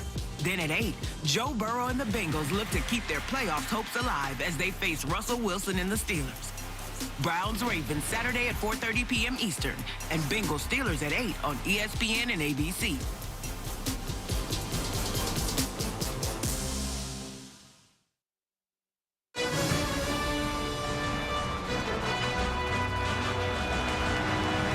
This is the College Football Playoff Quarterfinal at the Rose Bowl game, presented by Prudential on ESPN Radio and the ESPN app. I'm Kevin Winter. The Ohio State Buckeyes get their 10th Rose Bowl victory all time, second to most of any program, trailing only the USC Trojans. Give you the highlights in a moment. Today's doubleheader for the Chick-fil-A Peach Bowl and the Rose Bowl game presented by Prudential saw two outstanding individual performances. One coming in a loss for Cam Scatterbo and the Arizona State Sun Devils. But for Jeremiah Smith and the Ohio State Buckeyes, Smith's performance, my goodness, it comes in a victory, and it comes in a runaway victory for Ohio State, which is on to the semifinals. Our game flow today brought to you by Progressive Insurance. Progressive makes bundling easy and affordable. Get a multi-policy discount by combining in motorcycle, RV, boat, ATV, and more. All your protection in one place. Bundle and save at Progressive.com. Remember back on October 12th, Saturday night, Eugene, Oregon, Autzen Stadium. Ohio State fell to Oregon, 32-31. Will Howard comes up short in the final play of the game as the time expired. Howard had basically had a chip on his shoulder. He's been waiting for this rematch. He did not take long to strike against the Ducks. Second down and 10 from the 45 of the Ducks. Play fake and a pass coming across the top. Jeremiah Smith has blockers left side. 35-30, breaks a tackle. He's free at the 20, at the 10. Touchdown, Ohio State. 45 yards to the outstanding freshman Jeremiah Smith. A Big Ten freshman record, 13th touchdown catch of the year. 3 plays, 75 yards, the 45-yard TD. Howard to Smith took only 1 minute off the clock. 60 seconds into this game in Pasadena, Ohio State was already out to the 7-0 lead over the number 1 seeded Oregon Ducks, the only undefeated team remaining in college football this year. Still in the opening quarter. From the 42, Howard throwing over the middle, looking for Ibuka, puts it right on the money. Catch at the goal line, touchdown Ohio State. Emeka Ibuka, 42-yard touchdown reception, 39 straight games with a reception, beating Brandon Johnson, and it's a 2-score Buckeye lead early. 14-0 after the extra point. We go to the second. Ohio State gets a field goal in the first 10 seconds. They lead 17-0. They continue the onslaught. Snap on second down, play fake. Howard plants, Howard time, throws over the middle, wide open. Jeremiah Smith caught, touchdown. His second of the first half, a 43-yarder. Ohio State with a 23-point first half lead here at the Rose Bowl. Jeremiah Smith, 4 catches, 116 yards. That's how the freshman started his first ever Rose Bowl game today for the Ohio State Buckeyes. Still in the first half. First down, Travion Henderson runs right side, gets the edge, 40, 50 down the right side, 30. Will they catch him? 20. At the 10, they won't. Touchdown. Travion Henderson, 66 yards. And the Rose Bowl route is on for the Ohio State Buckeyes. We still had 8:47 to go in the second quarter, and Ohio State led 31-0 over Oregon. Your score at the half was 34-8. The Ducks got a touchdown as time expired in the first half. They would score on their first series of the second half. We had a 34-15 game. Started to get a little interesting at that point. Travion Henderson said, yeah, enough of that. Going under center is Will Howard. He's going to pitch it left side. Henderson around to the 5. Tries to get into the end zone. Does! Touchdown!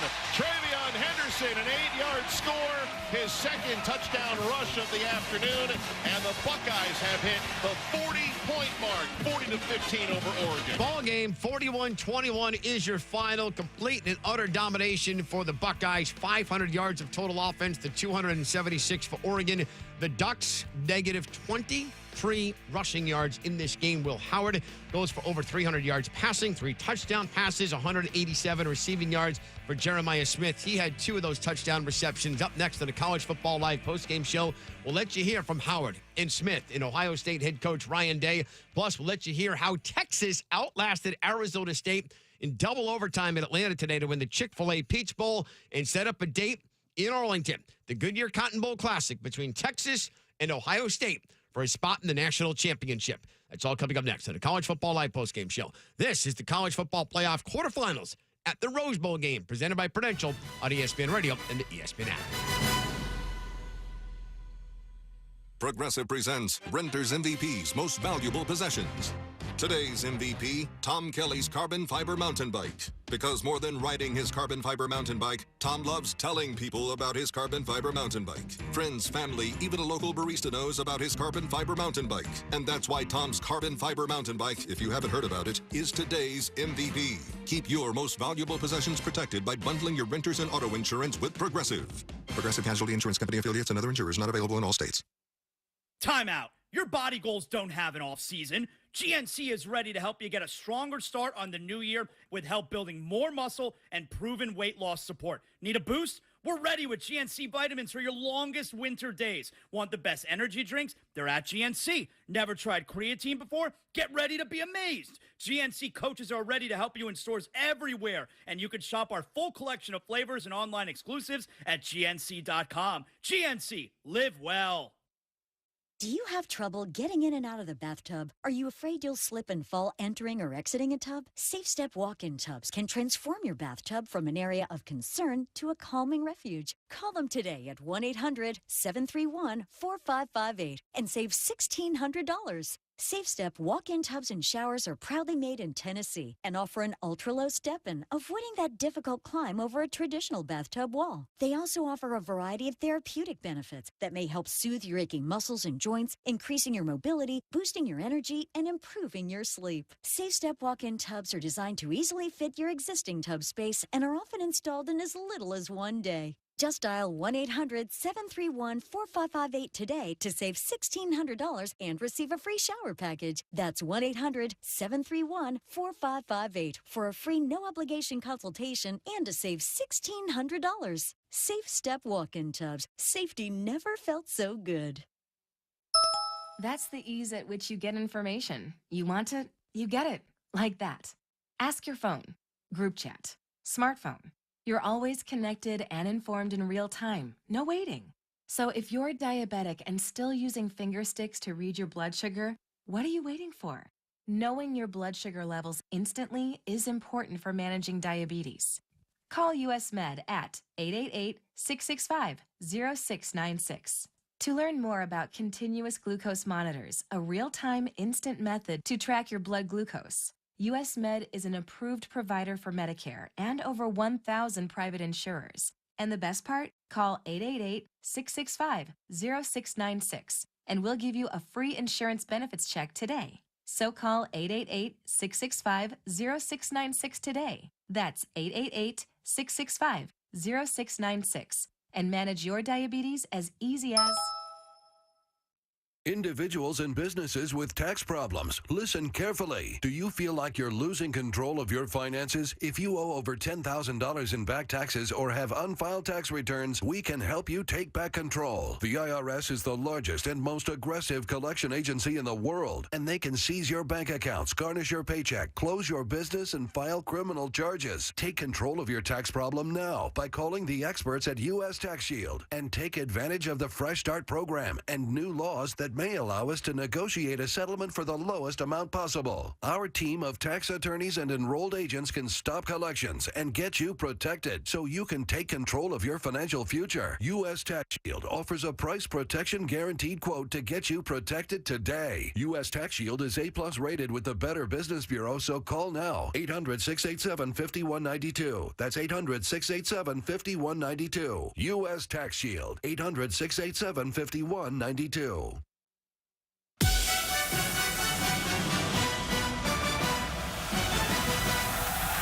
You're listening to the College Football Playoff Quarterfinal at the Rose Bowl game presented by Prudential on ESPN Radio and the ESPN app. I'm Kevin Winter. We'll let you hear from the victorious Ohio State Buckeyes coming up. For those of you who tuned in to expected to hear the All-State Sugar Bowl tonight between Notre Dame and Georgia, what was scheduled to be our third and final game of this day number 2 of the College Football Playoff quarterfinals. Tonight's All-State Sugar Bowl in New Orleans has been postponed between the Irish and the Bulldogs following the deadly incident earlier this morning on Bourbon Street in which a driver rammed his pickup truck into a crowd of ongoing partygoers, killing at least 10 and injuring dozens. The FBI is investigating the incident as an act of terrorism. The Sugar Bowl will now kick off at 4 p.m. Eastern Time tomorrow from Caesars Superdome in New Orleans. We'll have coverage here on ESPN Radio beginning at 3:30 p.m. Eastern Time. This evening, Marcus Freeman, Notre Dame's head coach, joined Scott Van Pelt on SportsCenter. Here's a portion of that conversation. I think first off, I'd like to say we're hurting for all those affected by this tragedy. The city of New Orleans has welcomed us with open arms, and we join them in prayers for all those victims and families that are affected by this tragedy. We got together this morning as a team, and before I got downstairs, I had gotten a phone call that there was an incident, obviously some type of tragedy that happened in the middle of the night. And I didn't really have the details. And so we were preparing this morning to play a game this evening. And then after our break, when we got the news and we learned of the severity of the tragedies that happened, we had to get back together as a team. That is Marcus Freeman, Notre Dame's head coach. You can catch the entire interview with Scott Van Pelt when he starts SportsCenter beginning at 9:30 p.m. Eastern Time tonight on ESPN Television. So Notre Dame and Georgia will play tomorrow in the All-State Sugar Bowl. Coverage on ESPN Radio, 3:30 p.m. Eastern Time. The game will kick off in New Orleans just after 4 p.m. Eastern Time.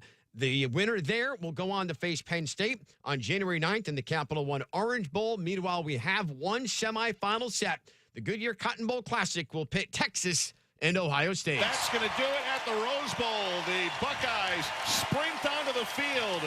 They got a second chance, and they took full advantage. They lost in Eugene in October, and they rout Oregon in the game that moves Ohio State to the semifinals. 41-21, Buckeyes beat Oregon. Complete and utter domination for Ryan Day's team. His Buckeyes dominating the Oregon Ducks. We begin our postgame coverage back in Pasadena. Ryan Day with ESPN Tolly Row. Coach Day's second straight playoff game, aggressive play calling in the first quarter. What is giving you the confidence in your veteran quarterback and his freshman receiver to be so aggressive early? I think that they both have been practicing very well, but I think we all believe in them. And I thought the defense played strong, throughout the game, so we got some rhythm.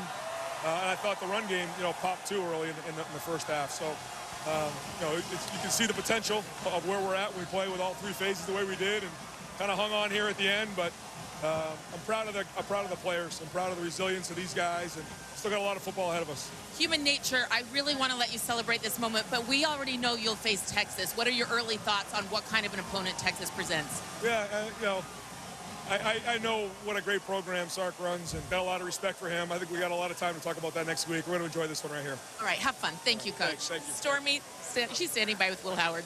Will, you got the hat on now. I know coming out of the Tennessee game, you said you guys wanted to maintain that edge, play angry. How did you do that from the very first drive today? Man, we came out and we played angry, and I think, it showed. And we jumped out to an early lead, and it was hard for them to come back. And we knew they were going to come back and do something. They're too good of a team to not score any points. We knew they were going to, mount some sort of a comeback. It wasn't going to be perfect. So we just had to weather the storm and make sure that we won the game when it counted. You were very transparent with us, the impact that first meeting with Oregon ultimately had on you, the way that thing ended.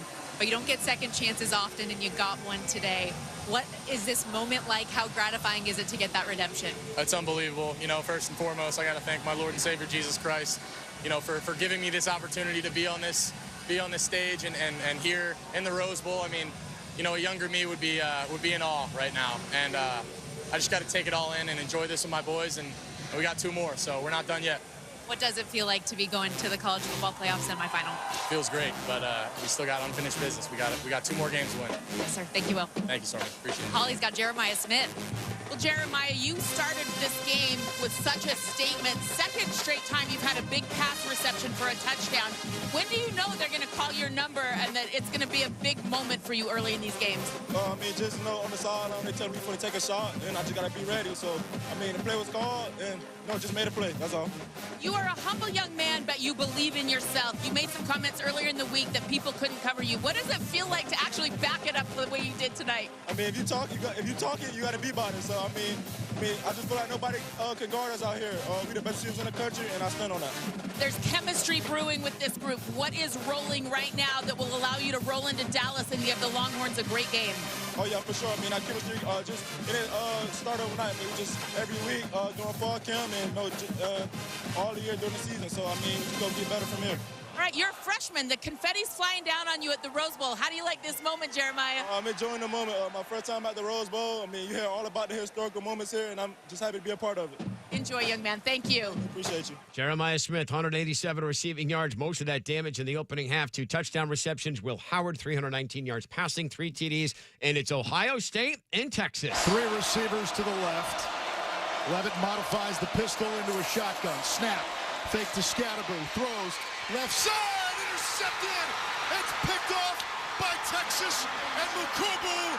And the Longhorns on to the semifinals. Double overtime win over Arizona State in the Chick-fil-A Peach Bowl, 39-31. Texas, Ohio State, January 10th in the Goodyear Cotton Bowl Classic. Ohio State a 5.5-point favorite at ESPN Bet. And one final reminder, we will have the 4th and final quarterfinal game tomorrow afternoon between Notre Dame and Georgia. Coverage of the All-State Sugar Bowl begins 3:30 p.m. Eastern Time here on ESPN Radio. I'm Kevin Winter. Game night comes your way next across the ESPN Radio Network. We thank you for listening to 2 quarterfinals today. The Chick-fil-A Peach Bowl and the Rose Bowl game presented by Prudential here on ESPN Radio and on the ESPN app. This is Seattle Sports. Lowe's knows how to help you save time and money, no matter the job. That's why we can deliver supplies to your job site as soon as same day, so you have more time to get the job done. Because when you need it fast, we've got you covered. Lowe's knows pros. Valid on eligible in-stock orders and select zip codes placed by 2 p.m. for same-day delivery by 8 p.m. Subject to driver availability. Fees vary based on purchase. More terms apply. See Lowe's.com/same-day delivery for details. 70,000 people are here, and Bob Dylan is the reason for it. Inspired by the true story. For anyone who's going to hold your attention on stage, you have to kind of be a freak. Are you a freak? Hope so. And starring Timothée Chalamet as Bob Dylan. He defied everyone. Turn it down! Play loud! To change everything. Make some noise, BD. Timothée Chalamet, Edward Norton, Elle Fanning, Monica Barbaro, a complete unknown. Now playing only in theaters. Rated R, under 17, not admitted without parent. Maybe it was a family vacation. or a school field trip. But there you were, standing in awe at a national park. We are the National Park Foundation, and together with you, we're creating a future where every person, every generation, gets their chance at an unforgettable moment. Today, tomorrow, forever. Learn more at nationalparks.org/foundation. I'm Michelle Steele hosting ESPN Daily this week. Every weekday morning, we bring you the best sports story you'll hear all day.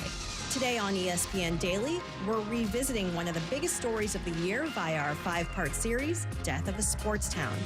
And today, we're at the finale with the sights, the sounds, and the emotions from the Oakland Athletics final home game. That's ESPN Daily. Follow us and listen wherever you get good podcasts.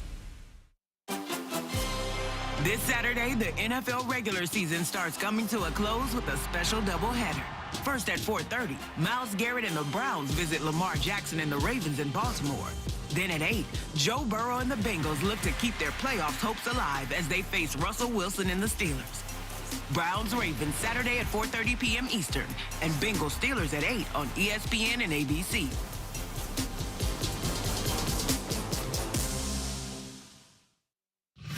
Hi, Trees Davis, host of College Game Day Podcast.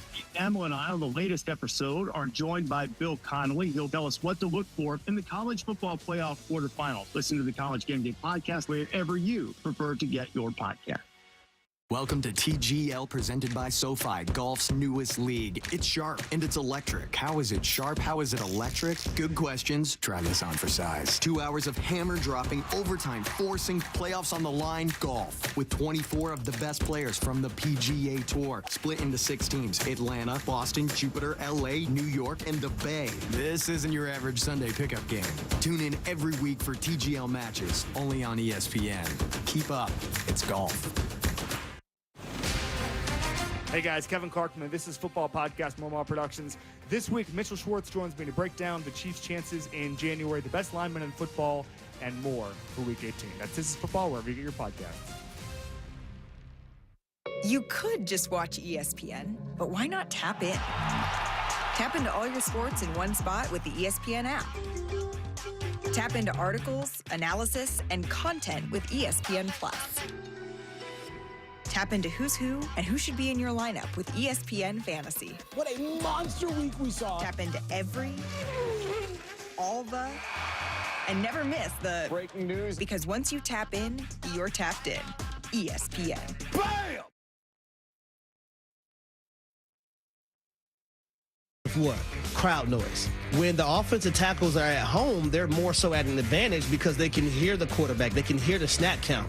When you're on the road, you can't hear it, baby. Check out more from Freddie and Harry weekdays at 3 Eastern on ESPN Radio and the ESPN app.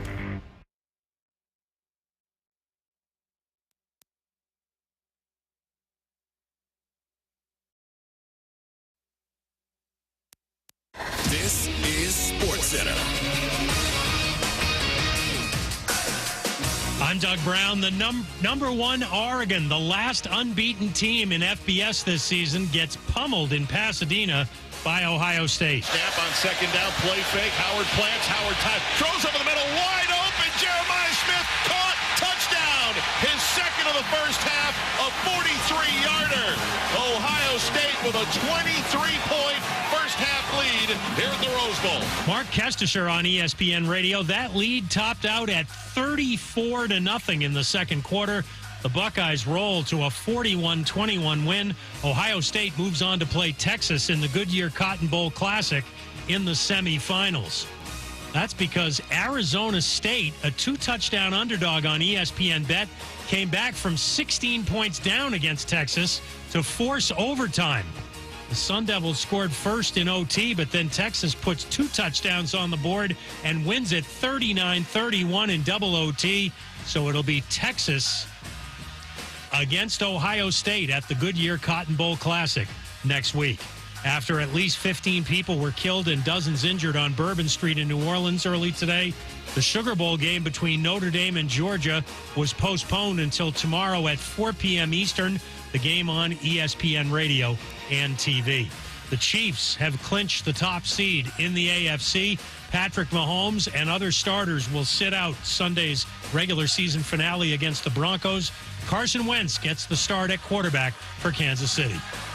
Hi, this is Evan Cohen. Join us Thursday at 6 a.m. Eastern for Unsportsmanlike. The Philadelphia Eagles have decided to sit Saquon Barkley this week against his former team, the New York Giants. So, no rushing record for Barkley. Are they making the right move? We'll discuss Thursday, 6 a.m. Eastern, Unsportsmanlike, ESPN Radio, ESPN2, and ESPNU.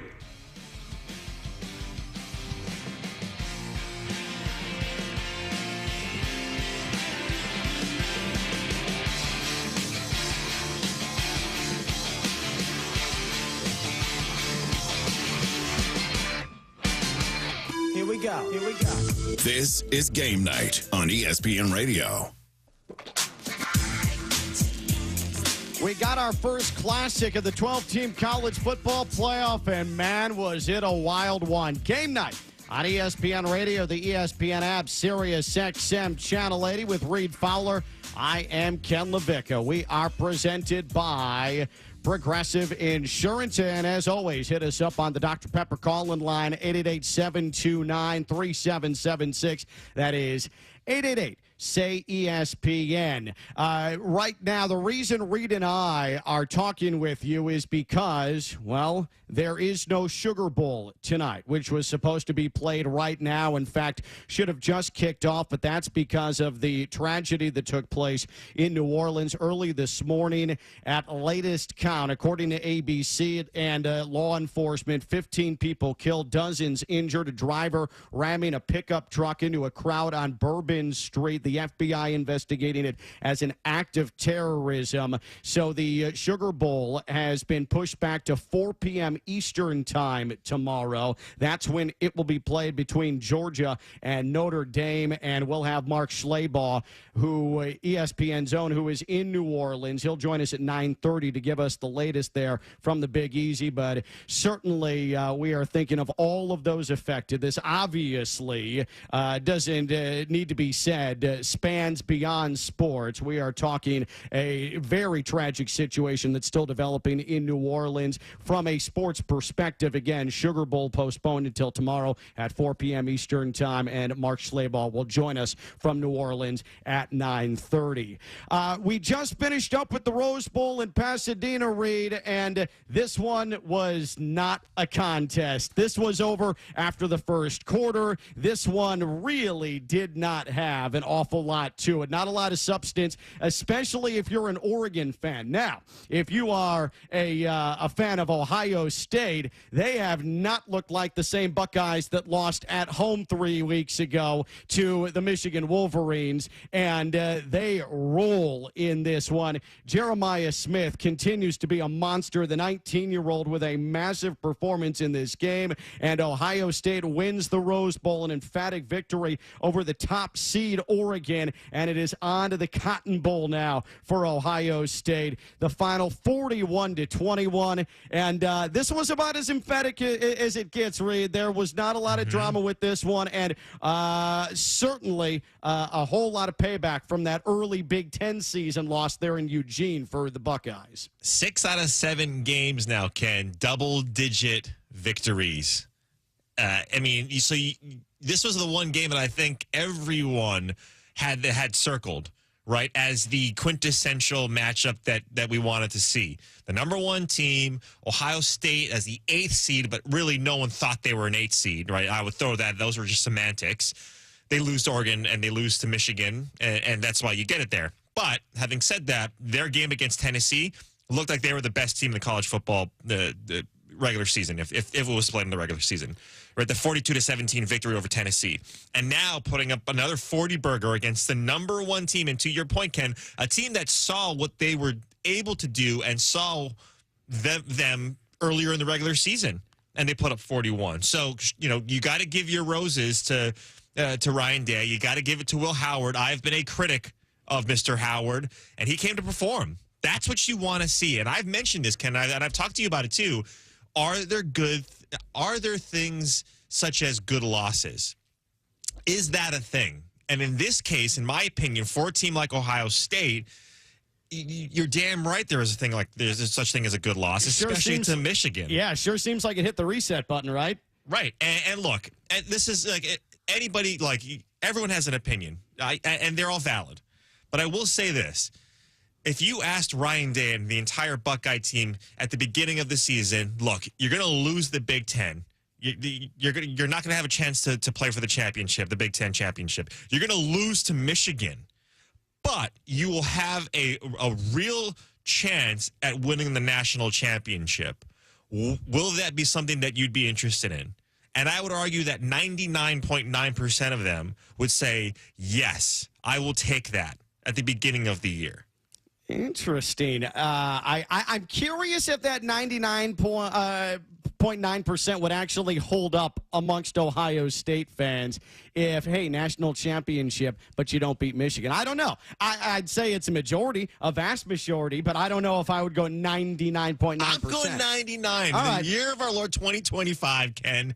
I'm going 99.9. No, like, to your point, yes, there are some people out there that say, you don't beat Michigan, that's it. I don't care what you do after that, right? Yeah. But boy, a national championship for Ohio State. You got. If you're a Buckeye fan, that's the goal. Well, right? That's the ultimate goal. It certainly feels like Ohio State might be the favorites. We'll certainly get into that. But, hey, be a part of Game Night Nation. Dr. Pepper call-in line. Call us at 888-SAY-ESPN. That's 888-729-3776. ESPN Nation presented by Dr. Pepper. It's not college football season without the delicious taste of an ice-cold Dr. Pepper. College football, it's a pepper thing. Left side, intercepted. It's picked off by Texas and the Longhorns on to the semifinals. We need to play better football than we played today, but surely, man, our fight was pretty incredible. This one, Reed, was absolutely insane. Texas beats Arizona State in double overtime, 39-31 at the Peach Bowl. And this was, it appeared to be destined for what we've seen with every other college football playoff game, and that is, well, lopsided. Reed, there were 6.5 minutes left in this game, and it was 24-8 after Quinn Ewers was able to find the end zone, a touchdown run.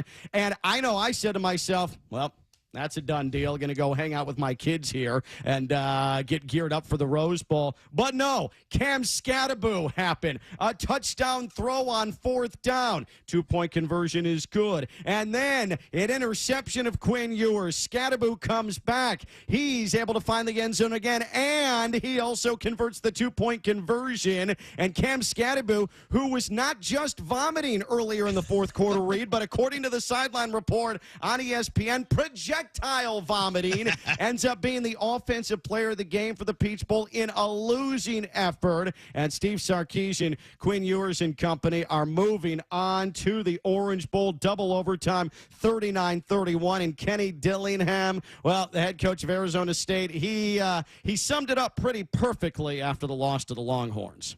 It's one of the best teams in the country, if not the best team in the country we face today. We started off not so great, and the way the guys battled back is remarkable. Like I told them, if they could rewind in the locker room, I hate to lose more than anybody, but now that it's over, when you can reflect and where these guys have come is an incredible testament to the team, but golly, that one sucks. Reed, it was in overtime with Arizona State up 7. Texas facing a 4th and 13. Arizona State sends the house. Texas's offensive line shows all of that NFL talent along the front 5. Quinn Ewers stands unaccosted in the pocket, throws a touchdown pass, and from there, Arizona State was sunk in the double overtime. Yeah. What a game. What an absolute game. And you got to give it to Arizona State, right? You have to give credit where credit is due.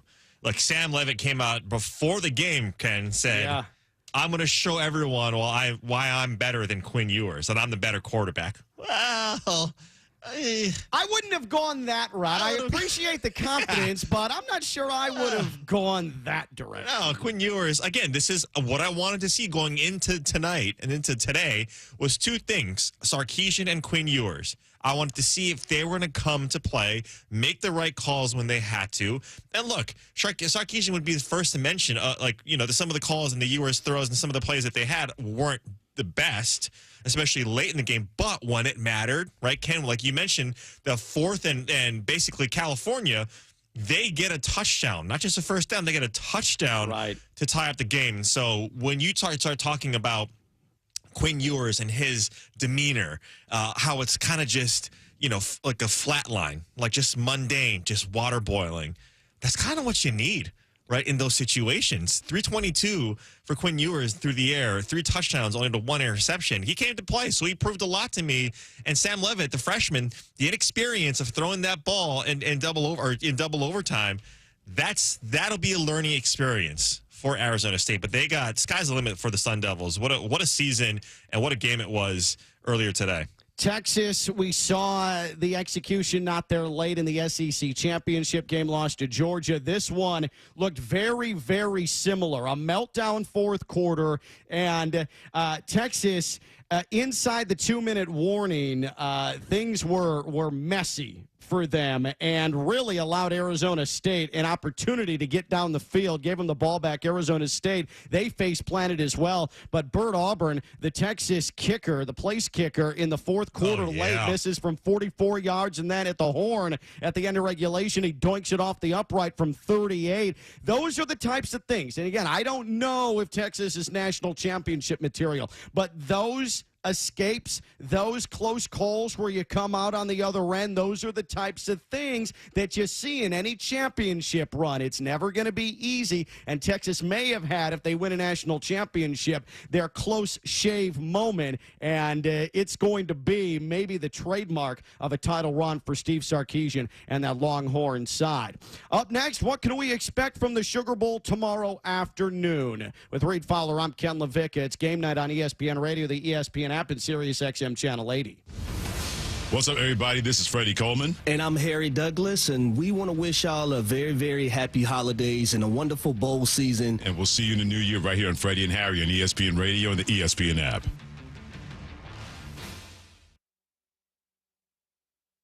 If you have ever thought about remodeling your bathroom but were worried it would take too long or cost too much, then stop worrying. Right now, Jacuzzi Bath Remodel has designed a collection of high-quality custom products and perfected the one-day remodeling experience so you can enjoy your new bathroom faster than ever before. It's a worry-free bath remodel from the most trusted brand name in the business, Jacuzzi.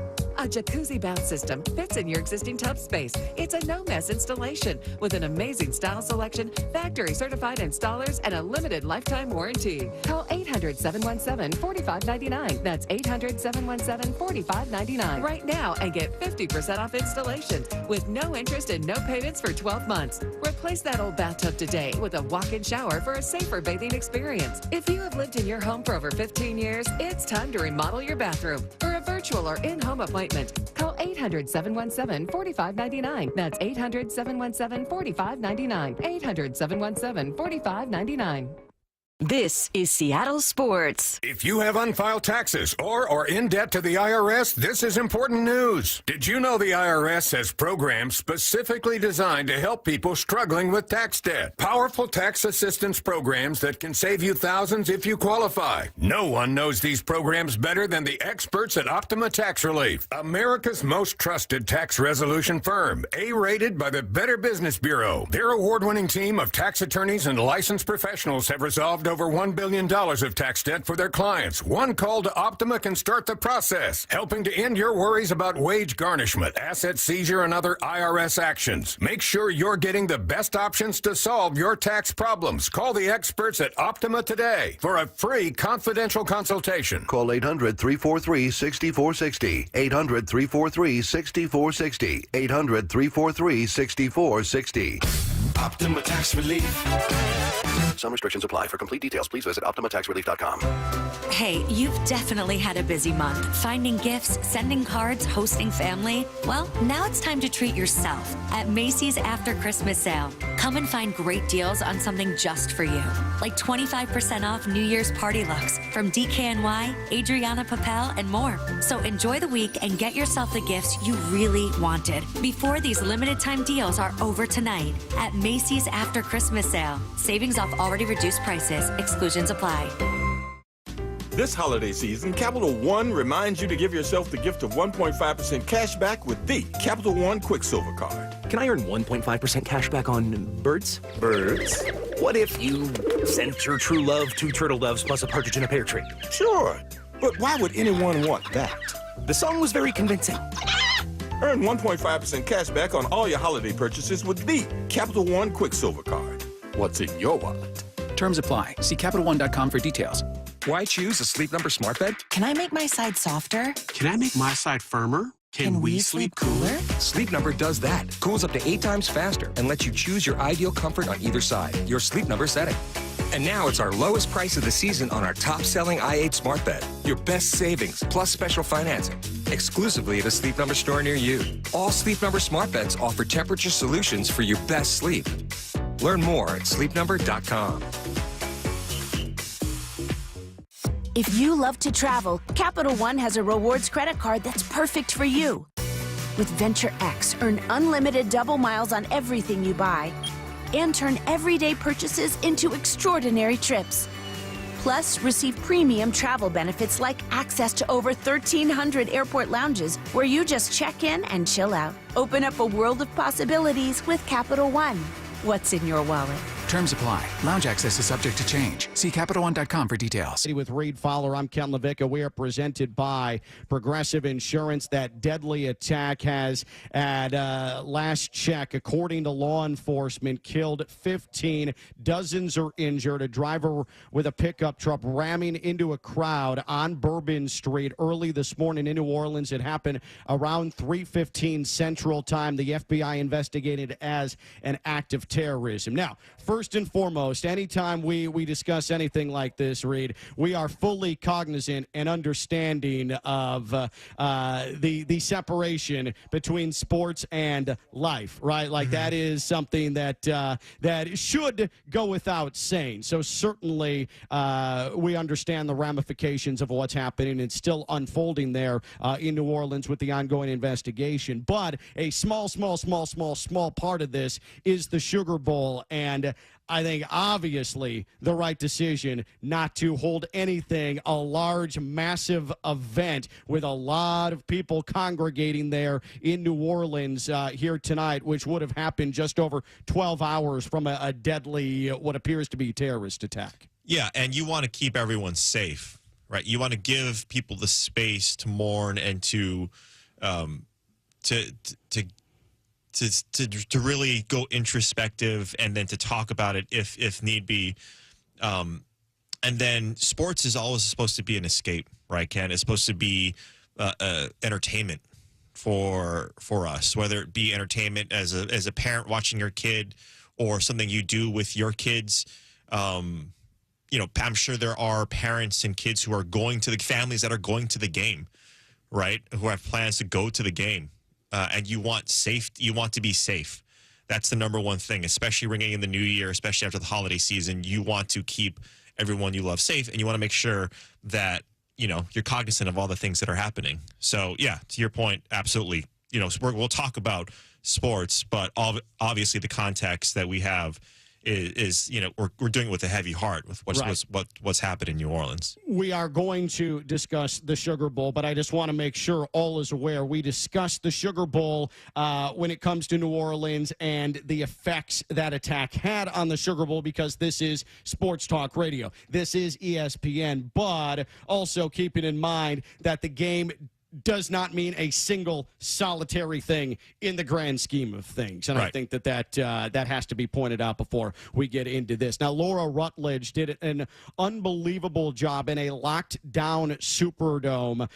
Sometimes in this industry, sports and news start to meld together. And then a very, very, very much smaller percentage of that hard news bleeds into the sports realm. And that's what Laura Rutledge did, going from sports reporter to hard news journalist and doing an absolutely wonderful job of handling both. Earlier today on ESPN College Football Halftime Show, this was her update from the Superdome in New Orleans. We are inside the Superdome now. The Superdome had been locked off earlier today as they were doing another sweep through here looking for explosives. They deemed it safe to open it back up, but the teams, Notre Dame and Georgia, had been at their hotels throughout the morning. They'll stay there for the remainder of the day, essentially on lockdown. No one is leaving. People are not coming into those hotels. That, of course, the best way to go about keeping everybody safe. And government officials just held a press conference officially announcing that this Sugar Bowl would be postponed for 24 hours. And when they talked about it, they said it was not taken lightly. They had many discussions. They met for a while between the Sugar Bowl officials, law enforcement, FBI, college football playoff officials, trying to decide what would be best. They decided public safety, of course, is paramount here, and they're encouraging people, even in New Orleans, to stay safe, to stay inside. They said it's not a day for sightseeing as everyone tries to gather more information, and we'll continue to do that here as we try to figure out what the plans going forward will be for playing this game and when that will happen. So the official announcement that the Sugar Bowl was being postponed 24 hours. This happened right around 4 p.m. Eastern time today. The game will be played 4 p.m. Eastern time tomorrow between Notre Dame and Georgia. That official announcement came from Jeff Hundley, the All-State Sugar Bowl director. We were scheduled this evening to have a CFP quarterfinal played in the Superdome at 7:45. We have been in consultation with ESPN, with the College Football Playoff, with the Southeastern Conference, with the University of Georgia, with Notre Dame. All parties and all agree that it's in the best interest of everybody and public safety that we postpone the game for 24 hours. Work is fast about to set up a safe and efficient and fun environment for tomorrow night. So, obviously, Reed, the winner of this game moves on to the semifinal. That semifinal is going to be the Orange Bowl against Penn State. Time is of the essence when you're playing for a national championship. And, again, you need to obviously preface everything with it's sports, and based on what we've seen in New Orleans, this seems very, very minute, right? There is very little importance to this. But if you're Marcus Freeman or Kirby Smart, obviously the timing of everything with a Penn State team that played already at this point 24 hours ago, they're going to have an additional 2 days rest. You want to get the game in, and routines get thrown off in this spot, so you need to take account of that. Yeah, and you mentioned Laura Rutledge and the amazing job that she did transitioning from sports to hard news. The same goes true for Kirby Smart and Marcus Freeman. They need to transition or find that balance between head coach of a football team and a mentor or someone who can be able to keep their team or just the entire institution on the rails in terms of the feelings and the sentiment. Even amateur counselor. Exactly. Right. So that's really what you want to see and what you want to hear from Marcus Freeman and Kirby Smart is that, yes, football and sports is secondary, tertiary, to the nth degree when it's stuff like this, because you don't know how it affects people that maybe don't share all of their experiences with you. You have no idea how this can affect someone. So you need to, if you're Marcus Freeman and Kirby Smart, the head coaches, and even the assistant coaches too, be, like you mentioned, counselors to these kids because they're still kids. Marcus Freeman, Notre Dame head coach, was on Sports Center with SVP, giving his rundown of the day that was a unique and a tragic day in New Orleans. I think first off, I'd like to say we're hurting for all those affected by this tragedy. The city of New Orleans has welcomed us with open arms, and we join them in prayers for all those victims and families that are affected by this tragedy. We got together this morning as a team, and before I got downstairs, I had gotten a phone call that there was an incident, obviously some type of tragedy that happened in the middle of the night, and I didn't really have the details, and so we were preparing this morning to play a game this evening, and then after our break, when we got the news and we learned of the severity of the tragedies that happened, we had to get back together as a team. I think that the biggest thing to take from this quickly, Reed, is that it means different things to different people, but this game being played tomorrow, at the end of the day, it's at the very least a distraction from everything we've seen in New Orleans. Right. For whatever that means. Yeah, and a respite for those who are hurting, right? This can provide a light. Mark Schleybaugh, he is in New Orleans covering the Sugar Bowl and now covering the unfolding situation, the tragedy earlier this morning on Bourbon Street in the Big Easy. Mark Schleybaugh gives us an update from New Orleans. Up next with Reed Fowler, I'm Ken Levicka. Game night on ESPN Radio, the ESPN app, and Sirius XM Channel 80. Hi, this is Evan Cohen. Join us Thursday at 6 a.m. Eastern for Unsportsmanlike. The Philadelphia Eagles have decided to sit Saquon Barkley this week against his former team, the New York Giants. So, no rushing record for Barkley over Eric Dickerson. Are they making the right move? We'll discuss Thursday, 6 a.m. Eastern, Unsportsmanlike, ESPN Radio, ESPN. Individuals and businesses with tax problems, listen carefully. Do you feel like you're losing control of your finances? If you owe over $10,000 in back taxes or have unfiled tax returns, we can help you take back control. The IRS is the largest and most aggressive collection agency in the world, and they can seize your bank accounts, garnish your paycheck, close your business, and file criminal charges. Take control of your tax problem now by calling the experts at U.S. Tax Shield and take advantage of the Fresh Start program and new laws that may allow us to negotiate a settlement for the lowest amount possible. Our team of tax attorneys and enrolled agents can stop collections and get you protected so you can take control of your financial future. U.S. Tax Shield offers a price protection guaranteed quote to get you protected today. U.S. Tax Shield is A+ rated with the Better Business Bureau, so call now. 800-687-5192. That's 800-687-5192. U.S. Tax Shield. 800-687-5192. This is Seattle Sports. Lyles Jr., today's host of the College Game Day podcast. On the latest episode, Pete Thamel, Heather Dinich, and I talk about the 12-team playoff and the games we're looking forward to in the quarterfinal. Tune into College Game Day wherever you get your podcasts. Hi, Drew Davis, host of College Game Day podcast. Pete Thamel and I on the latest episode are joined by Bill Connolly. He'll break down some numbers and tell us what to look for in the college football playoff quarterfinal, who is best positioned to make an upset, what could be the primary difference in the Ohio State-Oregon game, and is that Rose Bowl, a rematch of perhaps the best game of the regular season, going to function as a de facto national championship game? Listen to the College Game Day podcast. Download it wherever you prefer to get your podcast. I'm officially going on to the market next year, January 1st, Paul. I want you to find me a trophy wife. Work your deal, Paul. Hall of Fame Bomb. Weekdays at 3 Eastern on the ESPN app and the SEC Network. Evan, Canty, and Michelle are unsportsmanlike. I think the Chiefs are going to be one and done in the playoffs. I know that they're winning a lot of football games, and this is a team with the muscle memory and the DNA of a champion. But with Patrick Mahomes banged up, even though he's played hurt a lot in his career and had success in spite of it, they haven't been impressive in their wins, and if he is hampered at all, I think that affects them. Unsportsmanlike. Weekday mornings starting at 6 Eastern on ESPN Radio and on ESPN2. This is Freddie and Harry. I believe they can contend, but I think the ceiling for them is the NFC Championship game. And it's because you're dealing with a quarterback in Sam Darnold who has not been to the playoffs, who's not experienced that setting. And as great as Kevin O'Connell has been able to coach him up, will Sam Darnold in the playoff setting resort back to what Sam Darnold used to be? Check out more from Freddie and Harry weekdays at 3 Eastern on ESPN Radio and the ESPN app.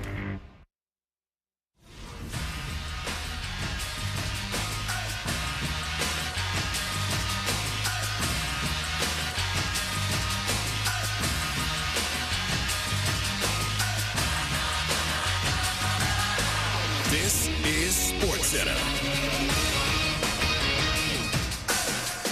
I'm Doug Brown. 3 teams that played in the first round of the college football playoff have now advanced to the semifinals, and 3 of the top 4 seeds are out. At the Rose Bowl, no contest. Ohio State jumps on previously unbeaten and number 1 Oregon early and often on the way to a 41-21 win. Will Howard throws for 319 yards and 3 scores, 2 of them to Jeremiah Smith. Earlier today in Atlanta, Texas seemed to be in command against Arizona State, leading by 16 with less than 7 minutes to play. But the Sun Devils rally, and the game isn't settled until the Longhorns take it 39-31 in double overtime. Quinn Ewers throws for 322 yards and 3 scores, including both touchdowns in overtime for head coach Steve Sarkisian. Well, what a swing of emotions throughout this entire game. And the one thing that's been true about our team all year is their resiliency. We continue to fight back regardless of what odds we're up against, and some great plays there in overtime. We stubbed our toe a little. We need to play better football than we played today, but surely, man, our fight was pretty incredible. Steve Sarkisian on ESPN after the win. Texas will play Ohio State in the semifinals at the Goodyear Cotton Bowl Classic.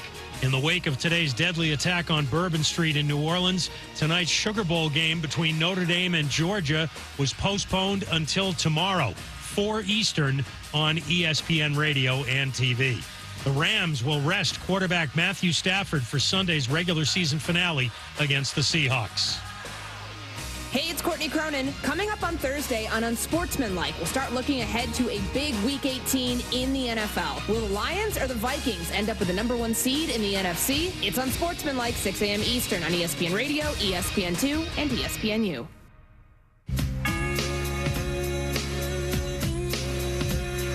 The Sugar Bowl's been postponed to 4 p.m. Eastern time tomorrow after the deadly Bourbon Street attack in New Orleans, and an update from New Orleans in just a couple of moments. Game night on ESPN Radio, ESPN app, Sirius XM Channel 80, along with Reed Fowler. I'm Ken Levicka, and we are presented by Progressive Insurance. Mark Schleybaugh, ESPN college football reporter. He is on site in the Big Easy, site of the Sugar Bowl. Supposed to be going on right now, but postponed until 4 p.m. Eastern time. The tragic attack in New Orleans early this morning, about 3:15 Central time, and the FBI investigating, as they put it, an act of terrorism. 15 are confirmed dead at this hour. Mark Schleybaugh joins us here on ESPN Radio. Mark, obviously the scope of your assignment has taken on a whole different angle here leading into this now what feels very meaningless or very small college football quarterfinal between Georgia and Notre Dame. But Mark, what is the latest right now from New Orleans? As you mentioned, the game's been postponed until 4 o'clock tomorrow to give local and state and federal authorities more time to get additional security in place. I think you're going to see, from what I've heard, security measures similar to Super Bowls here, with multiple checkpoints going in, checking fans' tickets, and then security screenings and everything else closer to the dome. But we're staying right at the corner of Canal and Bourbon Street. I had dinner with friends New Year's Eve on Bourbon Street, right outside where we ate at a place where right outside the door the incident took place. So just a really crazy and tragic situation, and that place was really rocking all week. And you walk around town now and just a lot of somber looks and a pretty quiet place. Yeah, Mark, we appreciate you being with us, and it's got to be really tough. And so, again, I appreciate you spending the time and breaking down, like Ken said, something that seems secondary, tertiary to what is happening and the sentiment right now in New Orleans. But if looking at the game specifically right now, tomorrow, I think one of the big questions is the quarterback for Georgia, Gunnar Stockton, in his first collegiate start. And it's coming against Notre Dame, who has an elite man defense. So when you talk about what Gunnar has to do in this game, is it status quo? Is it the same as what he was doing against Texas, where we saw him for the first time? Or is Kirby Smart and company going to do something a little different with him?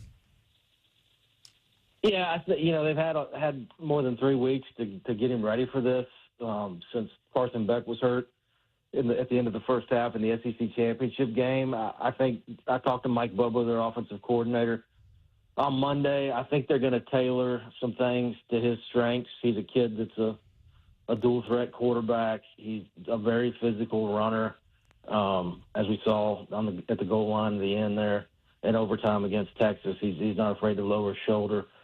He can throw the ball. He was one of the most decorated quarterbacks in Georgia high school history at Raven County. You know, he broke Trevor Lawrence's state record for passing touchdowns. He broke Deshaun Watson's record for total offense.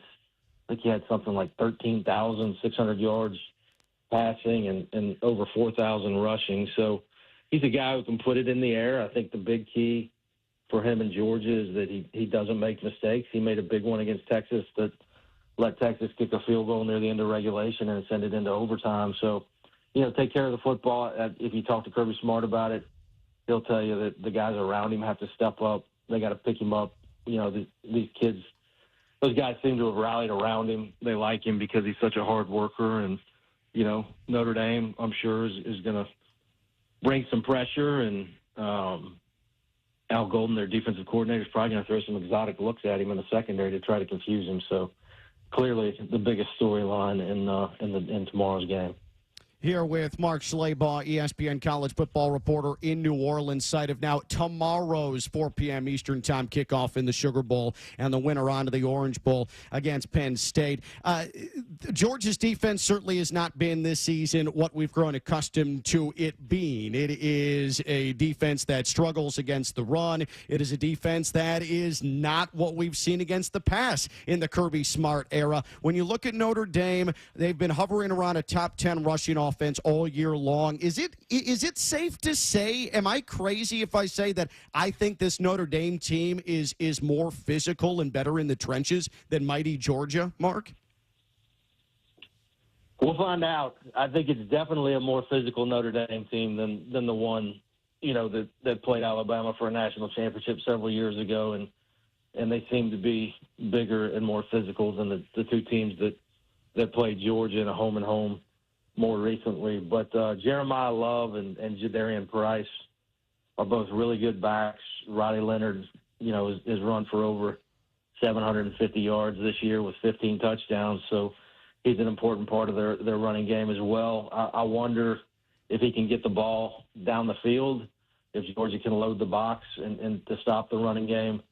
You know, he's not a guy that throws it down the field much. They seem to be kind of average at wide receiver. They brought in Bo Collins from LSU, and Greathouse is a good player for them. Mitchell Evans, the tight end, is probably their best weapon in the passing game. But this is a team, you know, that struggled to throw it in the first round against Indiana. Hit that big one to Jordan Faison late in the game. But I think Georgia's going to try to stop the run and then make Riley Leonard beat him with his arm.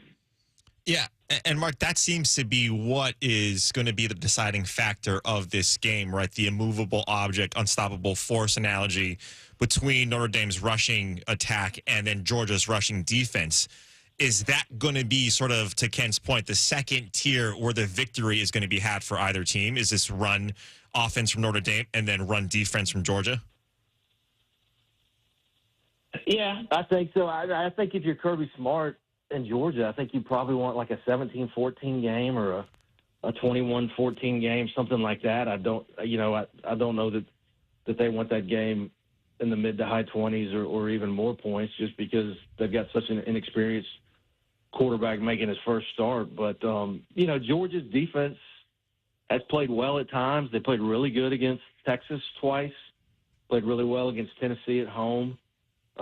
Struggled mightily against Georgia Tech and Ole Miss.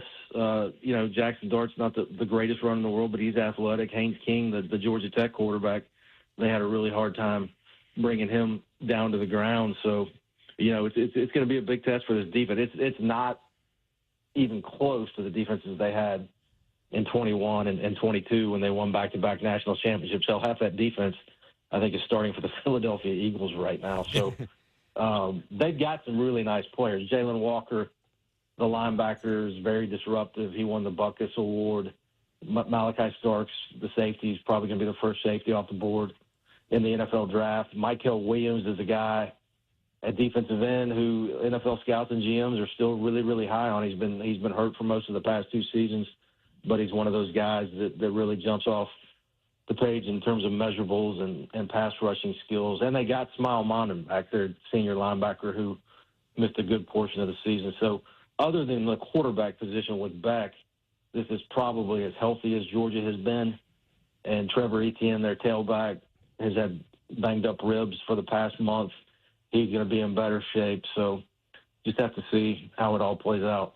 And he was massive in late in that SEC championship game. Mark, obviously this game has taken on a much different feel. Really appreciate you taking the time in what's been an impossibly long day, both physically and emotionally, I have to suppose. So thank you so much for the insight, and if anything, allow the game to be a distraction tomorrow.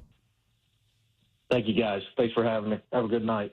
That's Mark Schleybaugh, ESPN college football reporter, with Reed Fowler and myself, Ken Levicka, game night on ESPN Radio, the ESPN app, and Sirius XM Channel 80. There's no way to tiptoe around it. The excitement around this game has certainly been sapped. And once the ball is kicked off tomorrow, you'll be able to immerse yourself in it and get involved in this game. But for now, trying to break this game down. If Reedy, you and I and Mark are trying to force ourselves to break down this game, think about how difficult it is for Kirby Smart and for Marcus Freeman to say, guys, come on. We got to lock in, do some film, take it easy. They have been in their hotels, have not left their hotels all day long. And as someone who I've been around college football for decades as a play-by-play voice, and you're in these hotels, and these players are locked in. They have itineraries minute by minute. Be here, be here, be here. Any change in that routine is jarring. I can't even imagine what these two coaches and these coaching staffs are having to do to ensure that everybody is still pulling in the right direction here. Right, and then it feels unnatural when something like this happens, Ken. That's a great word to use, yes. Right? To say that, like, let's keep on our P's and Q's here. Let's keep on the routine, because you just can't, right? This is a talk and a humanitarian crisis of emotion and of real life and reality. And so when you're these coaches, and that's why I mentioned earlier, Ken, when you're Marcus Freeman or Kirby Smart, this is where you really have to be that paternal figure, in my mind, because the chips will fall where it's like you've already prepared for the test, right? And then something happens like this, you have to rely on that preparation. But it does, and if I'm putting myself, and you kind of heard it from Mark there, when you go through all of the different steps of where this could have happened and this could happen, you start to realize, you get existential, you start to realize you remove yourself from the moment, and then things that are important become important. And I think for these teams and for these players, and especially for these staffs, that's what you got to stick to, right? Are the things that are important, which is, every life is precious and every moment is precious. Every opportunity is precious. And so take advantage of that and go out there and have fun as much as you can, barring what has happened in New Orleans. Football coaches and coaching staffs, they are paid lots of money to prepare for every contingency. This is one that you certainly don't have, as something that you would have to potentially plan for. Up next, after a blowout loss, is the 1 seed and undefeated season until tonight.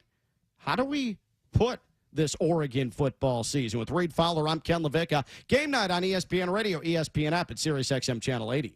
Hi, this is Evan Cohen. Join us Thursday, 6 a.m. Eastern for Unsportsmanlike. Texas survives a wild double overtime win over Arizona State in the college football playoff. Did they show us enough to think they can advance in the semis? We'll discuss Thursday, 6 a.m. Eastern, Unsportsmanlike, ESPN Radio, ESPN2, and ESPNU.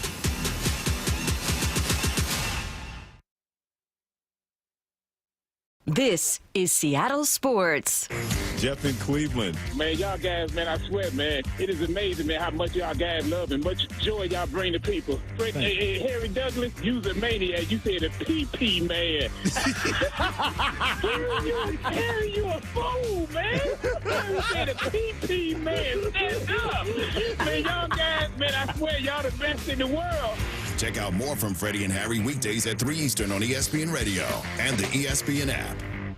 Welcome to TGL presented by SoFi, golf's newest league. It's sharp and it's electric. How is it sharp? How is it electric? Good questions. Try this on for size. 2 hours of hammer dropping, overtime, forcing, playoffs on the line, golf. With 24 of the best players from the PGA Tour. Split into 6 teams. Atlanta, Boston, Jupiter, LA, New York, and the Bay. This isn't your average Sunday pickup game.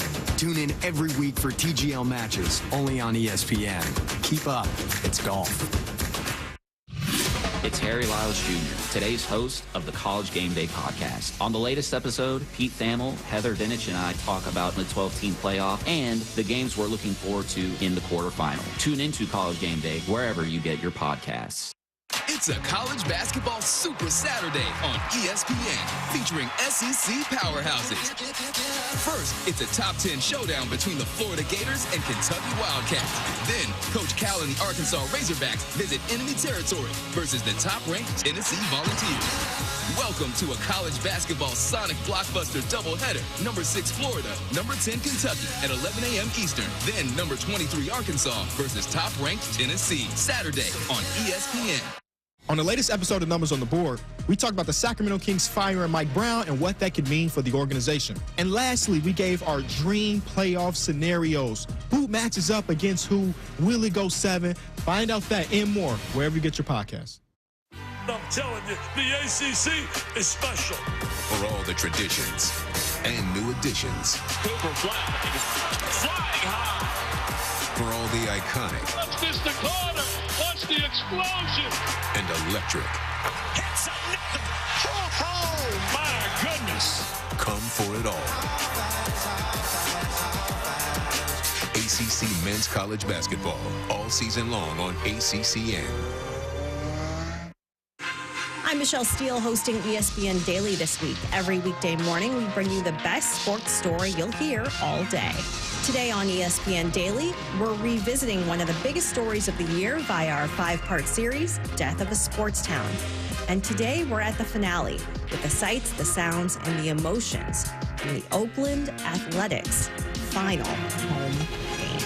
That's ESPN Daily. Follow us and listen wherever you get good podcasts.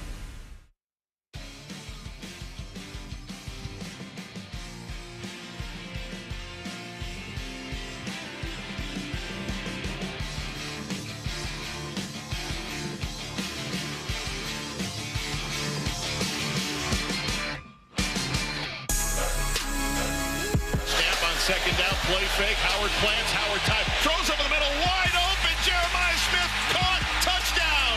His second of the first half. A 43-yarder. Ohio State with a 23-point first half lead here at the Rose Bowl. Top seed Oregon trounced by Big Ten rival Ohio State. How do we judge this Duck season? Game night, ESPN Radio, ESPN app, Sirius XM Channel 80. He is Reed Fowler. I am Ken Levicka. We are presented by Progressive Insurance. Go ahead, hit us up on the Dr. Pepper call-in line, 888-729-3776. That's 888-SAY-ESPN. You heard it right here on ESPN Radio. Ohio State high-flying. The Buckeyes avenge their regular season loss to Oregon, and Will Howard making a mess of the clock late. Well, Will Howard, he was anything but a mess in Pasadena. Rose Bowl to Ohio State, 41-21. And Reed, this was a game where Will Howard, after 15 minutes of football, had over 200 yards passing. Freshman, 19-year-old Jeremiah Smith, his top target, was absolutely insane. He had double-digit catches in the first quarter, a touchdown, well over 100 yards receiving, could do no wrong, wide open all over the field. And when the rare instances he wasn't open, he was going over the top of Oregon DBs and making spectacular catches. For an Oregon team that was number 1 seeded and undefeated coming into tonight's Rose Bowl, who had already beaten Ohio State. You have the ultimate veteran in Dylan Gabriel. You've done everything right to this point, and then you not only lose, but you face plant. I just wonder how this Oregon season on paper, yes, it's a success. But based on Oregon and the money that they continue to spend and the profile that they've gained, but the fact they haven't been able to get over the hump, I can't help but get the sense that this was a failed season for Oregon. I know it's wildly unfair, but at some point they've got to break through. This was supposed to be the year, and this was an embarrassing loss tonight. Yeah, in the first year of the Big Ten and what they've done, the early success that Oregon had, right, with all the restructuring of the conferences and how these guys and where these guys play and who they play against. And we thought, boy, Oregon, we're able to do this to Big Ten powerhouses, then you deserve to be here. You deserve the number one slot before your name, right? But if you take a look at just the scoring summary in this game, Ken, it wasn't until the final seconds in the first half that Oregon put up points against Ohio State. Ohio State scored, what is that, six times before Oregon put up points. And so it is as much of an indictment on the players as it is on the coaches, right? Dan Lanning, for all the success that he has had, it just did not seem like Oregon was prepared at all. At all. They just got overrun. And make no mistake, the regular season for Oregon in a new conference like the Big Ten, which just from a physicality standpoint, style of play standpoint, couldn't have been any different from the old Pac-12. I'm totally cognizant of that. And Oregon navigated it. It's impressive. But Oregon has been to the playoff in the last decade, 15 years. They've played for national championships. They have not been able to win that title. They have a stacked roster. They have a quarterback who's played the most snaps in the history of the sport. And for them to get smacked around like they did tonight, it's just such an anticlimactic end to things. Failure is a severe word. I understand that, but I sort of think with Oregon, we're getting to the point where it's championship or bust. And I'm not talking conference championship. I'm not talking Big Ten championship. And I'm talking national championship. Dan Lanning reflective after this Oregon Rose Bowl loss. We had an opportunity. We didn't take advantage of our opportunity. I'm not going to make excuses for our opportunity, right? And ultimately, you got to be great teams to be in position at the end of the year, and we didn't do that. This is the road that we had to travel, and they did it better than us tonight. So no complaints for us for having that opportunity. They just took advantage of it, and we didn't.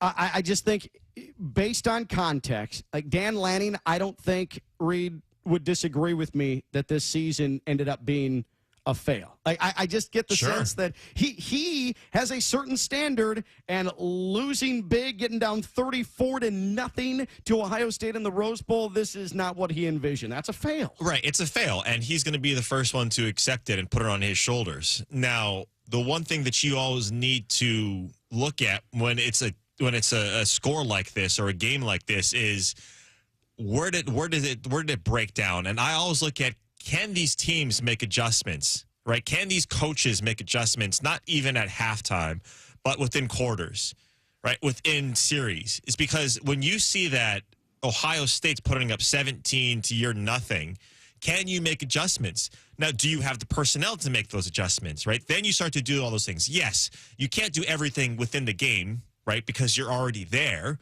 But that's the big thing that I look at and how I assess coaches and teams. And right now, to your point, Ken, it is a failure. It is a failure to, and when I mean failure to prepare, it is not that they did not come into this game fully prepared to win with their personnel, with their play calls. It's that when you get punched in the face, what is your recourse?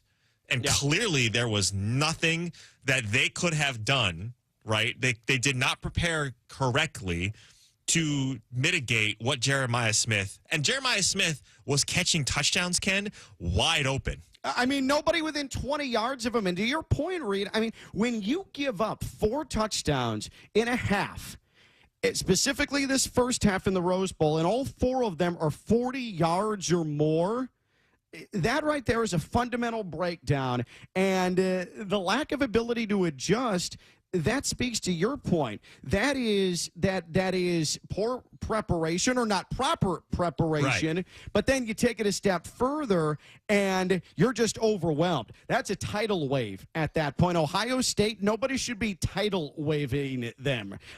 Certainly not a team they already beat in the regular season. Oregon at some point has to break through. Dan Lanning has done a phenomenal job taking over for Mario Cristobal. But this is Oregon. This is a top seed. This is a Big Ten champion, and they got blown out. I mean, blown out, standalone, national television in that stadium, the Rose Bowl. That is a fail to me. I know it sounds rough, but I think I'm being fair, to be quite honest. You're being 100% fair, and the Ducks would agree with you that you're being fair. The one thing that you would want to see, right, when stuff like that was happening, when stuff like this happens, is that you want to see a turnover created by Oregon on the defense, and that's really what you didn't see. So kudos to Ohio State for protecting the ball, but also, and again, an indictment on that defense not to turn that ball over when they definitely needed to at any point in the first half. That defense was a total no-show. Of note in this game, Dylan Gabriel, all-time FBS touchdown passing leader. Game night presented by Progressive Insurance. Progressive Insurance offers round-the-clock protection.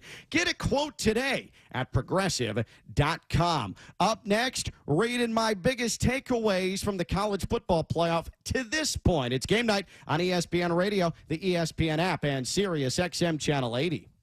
Hi, this is Evan Cohen. Join us Thursday at 6 a.m. Eastern for Unsportsmanlike. The Philadelphia Eagles have decided to sit Saquon Barkley this week against his former team, the New York Giants. So, no rushing record for Barkley over Eric Dickerson. Are they making the right move? We'll discuss Thursday, 6 a.m. Eastern, Unsportsmanlike, ESPN Radio, ESPN2, and ESPNU. To make a difference for the environment while helping the visually impaired at the same time? Then donate your vehicle to Heritage for the Blind today by calling 1-800-983-6530. Every donated vehicle will either be properly recycled in an eco-friendly manner or given a new life through reuse. Donating your vehicle is easy. Simply call 1-800-983-6530 and Heritage for the Blind will do the rest. They'll even arrange for your vehicle to be picked up at no cost to you. And for a limited time, when you donate your car, you'll receive a $200 restaurant voucher and a 2-night, 3-day hotel stay at one of 50 locations. Call 1-800-983-6530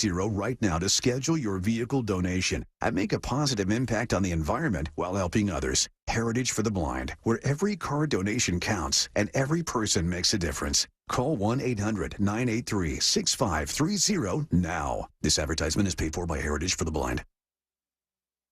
Evan, Canty, and Michelle are unsportsmanlike. I do love grape juice. I think it's overrated. Why do you consider grape juice overrated? Because it's not that great. If there is a buffet and there are several fruit juices available for me, I'm never choosing grape. The only grape thing that I'm going to do is a grape jelly. Like grape juice? What are we, 5? Unsportsmanlike. Weekday morning starting at 6 Eastern on ESPN Radio and on ESPN2. You can talk about Roland Martin's lap in from Burbank, California, but I'm talking facts. You are not talking facts. You are talking nonsense. All find on. Weekdays at 3 Eastern on the ESPN app and the SEC Network. This is Freddie and Harry on ESPN Radio and the ESPN app. Jalen Hurts, man, you know, he's so cool, calm, and collected at all times. I've never seen his demeanor change. But also, I think for the quarterback position, that's something that you want from the quarterback position. I see that sometimes when it comes to